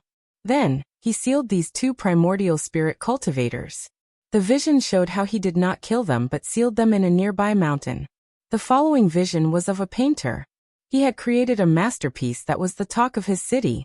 However, one day, a cultivator who was passing by noticed this painting could resonate with the laws of heaven and earth. He had been stuck in the early stages of the void-shattering realm for a long time, and thought this was his opportunity for improvement. So he asked the painter if he could sell it to him. The latter refused since it was his life's greatest work. After rejection, the cultivators demanded the painting, even threatening its creator's life and family. As expected, after a second rejection he used force. The painter manifested a painting the size of a city, and effortlessly killed the cultivator. Yuyan did not waste time as the next vision appeared immediately afterward. This time around, it was a beautiful woman playing the guqin. The story was that she was a talented musician with a beauty that would make most immortals feel ashamed. A passing saint saw her play, became enamored, and desired to possess her. He immediately deployed his domain to take her by force when she rejected him. But she manifested a golden guqin and fought with him by playing it. After battling him for more than 3 days, the saint ran away with severe injury. The world was quiet as their gaze locked on these visions. The next one showed a genius calligrapher who killed a supreme powerhouse, followed by a chess sage who sealed more than 5 supreme powerhouses. Lastly, a scholar manifested a brush to deal with a quasi-emperor. After the scholar, the temple projected other visions of others, known mortal base professions, and even revealed these mortals using this new power to deal with injustice in their own society, which indicates that this power was not totally directed at cultivators. Finally, everything seemed to end as no vision showed. A golden orb manifested in the sky before splitting into two. 90% of it descended on Yuyan's arms, while the rest went to the heavenly court. The Eye of Heaven Tao disappeared along with the temple, and soon afterward, visions enveloped the entire world. Yuyan smiled before disappearing from the sky, and the world boiled. The top powerhouses instantly knew some changes had occurred to heaven and earth and searched for answers. They had their guesses but needed confirmation. As expected, they soon realized the Myriad Emperor world had a new addition: the Enlightening Temple. The purpose of this temple was as Yuyan declared. Mortals who have great achievements in their art, crafts, or profession can summon a Tao projection proportioned in strength to their accomplishments. The Tao projection granted them powers on par with cultivators. This was a form of balance to restrict the rampant behavior of cultivators. The world was in shock, and people were not happy. The heavenly court had already controlled and restricted them, and they remained silent since they knew the concept that might make right.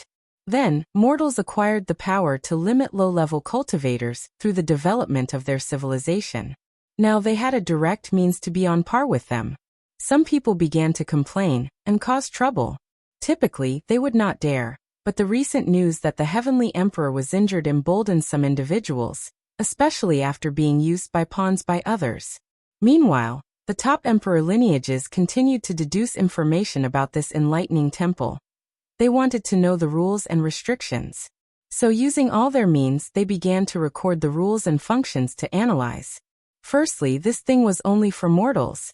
Even a cultivator in the first layer of the body refining realm cannot use it. Secondly, it did not increase the lifespan of mortals. They were still mortals destined to die after a few hundred years. Thirdly, this power was not something mortals could use at will. It will only be available to them when in danger, or when they see injustices or evil. In other words, they cannot use this power to wage war or attain benefits.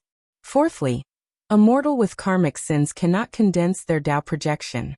Finally, not every mortal can condense projections on par with powerful cultivators. There is a great divide between the primordial spirit realm and the void-shattering realm. And it's the same for the projections.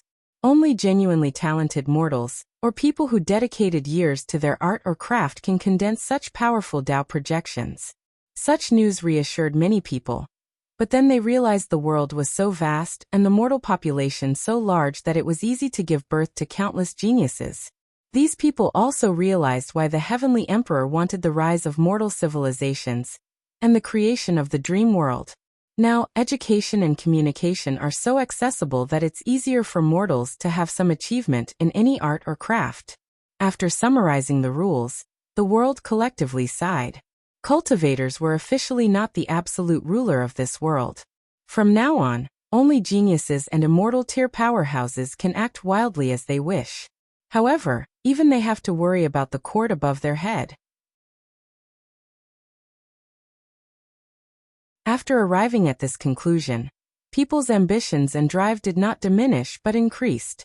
Their desire to prove the Tao, or become an immortal tier powerhouse, intensified because it was the only way for them to get real power in this world. Heavenly Court. Wang Wei waited for his mother with a smile.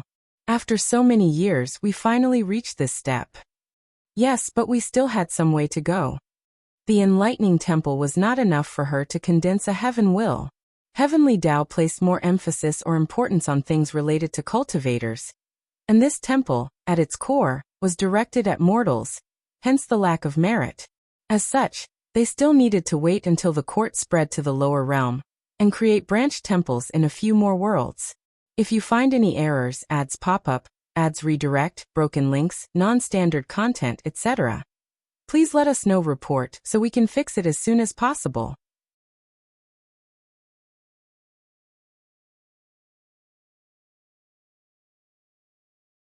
Chapter 10:15 The Great Darkness Terminus Heaven. The cardinals soon appeared in the meeting room, looking at the person who called this meeting. Time? What is it this time? Asked Fate, not hiding the worry in his face. The timeline has changed again, replied the feline creature somberly. As a person in control of the river of time, he did not like how often the river fluctuated or drastically changed. How great of a change for you to call an official meeting? Asked Chaos. As the person least affected by the current catastrophe, she could always remain calm and composed. Something called the Great Darkness has appeared, explained the cat, and its power is enough to affect the balance of the universe. Darkness? Wait, you don't mean? Asked Fate with an ugly expression. It's most likely her. Wasn't she just a vase? At best, she was a decent military strategist, asked Samsara. Yes, he protected her to a fault, fearing we would use his family against him, nodded Heaven. Now you're telling me she could affect our fight? How is that possible? They had an answer as soon as the question was asked. The timeline was changed. He grows more powerful daily while acquiring new allies, summarized Source Chi. We might have to admit an uncomfortable truth: we are probably not his main opponent. Are you suggesting we are nothing but cannon fodder? Asked the Magistrate of Heaven with red eyes. No, not cannon fodder, but no kings as well, only generals. Some people grunted while others remained silent. They have towered over all sentient beings and existence for so long, how could they accept such a fact? There is no need to let our pride influence us, said Samsara. We know the timeline can be changed, so as long as we stop him at the correct time, We will be the final victor and restore the previous status quo. She's correct, added Time, looking at everybody with his cat eyes that made him more profound. This great darkness is not a fixed point in time, and its very existence is unstable, meaning we can prevent it from appearing. Everybody's eyes concentrated. So we should expect a fight with him very soon? Muttered Heaven. They knew he would never allow them to prevent this great darkness from happening. Very good. The Magister of Heaven was indeed excited. Although they suffered during most of their confrontation, it was not because of their weakness or their opponent's overwhelming power. The main reason was due to the latter's cunningness and ability to hide and attack them when unprepared. If they could force him to face them directly, he would suffer even with her and the other allies on his side. Do you have a plan? Yes, replied Time. But we need to discuss and refine it first before taking action. We don't want any variables or trouble. Then these 6 individuals, to whom the term godlike was a great insult to their powers, began to plan an event that would fundamentally change the chaos universe. Eternal Ascension World, Lower Dimension, Myriad Emperor World, Heavenly Court. Some way to go, said Wang Wei. When are you beginning the expansion? Asked Yu Yan. Most likely in the next meeting, replied Wang Wei. Have you thought of a date? Not exactly. There are a few things that need to be dealt with beforehand. What about your bait plan? It should be coming to fruition soon? Yes. Many people should be dissatisfied with the enlightening temple, fueling their motive to do something stupid. So, I should see results soon. That's good. I'm always reassured by whatever you do. However, if you need anything, don't forget to ask. You know I will. Yu Yan kissed him on the cheek before floating away. After proving the Tao, she still had to cultivate and train, so she could be as powerful as possible. Wang Wei watched her leave before looking in the distance. He smirked before returning to his healing. With enough pills and some merit, the process should be drastically accelerated. Emperor Enlightening Academy. Su Shi was in a daze ever since she saw the vision of the female musician who fought on par with the saint using the guqin. An idea flashed in her mind but seemed rapidly fleeting, forcing her to concentrate to catch it. The Academy's upper echelon came to see her for a meeting, but was forced by an insurgent not to disturb her. Finally, after more than an hour, a brilliant light shone in her eyes before muttering. I understand, she muttered before rushing to her cultivation retreat after leaving a temporary clone to replace her. Time passed, and like flowing water, 100 years flashed by. Normally, such a period would have been the length of a mortal's lifespan, and should have produced more than 5 generations. But it is different now. Mortals could live for at least 200 years. During these past 100 years, the world seemed very peaceful.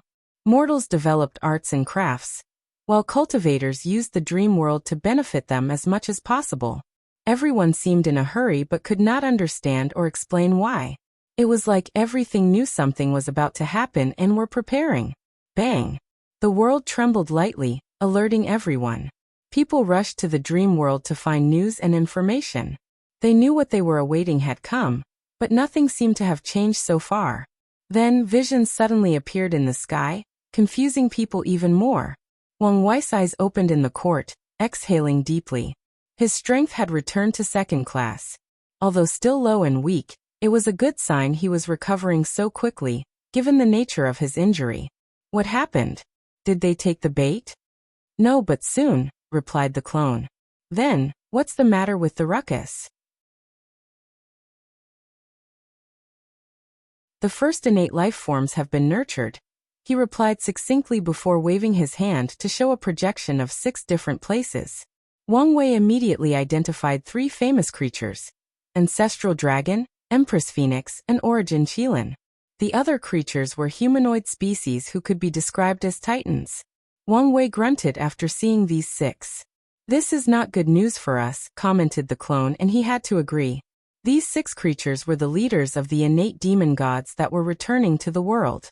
He could tell each was a 4-star Primarch, but their potential allowed them to cultivate to 6-star, an equivalent of an eternal powerhouse.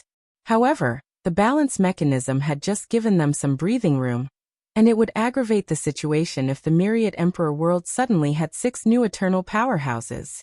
It's best to seal them and delay their growth and return, suggested the clone. The revival of the innate demon god was a major issue that could even influence the upper dimension. However, it was indeed an inappropriate time for them to show up, even if only 6 of them. However, if I take action, it will alert the people who took the bait. I'll send an order to the others to take action, said Wang Wei calmly. The fact these people did not do anything stupid showed they still respected his reign, so it was no problem to mobilize them. With a wave of his hand, talismans flew to different corners of the world. A few seconds afterward, powerful auras appeared above the sky. With the exception of Su Shi, who a first-class insurgent replaced, everybody showed up including the 2 from the sea race. Without saying much, they rushed to the designated area and sealed the nurturing place of these new innate demon gods. Afterward, they returned to their cultivation as if nothing had happened. Even Huofeng Huang and Ao Shen acted similarly despite being greedy for these creatures' bloodlines. The panicked people received no information or announcement, putting many people on edge. Go placate Primordial Desolate, said Wang Wei. He should be on edge ever since he heard the news about my injury, and with our actions, we don't want him to act out. All right. Wang Wei wanted to return to his retreat, but the former insurgent who replaced Su Shi came to see him. His purpose was simple: to apologize that the headmistress could not appear since she was in deep seclusion. Wang Wei was understanding and would not fault him or the academy for such a minor thing. A few minutes later, the clone returned and told him he made a wise move since the primordial god was indeed on the edge after seeing his kind being sealed. 20 more years passed, and the palpitating tension surrounding the world increased daily. The world's upper echelon deemed such tension a good thing, so they remained silent and encouraged it, forcing their disciples or underlings to train even harder. Then, when everybody thought the situation was about to explode, a sound echoed throughout the entire world. It only took a moment, but people soon identified it as Guqin and immediately searched for its source or origin. Finally, all eyes rested on the academy. And any better name than the Great Darkness? I'm open to suggestions. If you find any errors, ads pop up, ads redirect, broken links, non-standard content, etc., please let us know. Report so we can fix it as soon as possible.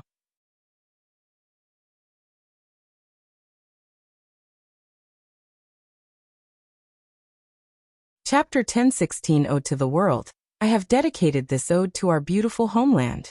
Please enjoy. Su Shi's angelic voice reverberated throughout the world, followed by the sound of the Guqin. The sound was slow and peaceful initially, but things immediately changed after she finished speaking. The music created a powerful illusion for anyone listening. As such, all sentient beings saw a story. No, they experienced the evolution of history. They saw the world in its early stages, full of darkness, chaos, and emptiness. After years of development and creation, the first life forms appeared. These beings were mighty and noble. Born immortal, they roamed the world without a care. Despite their mighty strength, they were a peaceful group who spent their time contemplating the laws of heaven and earth. Although their society was highly hierarchical, they got along well and rarely fought on a large scale. Everything was proceeding smoothly until a new race appeared: the human race. It was a weak and insignificant race with no powers and a short lifespan. But their appearance changed everything because such a tiny race was destined to be the protagonist of the world.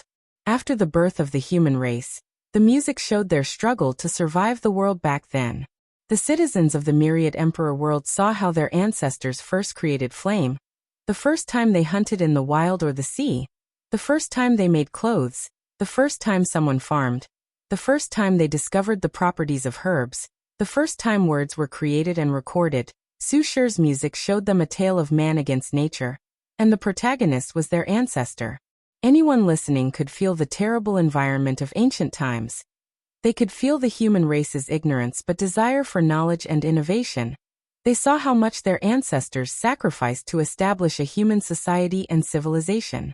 And having to experience all these things through a song was a sublimating experience to the soul. But things were not over. On the contrary, it was just the beginning. The song changed tempo and displayed the brutality of the ancient. The overlords at that time would not allow humans to rise. They immediately began a massacre with the sole purpose of eradicating the human race from the world. The human race only survived because a few of these creatures became sadistic after experiencing their first act of slaughter. So they chose to secretly enslave large groups of humans for their own cruel amusement. Of course, a few kind individuals among them also saved people, because they disagreed with such cruel actions. That period was a dark time for the human race. However, they survived and never gave up hope. The innate demon gods' action did not break their spirit, but awakened a collective consciousness among them. They now all had one goal: to break the shackles of slavery and rise to the top of this world. The human race spent hundreds of thousands of years in that dark age, maybe even millions. But that did not matter. Their desire and ambitions did not waver. Even their short lives did not stop them. Every tribe would pass on the idea of their predecessors to their young, ensuring the initial flame of rebellion remained even after countless millennia. Then, the human race's opportunity arose. A young man from the Wang tribe studied these creatures and created a cultivation system for the human race. He spread his work to the scattered tribes, telling them to buy their time and wait for the correct time. The music immediately showed what the correct time was. On top of a mountain, a young man waited as something descended from the sky before him, a heaven will. He absorbed it, proved the Tao, and officially became the first great emperor of the world. The young man then took on the responsibility of leading the human race. The early stages were still dark and full of tragedy. After all, he was the only one fighting with essentially the entire world. However, with his methodical and careful plans, unwavering willpower, and support from a few other talents, he held on long enough for the human race to grow. Su Shi's music then showed everyone an era of prosperity, where many emperors roamed the world. Sadly, such an era was far from peaceful. The confrontation between humans and the former overlord soon spread throughout the entire lower dimension. The music did not show much of the war, but the scenes it showed people were enough to show how cruel and devastating it was. And then afterward was soon experienced by everybody. The human race was now the world's master, but their civilization was no more, and had to start over. That time period was also turbulent as power was held in the hands of a few individuals. Meanwhile, the overall strength of the world was at an all-time low. Luckily, another hero with the name Wang showed up and pushed the development of the world forward. The Origin Emperor spread the Tao to the world, suppressed the people in power to give the world another chance, and made the immortals of this world sign the Immortal Avenue Pact, limiting their influence or intervention in the world. After the Origin Emperor, the world experienced another era of prosperity. The Sword Tao officially became the supreme Tao of attack, and other types of ancestor-like characters appeared, finally completing the Origin cultivation system. Afterward, the human race suffered another catastrophe in the shape of the Golden Ape. Luckily, they bent together and survived. The next era was a time when human power led to their demise. The rise of Buddhism and the use of incense showed how cruel humans could be after being the dominant race of the world and having no competitors. Many people who knew the history were surprised that Su Shi did not hide this part.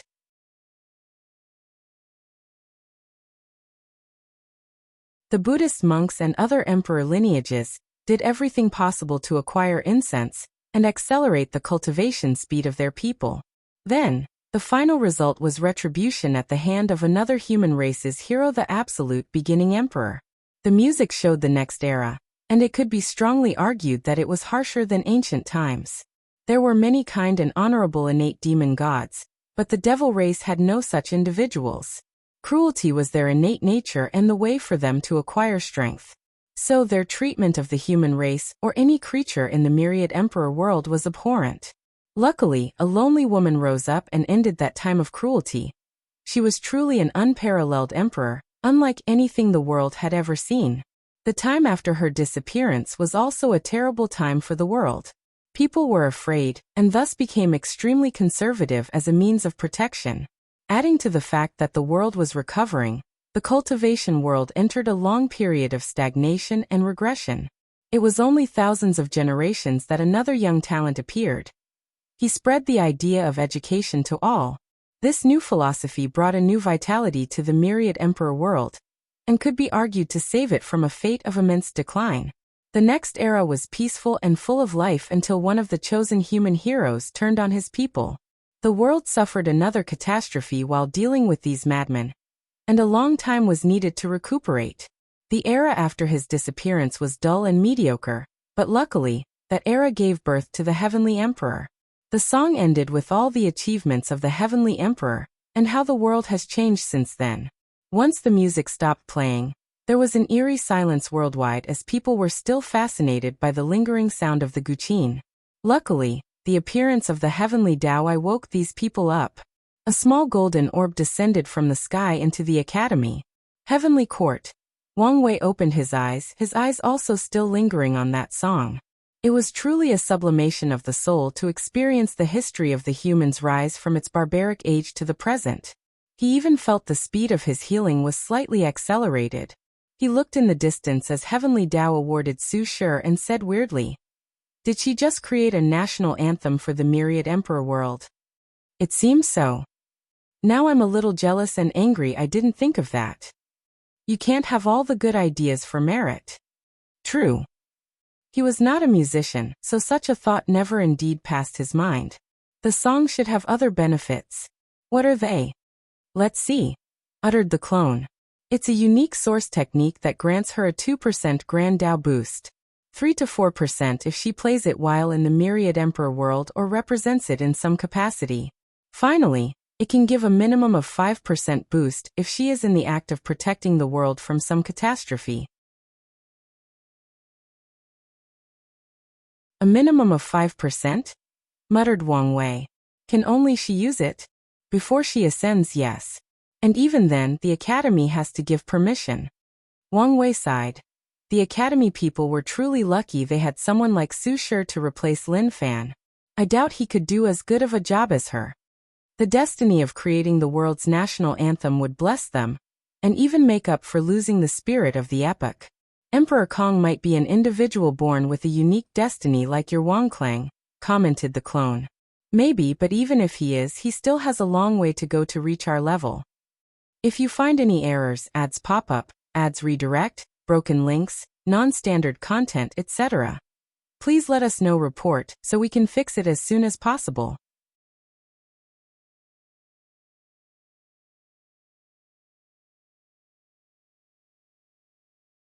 Chapter 1017 Caught Fish. After receiving her award, Su Shi played the song a second time. But this time, the guqin was accompanied by her beautiful voice. People immediately knew the song had accompanying words, so they listened. Visions flashed above the sky as her voice echoed throughout heaven and earth. Just like the guqin piece, the song's words perfectly encapsulated the history and zeitgeist of the Myriad Emperor world. Once Su Shi finished, she received more merit, but the eye of Heavenly Dao was long gone and did not reappear. Western Continent. Feng Heng opened his eyes after experiencing the journey that was this song and its vocals. He looked at the Central Continent, focusing on the Academy. A song dedicated to the world? No, it is a song that can perfectly represent its history and people. Donor Su Shi is truly a talented empress, he muttered before a glint flashed in his eyes. Since the world can have its representative song, can it also have a scripture of the same kind? As soon as this idea came to mind, he could not remove it. So he sent his congratulations to Su Shi before entering a seclusion. He wanted to see if he could write a scripture that could embody the essence of the Myriad Emperor world. Feng Heng was not the only person with such an idea. After people realized Su Shi's achievement, people immediately thought about imitating or replicating her success. The top Taoist factions had the same idea as Feng Heng, wishing to write a scripture that perfectly represented the world. Some people wished to create a painting or piece of calligraphy with the same effect. Such development was not something only cultivators did, but even mortals participated. Over the years, arts and crafts have entered a golden age, birthing many talented mortals. These talents knew the song's appearance was an opportunity and one they had a chance to partake in. In the northern continent, Aoshin saw the benefits of that song. He knew it was an excellent method to condense the overall cohesion of humanity and the world. So he wanted his own demon song for the demon race. Sadly, things like art and craft were not things their kind was particularly skilled at. So he needed some help and time to prepare. After the song, the enlightening temple became even more critical as arts and crafts received another boost in their development. Heavenly Court. Wang Wei calmly watched the change of the world. It should be about time, he muttered. Yes. He used his authority in the dream world to record Su Shi's song before continuing his retreat. 5 years later, he was forcefully awakened as his clone told him there were intruders. What's the situation? 9 intruders, replied the clone. 1 eternal, 2 pseudo-eternal, and 3 first class and 2 immortal sovereign. Basically 5 eternal powerhouses. This lineup seemed a bit exaggerated. He expected the leaked news to bring people, but not so many powerhouses. Some people have intervened. Who? Wait, let me guess, the Commerce Hub. That's right, nodded the clone. They've learned of the Heavenly Court and your curse on the position. They are using these pawns to test you. Wang Wei smiled. After news about the court leaked to the Commerce Hub from the Star Beast world, he expected some of these people to move and has been waiting for them. With these people, I have a justification for directly attacking the Commerce Hub. Although he did not need a reason, it would help in the transition period. After all, he understood that order and credibility are 2 of the most important things for people doing business. What do you want me to do? Seal or immediately kill them? No, fight with them and delay for a while. I want to see how some of these eternal powerhouses will react, and whether we can draw more behind-the-scenes individuals. As you wish. After the clone disappeared, someone else appeared next to Wang Wei, Wang Ju. He had to prepare in case someone saw through his clone and attacked his main body. Are you sure my injury did not affect your strength? No, everything was fine. Interesting. He realized the version of the Lord Shadow technique that his ancestor gave him was a high-level source technique. After seeing Wang Ju's situation, he wanted to learn something from it, but ended up with nothing. However, he also realized that higher cultivators do have some understanding of existence, even without walking the eternal path.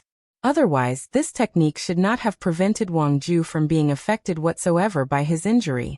Wang Wei focused on the screen before him, watching everything unfold from a distance.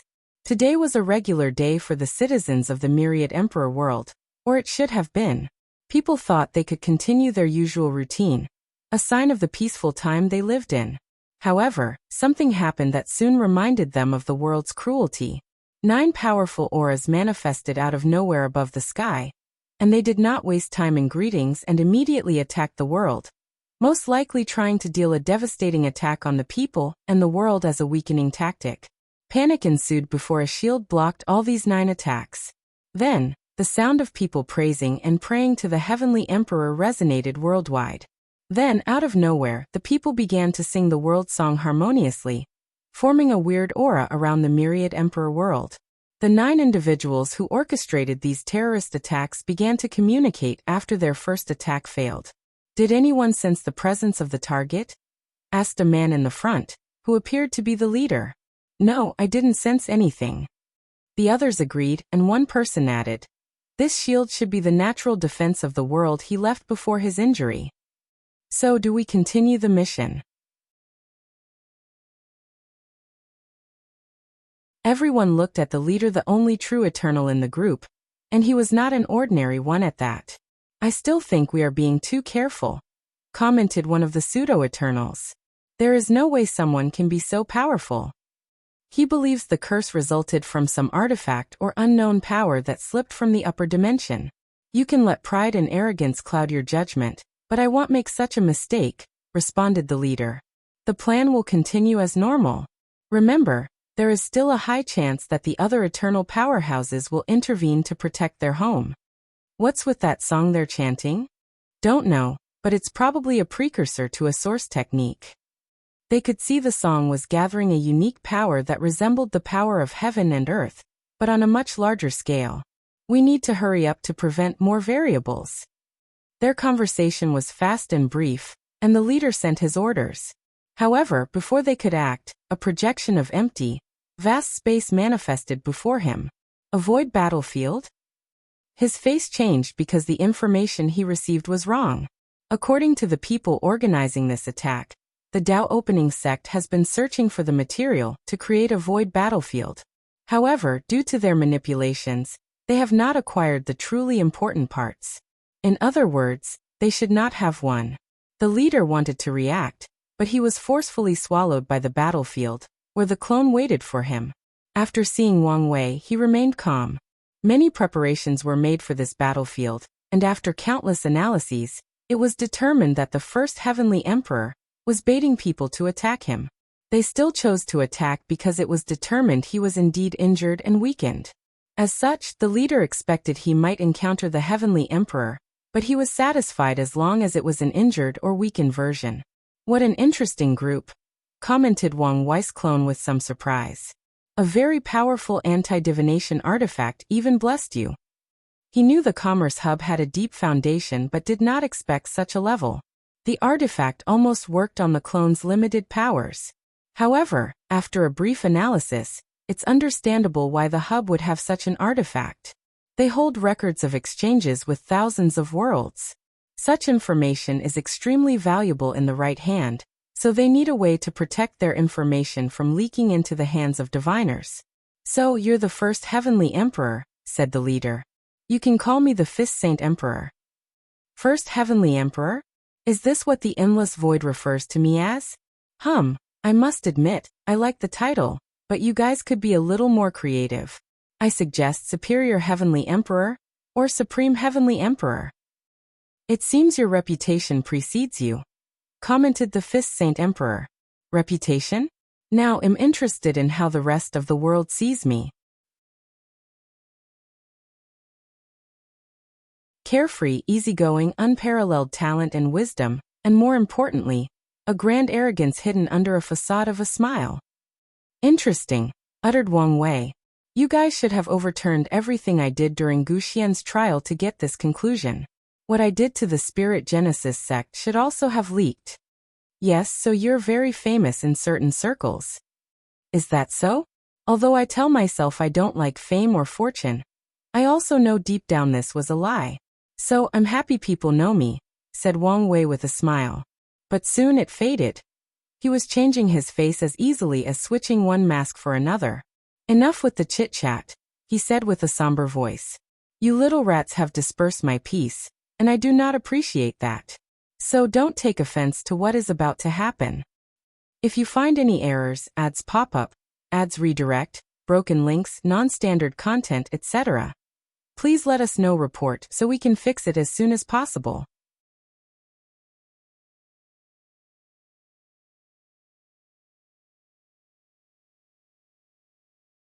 Chapter 1018 Mistake. Wang Wei sat on his throne in the court with a screen before him.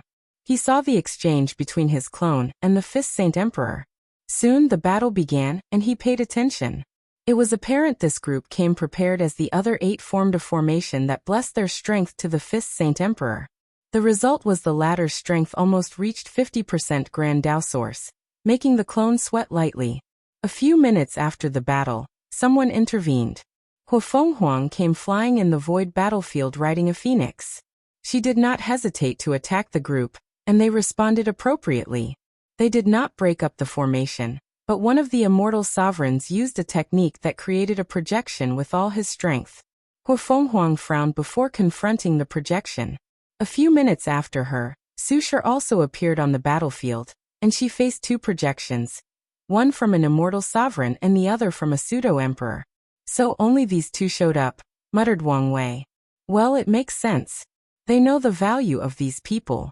Meanwhile, Feng Heng is using an extremely careful approach to expanding Buddhism. He probably wants to follow in my footsteps to reduce the risk. Ao Shen knows the foundation of the demon race cannot yet control an entire world, so he is focusing on his transition. I'm curious why the sword-casting villa and the sea race have not made a move. The sea race does dare show up after what they've done, said Wang Ju. A stupid act, in my opinion. They should immediately come to help to show their loyalty. It would have been easier for them to plausibly deny their involvement. If they did that, I probably would have been more forgiven, nodded Wang Wei. What about the sword-casting villa? Why do you think they did not move? A careful and patient approach, said Wang Ju while remaining invisible. Like these people, They know you're baiting people, but that you're also injured. Without your overwhelming power, they want to see how things play out. Plus, they probably do not want to risk the danger of their immortal sovereign. They've had such a trump card and hid it for so long, so understandably, their approach is usually extreme caution. Agreed Wang Wei. Someone is coming, Wang Ju suddenly said, and Wang Wei turned his head away from the screen. He watched a towering figure with red skin walk into the room. Primordial Desolate. What can I do for you? Asked Wang Wei calmly. My deduction was correct. The one fighting outside is a clone. Your real body is greatly injured and weak. And so this is my opportunity. I will say this once. Do not do something you'll regret. My mission was about to finish, but you paused it. I can't accept that, replied Primordial Desolate. Plus, as long as you exist in this world, there will be no place for the innate demon gods to prosper in the world. Prosper? Do you think this is ancient time? Asked Wang Wei, not hiding his sneer. Your race can return to this world because we, the human race, allowed it. If you can stay in your lane, then you can exist. If not, you will suffer the same fate as your ancestor.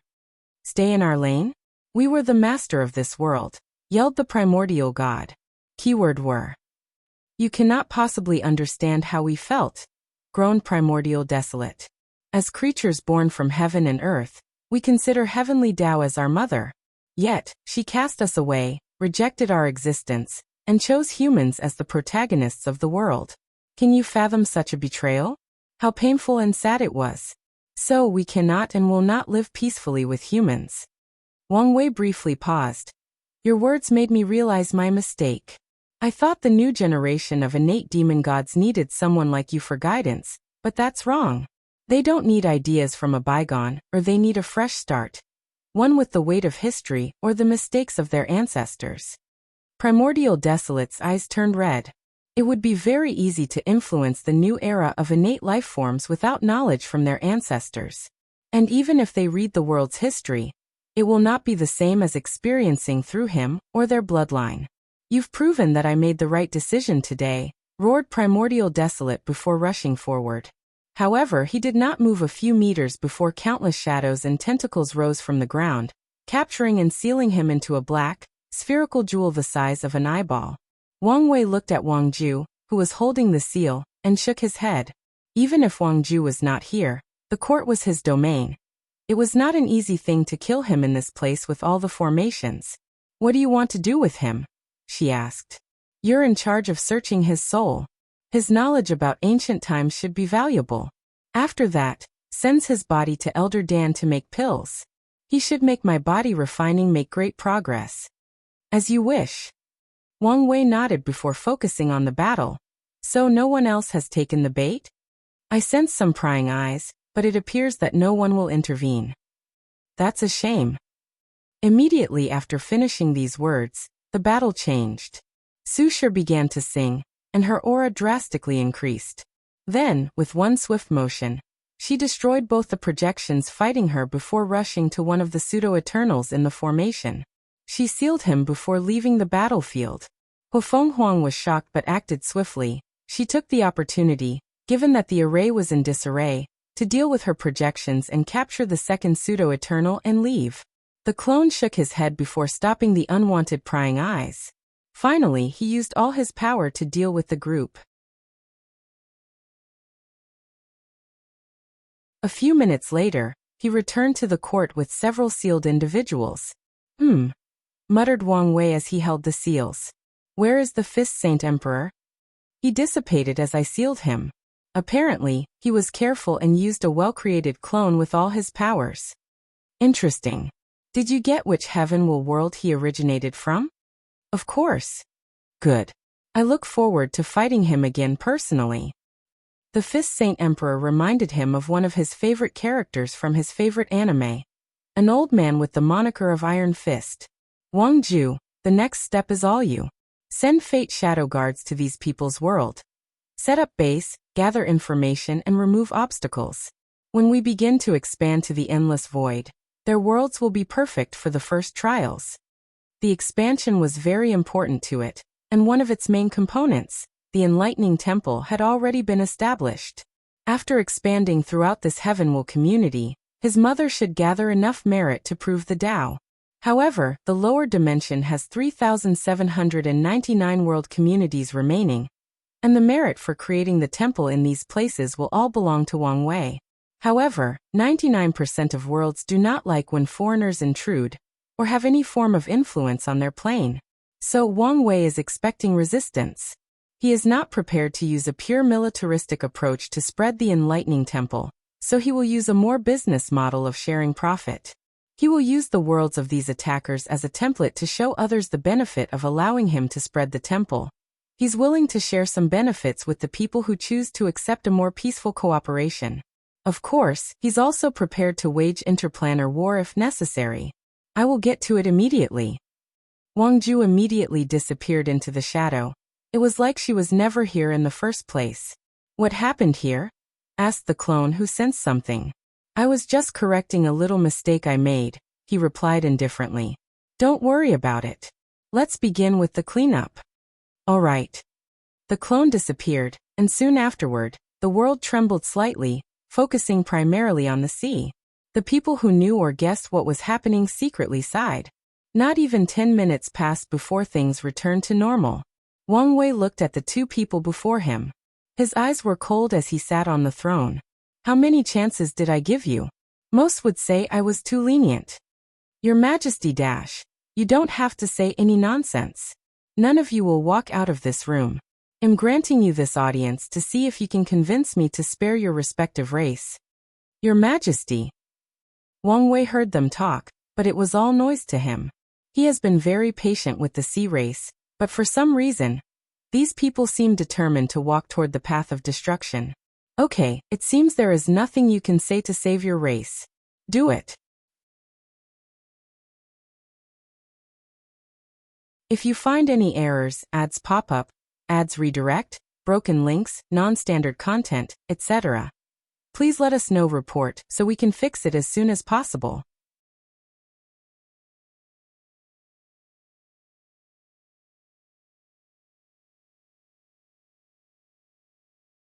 Chapter 1019 Message. The clone waved his hand to manifest a cauldron composed of flame that swallowed these two immortal sovereigns. He was not burning or torturing them. Instead, he used the good fortune flame to refine them into resources. He purified their soul and immortal qi into its purest form, thus leaving enough pure energy for the Tao opening sect to cultivate one immortal sovereign. Two white and blue orbs floated in the cauldron a few minutes later. The white orb contained pure soul energy, and the second orb contained pure immortal qi. Still not completely finished, commented the clone. The second can finish the rest. Remind them to leave this thing as a foundation instead of using it.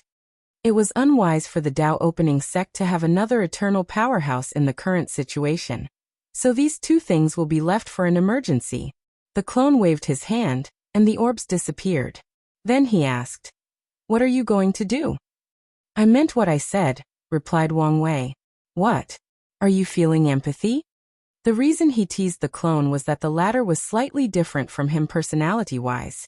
He had to do so to prevent his injury, which was the result of damage to his existence, affecting the clone. "I just want to ensure we use them in the best way possible." Wang Wei did not immediately explain and looked in the distance. "The people of the world considered me a sage because of how I deal with things. I flaunt my power but do not use it unless necessary. However, I need to show them I can be a tyrant, that I can be cruel. So the sea is a message, a warning."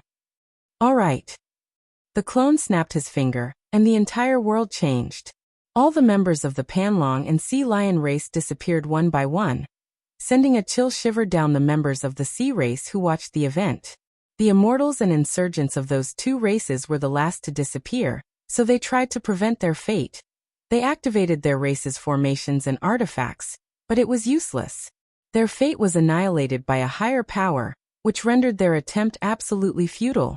As such, the two most powerful races from the sea disappeared from the world, becoming history. The worst part is the foundation/resources of these two emperor lineages also disappeared with them, and people could guess where they went. The sea race was not the only group of people affected by that snap. All the devil cultivators who were used as pawns to spread the news also disappeared.